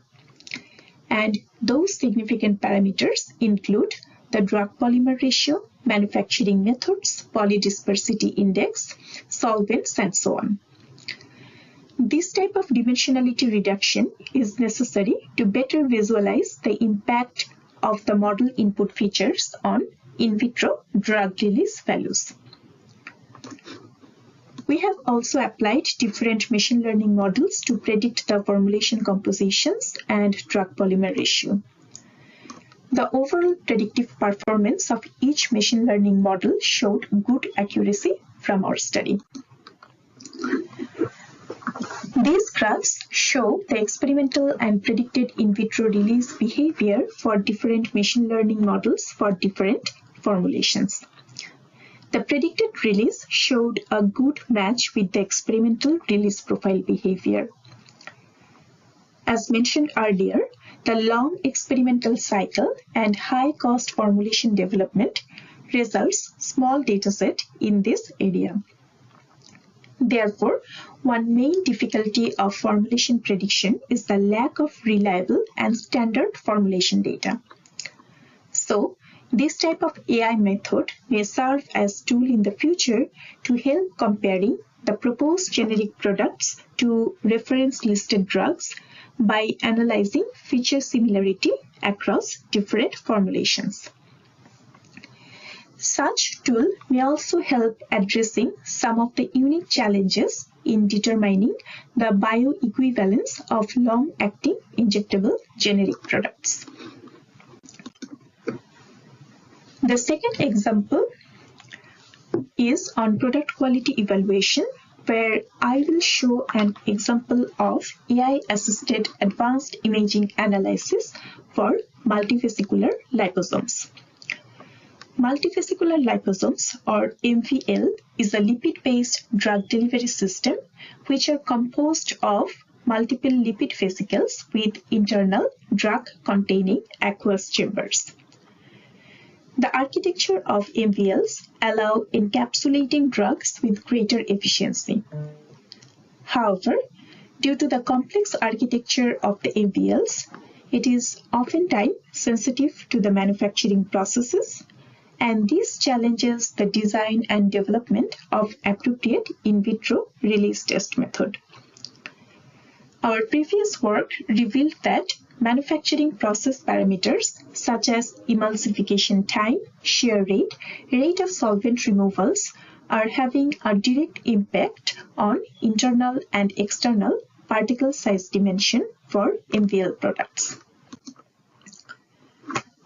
To study the impact of process parameters, we have generated different MVL products under different shear rates. And then we have captured the image of generated MVL products under laser scanning confocal microscope. The confocal images have confirmed that the internal and external size variations for different shear rates. Then, AI-assisted image analysis was done on confocal images to quantify the internal and external particle size distribution for different shear rates. This type of AI-assisted methods can also help reviewer to evaluate the sameness of generic products to RLD products. So, the applications can be many. But depending on the data sources, the digitalization of advanced manufacturing requires organization-wide adoption of innovative technologies, services, infrastructure, and software tools. Such adoption often necessitates overcoming substantial organizational and cultural barriers, demands integration of new AI tools, software harnessing data, and adoption of new organizational practices to be networked and interconnected. To transform the stored data into information, data contextualization is crucial to harness insights from the raw data. Contextualizing the structured or unstructured data help to describe various attributes of the data and enable to understand, organize, and utilize data effectively. And finally, through robust data integration strategies and fostering a culture of data sharing and collaboration, manufacturers, regulators, or industries can harness the power of data-driven insights to optimize their process, enhance product quality, and can help the stakeholders and regulators to make effective decisions. And on top, it is important to maintain the data security and data privacy during this data flow from data generation to model prediction to ensure the regulatory compliance and to exercise data cataloging and fair data principles. As a closing thought, data silos occur across different stages of production process, including design, production, quality control, and supply chain management. The lack of seamless data exchange and collaboration among these domains can lead to inefficiencies and missed opportunities. And in order to fully leverage the potential of digital transformation, data silos, and transparency among manufacturers, pharma companies, and regulatory agencies are essential to maintain trust in every process step. Finally, I would like to thank my supervisors and mentors, Dr. Thomas O'Connor, Dr. Xiaoming Xu, and Dr. Michael Tian, and all the internal and external collaborators to continue our effort on AI applications on advanced manufacturing areas. Thank you for watching this video, and I will be happy to take any comments, suggestions, and questions during the discussion session. Thank you.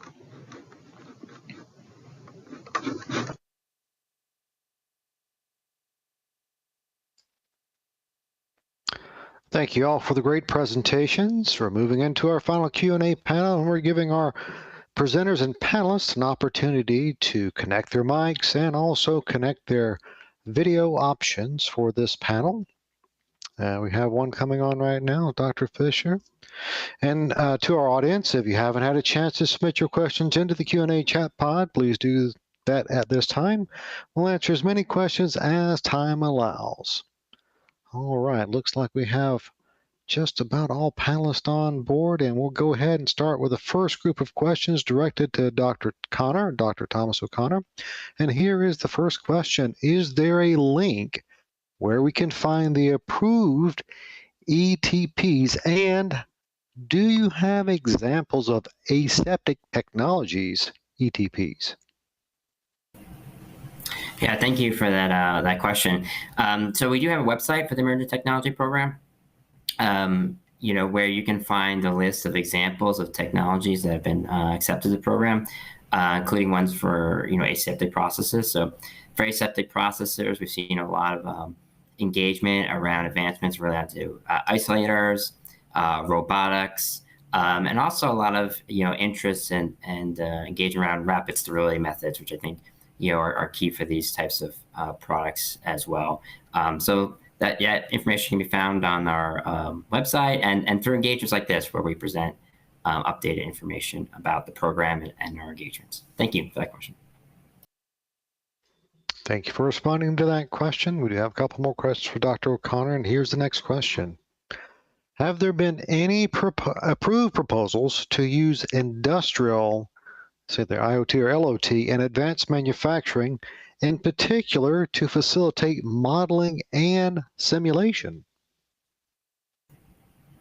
Yeah, thank you for that question. We've I think as you've seen in a couple of the presentations, we've accepted a number of proposals around modeling and simulation into the program. So those applications I wouldn't say are specific to IoT the infrastructure, but really applications of modeling and simulation to process monitoring and control or process development. So, and we do have seen an approved application related to process control, through the Emerging Technology Program. A lot of the other engagements are maybe a little earlier on, we haven't got approval, but I think there's a lot of interest, industry using these tools, including process development, where we see maybe supplementing or augmenting, experimental studies to really accelerate getting products to market. Thank you for that question. Thank you for responding to that question. And we do have one final question in this round for Dr. O'Connor, and it is the following. Is the ETP open to contract manufacturers? Yes, thank you for that question. Yes, we've had engagement with contract manufacturers.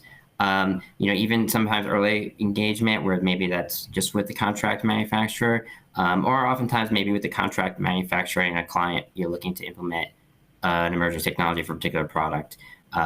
So I think we are open to those proposals, and please reach out if you're in that sphere and you're trying to implement emerging technology that you think you have questions about, that you would like some early feedback. Submit a proposal to the Emerging Technology Program, and we can see if it fits within the parameters of the program. Thank you. Thank you for responding to that group of questions. Moving on to the next panelist, we've got a few questions coming in for Dr. Adam Fisher. And here is the first question for Dr. Fisher. Will there be another AI in manufacturing public workshop in the future, or was it a one-time event?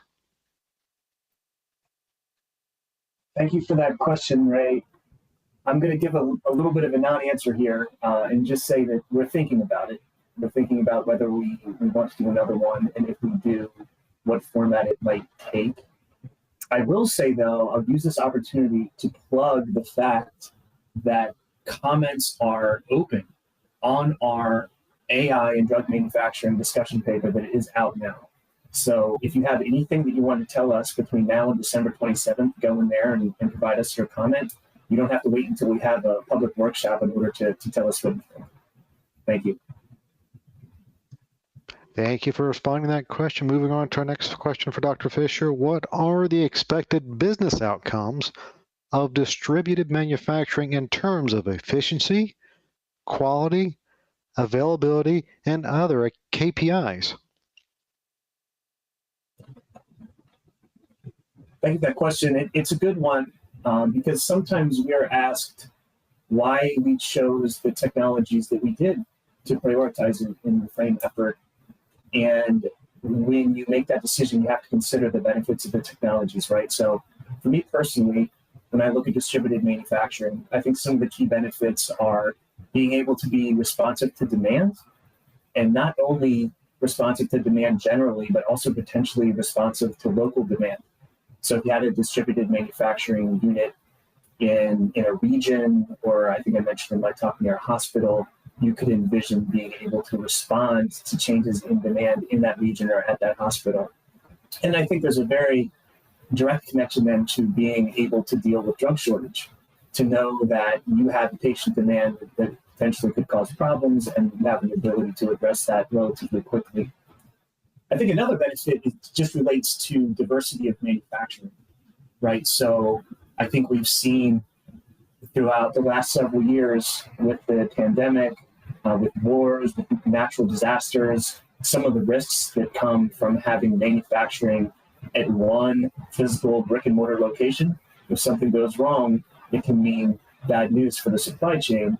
And so distributed manufacturing gives you more ability to have multiple geographical areas that may not all be impacted in the same way to maintain manufacturing in the event of a disruption of some variety. And then I also think another benefit relates to technology transfer, right? So if you have a fleet of manufacturing units, you can more easily transfer that manufacturing technology from one location to another without having to do some of the typical technology transfer hurdles that you'd run into for, again, large brick and mortar manufacturing at the larger scales.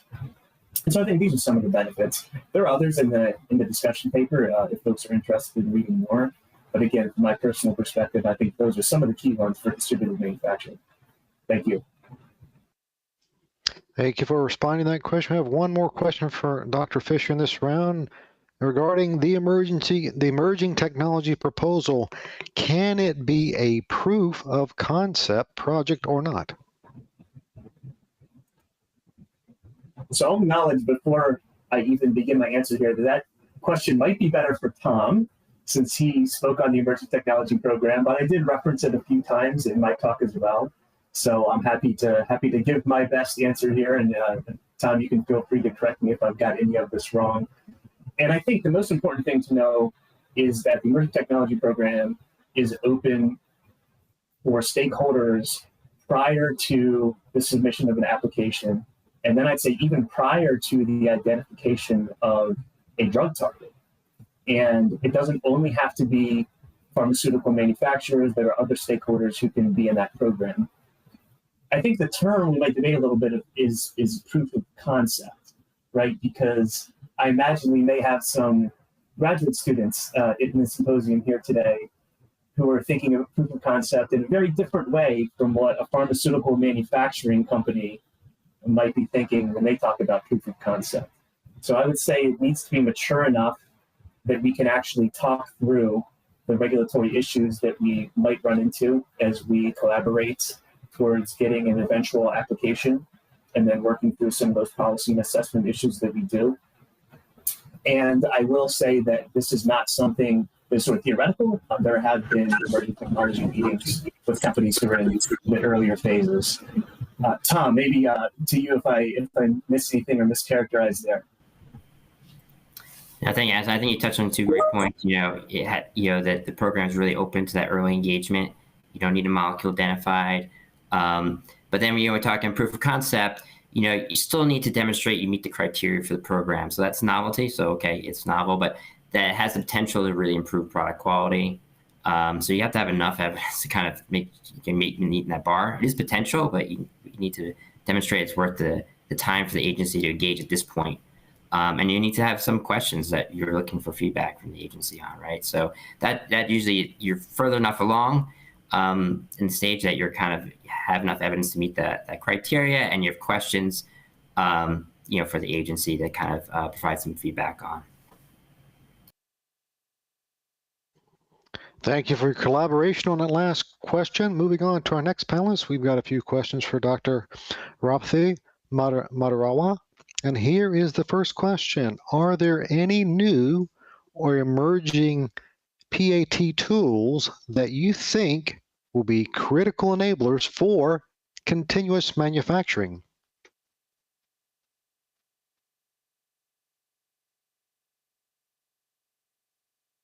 We have seen currently, and we do see a lot of the traditional, if the word traditional can be used for PAT tools, but we see the typical PAT tools like NIR, Raman, and so on being used very widely in small molecule drug product manufacture. And I think where the critical needs really come on the biotech side. There isn't a lot of very good PAT tools on the biotech side to enable continuous manufacturing of biotechnology. We are beginning to see methodologies like multi-attribute methods and also the use of surrogate tools. You know, some of these surrogate tools can be very common and typical tools like UV visual, UVVs, diode array, conductivity, imaging kinds of technologies being used to get information on product quality, but more work needs to be done on those areas. So this combination of these kinds of tools would really facilitate continuous manufacturing, particularly in the biotech and the drug substance manufacturing areas, where there hasn't been a lot of involvement or development yet. But I think that's where the real needs are. And thank you for the question. Thank you for responding to that question. We do have a couple more questions for Dr. Madarawa. And here is the next question. You mentioned the need for robust process analytical technology tools and in-process control methods for continuous manufacturing. What PAT and IPC capabilities do you currently see as most critical? I think one way of looking at PAT and IPC tools is really to think about what are those tools used for and what information are we getting out of those tools, and is it fit for its purpose? And so a PAT tool that is or an IPC that is very critical for one process may not necessarily be all that important for another process.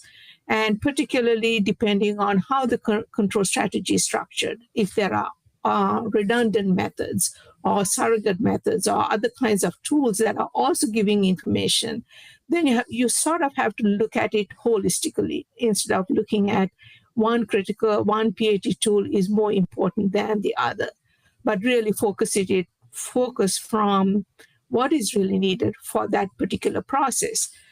Having said that, I do see a bigger role for tools or methodologies like process models, which are not really typically a PAT probe or anything like that, but they still do give a lot of information. So things like process models in combination with other measurement methods, I think are very powerful enablers for continuous manufacturing. And I do see a big future in the use of these types of technologies.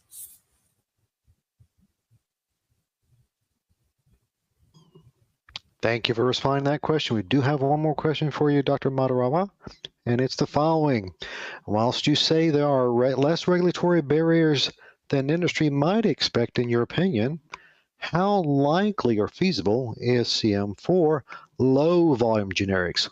Will manufacturers have to choose to consolidate their product range for conditions such as pain relief, depression, hypertension, etc.? So I think I would like to point out that many of the continuous manufacturing applications that we have seen so far have been for very low volume drugs, like some of these oncology drugs. Populations are very small, the volume is small, and getting the drug out continuous manufacturing has really facilitated in getting some of these drugs out to the market very quickly. So I do see a future for using continuous manufacturing technology for low volume drugs. Ultimately, all of these are business decisions, and I don't really know what the business drivers are for generic drugs, how they structure their portfolios around. But the volume of the drug, at least from what we have seen on the new drug side, has not been a deterrent for adopting continuous manufacturing. In fact, it has made it very easy for these drugs to get to the market. And another benefit is that as the volume increases, when you add other populations over life cycle, it makes it very easy to accommodate those demands for increased production. And with regards to the second question, I'm not quite sure whether I understand what consolidating the product portfolios mean. Again, I would say whether you're using continuous manufacturing for pain relief or depression or hypertension, again, depends on the business needs. I think most of these drugs, at least all the common drugs that we have seen in these areas, are inherently amenable for continuous manufacturing. But whether or not a generic company chooses to do continuous manufacturing for production really depends on the company business metrics and capabilities and so on. But certainly we really encourage companies to use these technologies for giving better quality, more reliable supply chain, and all the benefits that come along with continuous manufacturing. They can be applied to generic drugs, and we really support the use of these technologies by the generic drug industry.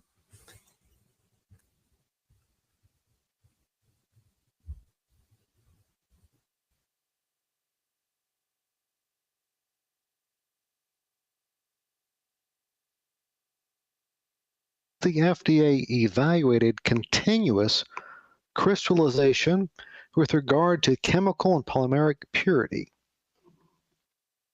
Thank you for the question. Yes, so Office of Pharmaceutical Quality has been conducting intramural research projects on continuous crystallization since 2014, and we have published several publications related to continuous crystallization with carbamazepine with the model drug. Thank you. Thank you for responding to that question. We have a few more questions for Commander Tian, and here's the next one. What are the pathways to apply for FDA-funded extramural research projects? Thank you for the question. So FDA supports extramural research through various grant programs and contracts. For example, FDA research grants are announced through grants.gov. That is a central portal for federal grant opportunities. And FDA also utilizes broad agency announcements, BAs, as pathway for funding extramural research projects. So BA are a contracting mechanism to solicit research proposals for various research activities. Thank you. Thank you for responding to that question. We do have a couple more for Commander Tian, and here's the next question. What are the purposes for FDA to conduct internal research on continuous pharmaceutical manufacturing? Thank you for the question. So FDA's intramural research on continuous manufacturing is part of its broader commitment to advancing science, technology, and regulatory oversight to meet the evolving needs of the pharmaceutical industry and protect public health. For example, one of the primary goals is to identify regulatory gaps so we can better prepare ourselves to evaluate submissions using continuous manufacturing technologies while staying current with industry advancements. Another primary goal is to develop regulatory guidance and standards. Those regulatory documents can establish best practice and standards that ensure pharmaceutical quality using continuous manufacturing technologies. Thank you. Thank you for responding to that question. We do have one more for Commander Tian, and here it is.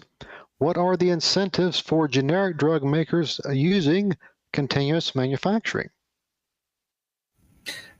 Thank you for the question. From the agency's recent publication, where Adam is the leading author, it shows that CM applicants had shorter times to approval and also marketing compared to batch applicants. Also, there are no substantial regulatory barriers for continuous manufacturing related to manufacturing process changes and pre-approval inspections. So generic drug makers can leverage those advantages as well. And continuous manufacturing can open doors to innovation and development of complex drug products. This also allows generic drug makers to explore new opportunities and improve their competitiveness in the market. Thank you. Thank you for responding to that group of questions. Moving on to our next panelist, we have a few questions coming for Dr. Jayante Das, and here's the first question for Dr. Das. How might AI assist with handling and leveraging the large volumes of process data from advanced manufacturing methods like continuous manufacturing? Thank you for the question. That is a great question. So AI can leverage large volume of data by enabling real-time data analysis, predictive maintenance, and advanced control strategies. As process development and scale-up are laborious and time-consuming, and as Dr. Michael Tian has mentioned in his presentation that continuous manufacturing are already using mathematical models to mimic process behavior and reduce the number of wet lab experiments. So in the future, self-training neural networks can combine new empirical knowledge with chemical and biological laws to produce and can continually improve in silico toolkits. And this type of in silico toolkits can predict the outcomes of experiments and may provide data-driven methods to expedite design decisions. And other type of AI methodology, for example, the natural language processing, can be used for pattern recognition from large volume of data. Thank you. Thank you for responding to that question. Our next question for Dr. Das is the following. What is the future of CMC and how is industry changing? And finally, what are the biggest challenges we face? Thank you for this question. This is an excellent question and it open. So even though from the past decade, the CMC research studies have started to embrace advanced analytics, data science, digitalization, automation, and other technical and industrial developments, but still now the function has some way to go on its modernization journey. Too often, legacy processes, unstructured data, or lack of standards or siloed data, as I have mentioned in my presentation, prevent companies or regulators from realizing the full potential of novel digital tools, processes, and working methods. So definitely these are some of the challenges that CMC is encountering currently. And the acceleration of pharmaceutical development is putting CMC more frequently on the critical path as the cycle times for drug development shrink in response to innovative trial designs, optimized clinical operation processes, and expedited regulatory programs. CMC is under pressure to adapt its timeline and ways of working. So I think in the future, definitely new technologies are going to be introduced at a more rapid rate. And since the volume and types of data generated by the pharma R&D are exploding, so more data are being generated from equipment, prediction models, and networks of external partners and vendors. And so therefore, data governance and knowledge management will become more critical for efficient and compliant product development. Thank you. Thank you for responding to that question. We have a couple more questions for Dr. Das, and this is asking about AI with incoming of AI into industry. What suggestions do you have to the pharma universities with regards to their teaching programs? Thank you. That is a great question. With the development of AI and machine learning capabilities, pharmaceutical manufacturing data has become a critical component for both pharma product development and regulatory submissions.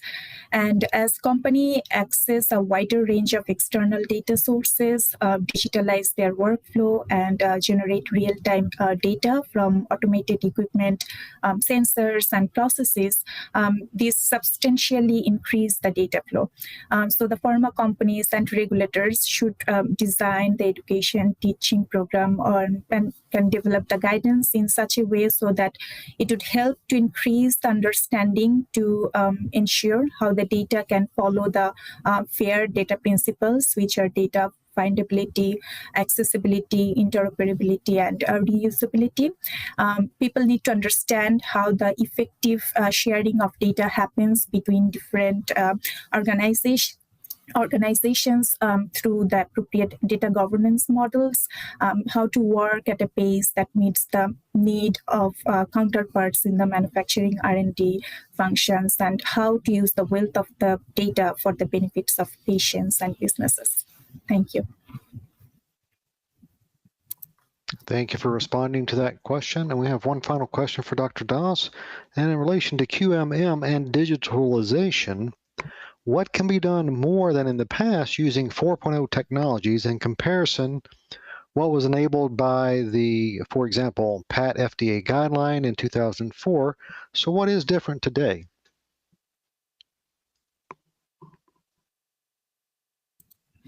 Thank you for the question. Maybe the other panelists maybe answered that question better than me, but that is an excellent question. As you know, that QMM is a quality surveillance initiative to address how to best achieve quality objectives and how to improve manufacturing site quality, supply chain reliability in drug manufacturing processes.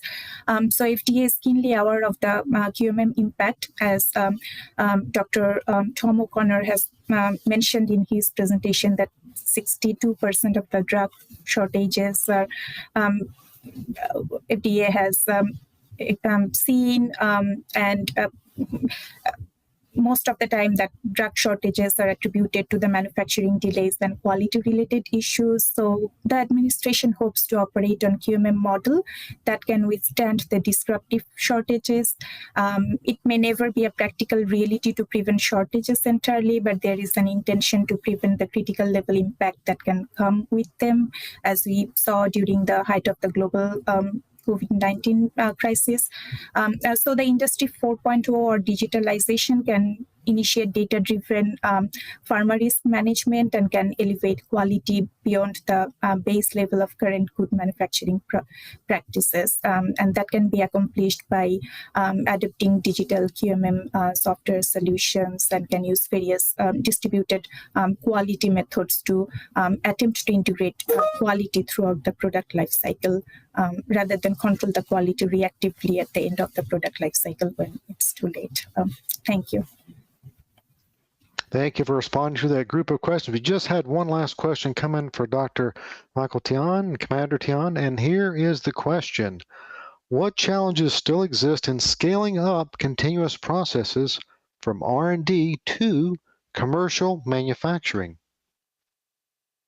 Thank you for the question. So one of the advantages of continuous manufacturing is that it often eliminates the need for traditional scale-up steps in the batch process. However, the challenges may still arise when transitioning from small-scale continuous manufacturing R&D setting to larger scale commercial manufacturing. For example, variations in the process their variations in the process are common, and when transitioning from the smaller lab R&D scale to the commercial manufacturing. So managing and minimizing those variations is critical for successful scale-up operations in continuous manufacturing. And here we're trying to utilize those advanced process controls, monitoring, and data analysis, and to employ that and ensure that the process scale-up is maintained. Thank you. And thank you all for responding to the questions on our Q&A panel, and everyone give you a huge thank you for answering numerous questions that came in. It's now our pleasure to be joined again by Dr. Kapcha, the Director for the Office of Pharmaceutical Quality, for some closing remarks. Please join me to welcome Dr. Kapcha. Thanks so much, Ray. I appreciate that. Thanks for allowing me the opportunity to deliver a few closing comments. What I'd like to do is to just take a moment to reflect on the presentations and panel discussions that we've heard over the past 2 days, and allow me to thank all our speakers and panelists as well. I'd like to offer special thanks to Commissioner Califf for actually delivering our FDA keynote, which was yesterday, and to Dr. Angelo DeClaro from the Oncology Center of Excellence for delivering today's featured presentation on Project Orbis. Many of our other speakers were from my Office of Pharmaceutical Quality, but several were not. And among them, I want to call out Alonzo Cruz from the FDA's Office of Regulatory Affairs and Teresa Mullen from CDER. So thanks to both of them for taking some time to talk about inspections in the post-pandemic world and our international harmonization efforts. Perhaps most importantly, I'd like to thank you, the audience, for your attendance and engagement with us. We received enough questions to keep us going, apparently for about another two or 3 days, and I was impressed by the thoughtfulness of many of those questions. According to the poll on day one, this was the first SBIA event for more than 1/3 of you, and I hope that you'll be returning for more of these as well. We strive to come up with material that is valuable to someone attending for the first time, but we also have to temper that with being able to provide information for those that have attended several of these symposiums starting back in 2016. We do value your feedback, so please evaluate the sessions using the link that will be included in the post-event email. We set the stage yesterday with Neil Steiber delivering a talk on the state of pharmaceutical quality. We share data with the public every year in a report on the state of pharmaceutical quality, and we look forward to sharing it with you again next year. Our first session discussed how CDER assesses drug applications, which include facility evaluations. Technology is advancing in the industry, and it is no different here as well. The cost of technology has been changing the way we do our quality assessments for the better, and we will continue expanding that particular program as well. We needed innovation during the COVID-19 public health emergency, for inspections particularly, and we continue to use remote regulatory assessments moving forward. There is a very active pharmaceutical quality policy group that we have, and we use policy tools such as guidances to help industry and FDA get on the same page when it comes to manufacturing drugs. We also work with domestic and international partners to align on quality policy. Yesterday, we took a deep dive into ICH Q12 with Commander Ramanathan, who presented key concepts from the ICH Q12 lifecycle approach, such as controlled strategies and documentation. It's hard to believe we fit all of that into one day, but we did it, and we didn't stop there. Today, we learned about compliance and supply chains. Colleagues from CDER's Office of Compliance gave a few vivid examples of why we need to care so much about what we do. The stakes are high when it comes to drug quality. It can quite literally mean life or death. Today, you learned how we select products for sampling and testing and how we prioritize facilities for surveillance inspections. We also heard about the Developing Quality Management Maturity Program, which is one of the programs that's dear and near to my heart, that we encourage drug manufacturers to implement quality management practices that go beyond current good manufacturing practice requirements. Finally, we took a good look to the future for emerging technologies in advanced manufacturing. We don't care so much about advanced manufacturing because it's a cool thing to do so. We actually care because in some, but certainly not all cases, they might bring benefits to patients and consumers, and that's our first priority. Those in the audience today were among the first to know about a new paper on distributed manufacturing, one such advanced manufacturing technology that was just released today. So you actually heard some breaking news today. I ask one thing of you as you leave. Do not let the momentum stop here. We've spent 2 days passionately focused on the importance of pharmaceutical quality, and we've covered some ways in which everyone has a role to play. Now, please take these concepts and ideas back to your organizations and careers and make sure quality is at the forefront of decision-making where it should be. I know the last 2 days were jam-packed, but it's clear to me from the audience engagement that you care deeply about quality, as do I. I'd like to close by thanking some of the organizers of this event. These are the ones that work behind the scenes that really make all of the magic happen and bring all of this together for you virtually. In particular, I'd like to thank Erin Wood, Kimberly Monson, and Jeff Kelly, as well as Brenda Stoddard and Ray Ford of Cedar's Small Business and Industry Assistance. So you have my heartfelt thank you for doing another outstanding job. SBIA always does an exemplary job planning and executing these events, and I appreciate our continued partnership with them in putting these programs together. Speaking of which, we look forward to seeing you in the audience at the next Pharmaceutical Quality Symposium in 2 years' time.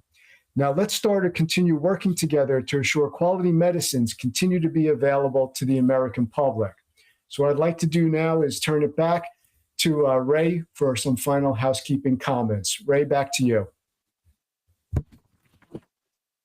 Thank you, Dr. Kopcha, for providing those inspiring closing remarks on pharmaceutical quality. We do have a few reminders. Please remember the 14-day deadline. That's November the 15th to claim the certificate of attendance to support CEs for SOCA, RAPS, SQA, and ACRP. Remember to download the certificate immediately upon creating the certificate. Otherwise, this opportunity will be lost. Recordings will be posted in approximately 7 to 10 business days. On behalf of Cedar Small Business and Industry Assistance, we hope that you enjoyed today's presentations and found them helpful. Thank you for attending, and we look forward to seeing you at future SBIA events. This concludes Day 2 of Pharmaceutical Quality Symposium, Quality, Supply Chain, and Advanced Manufacturing 2023.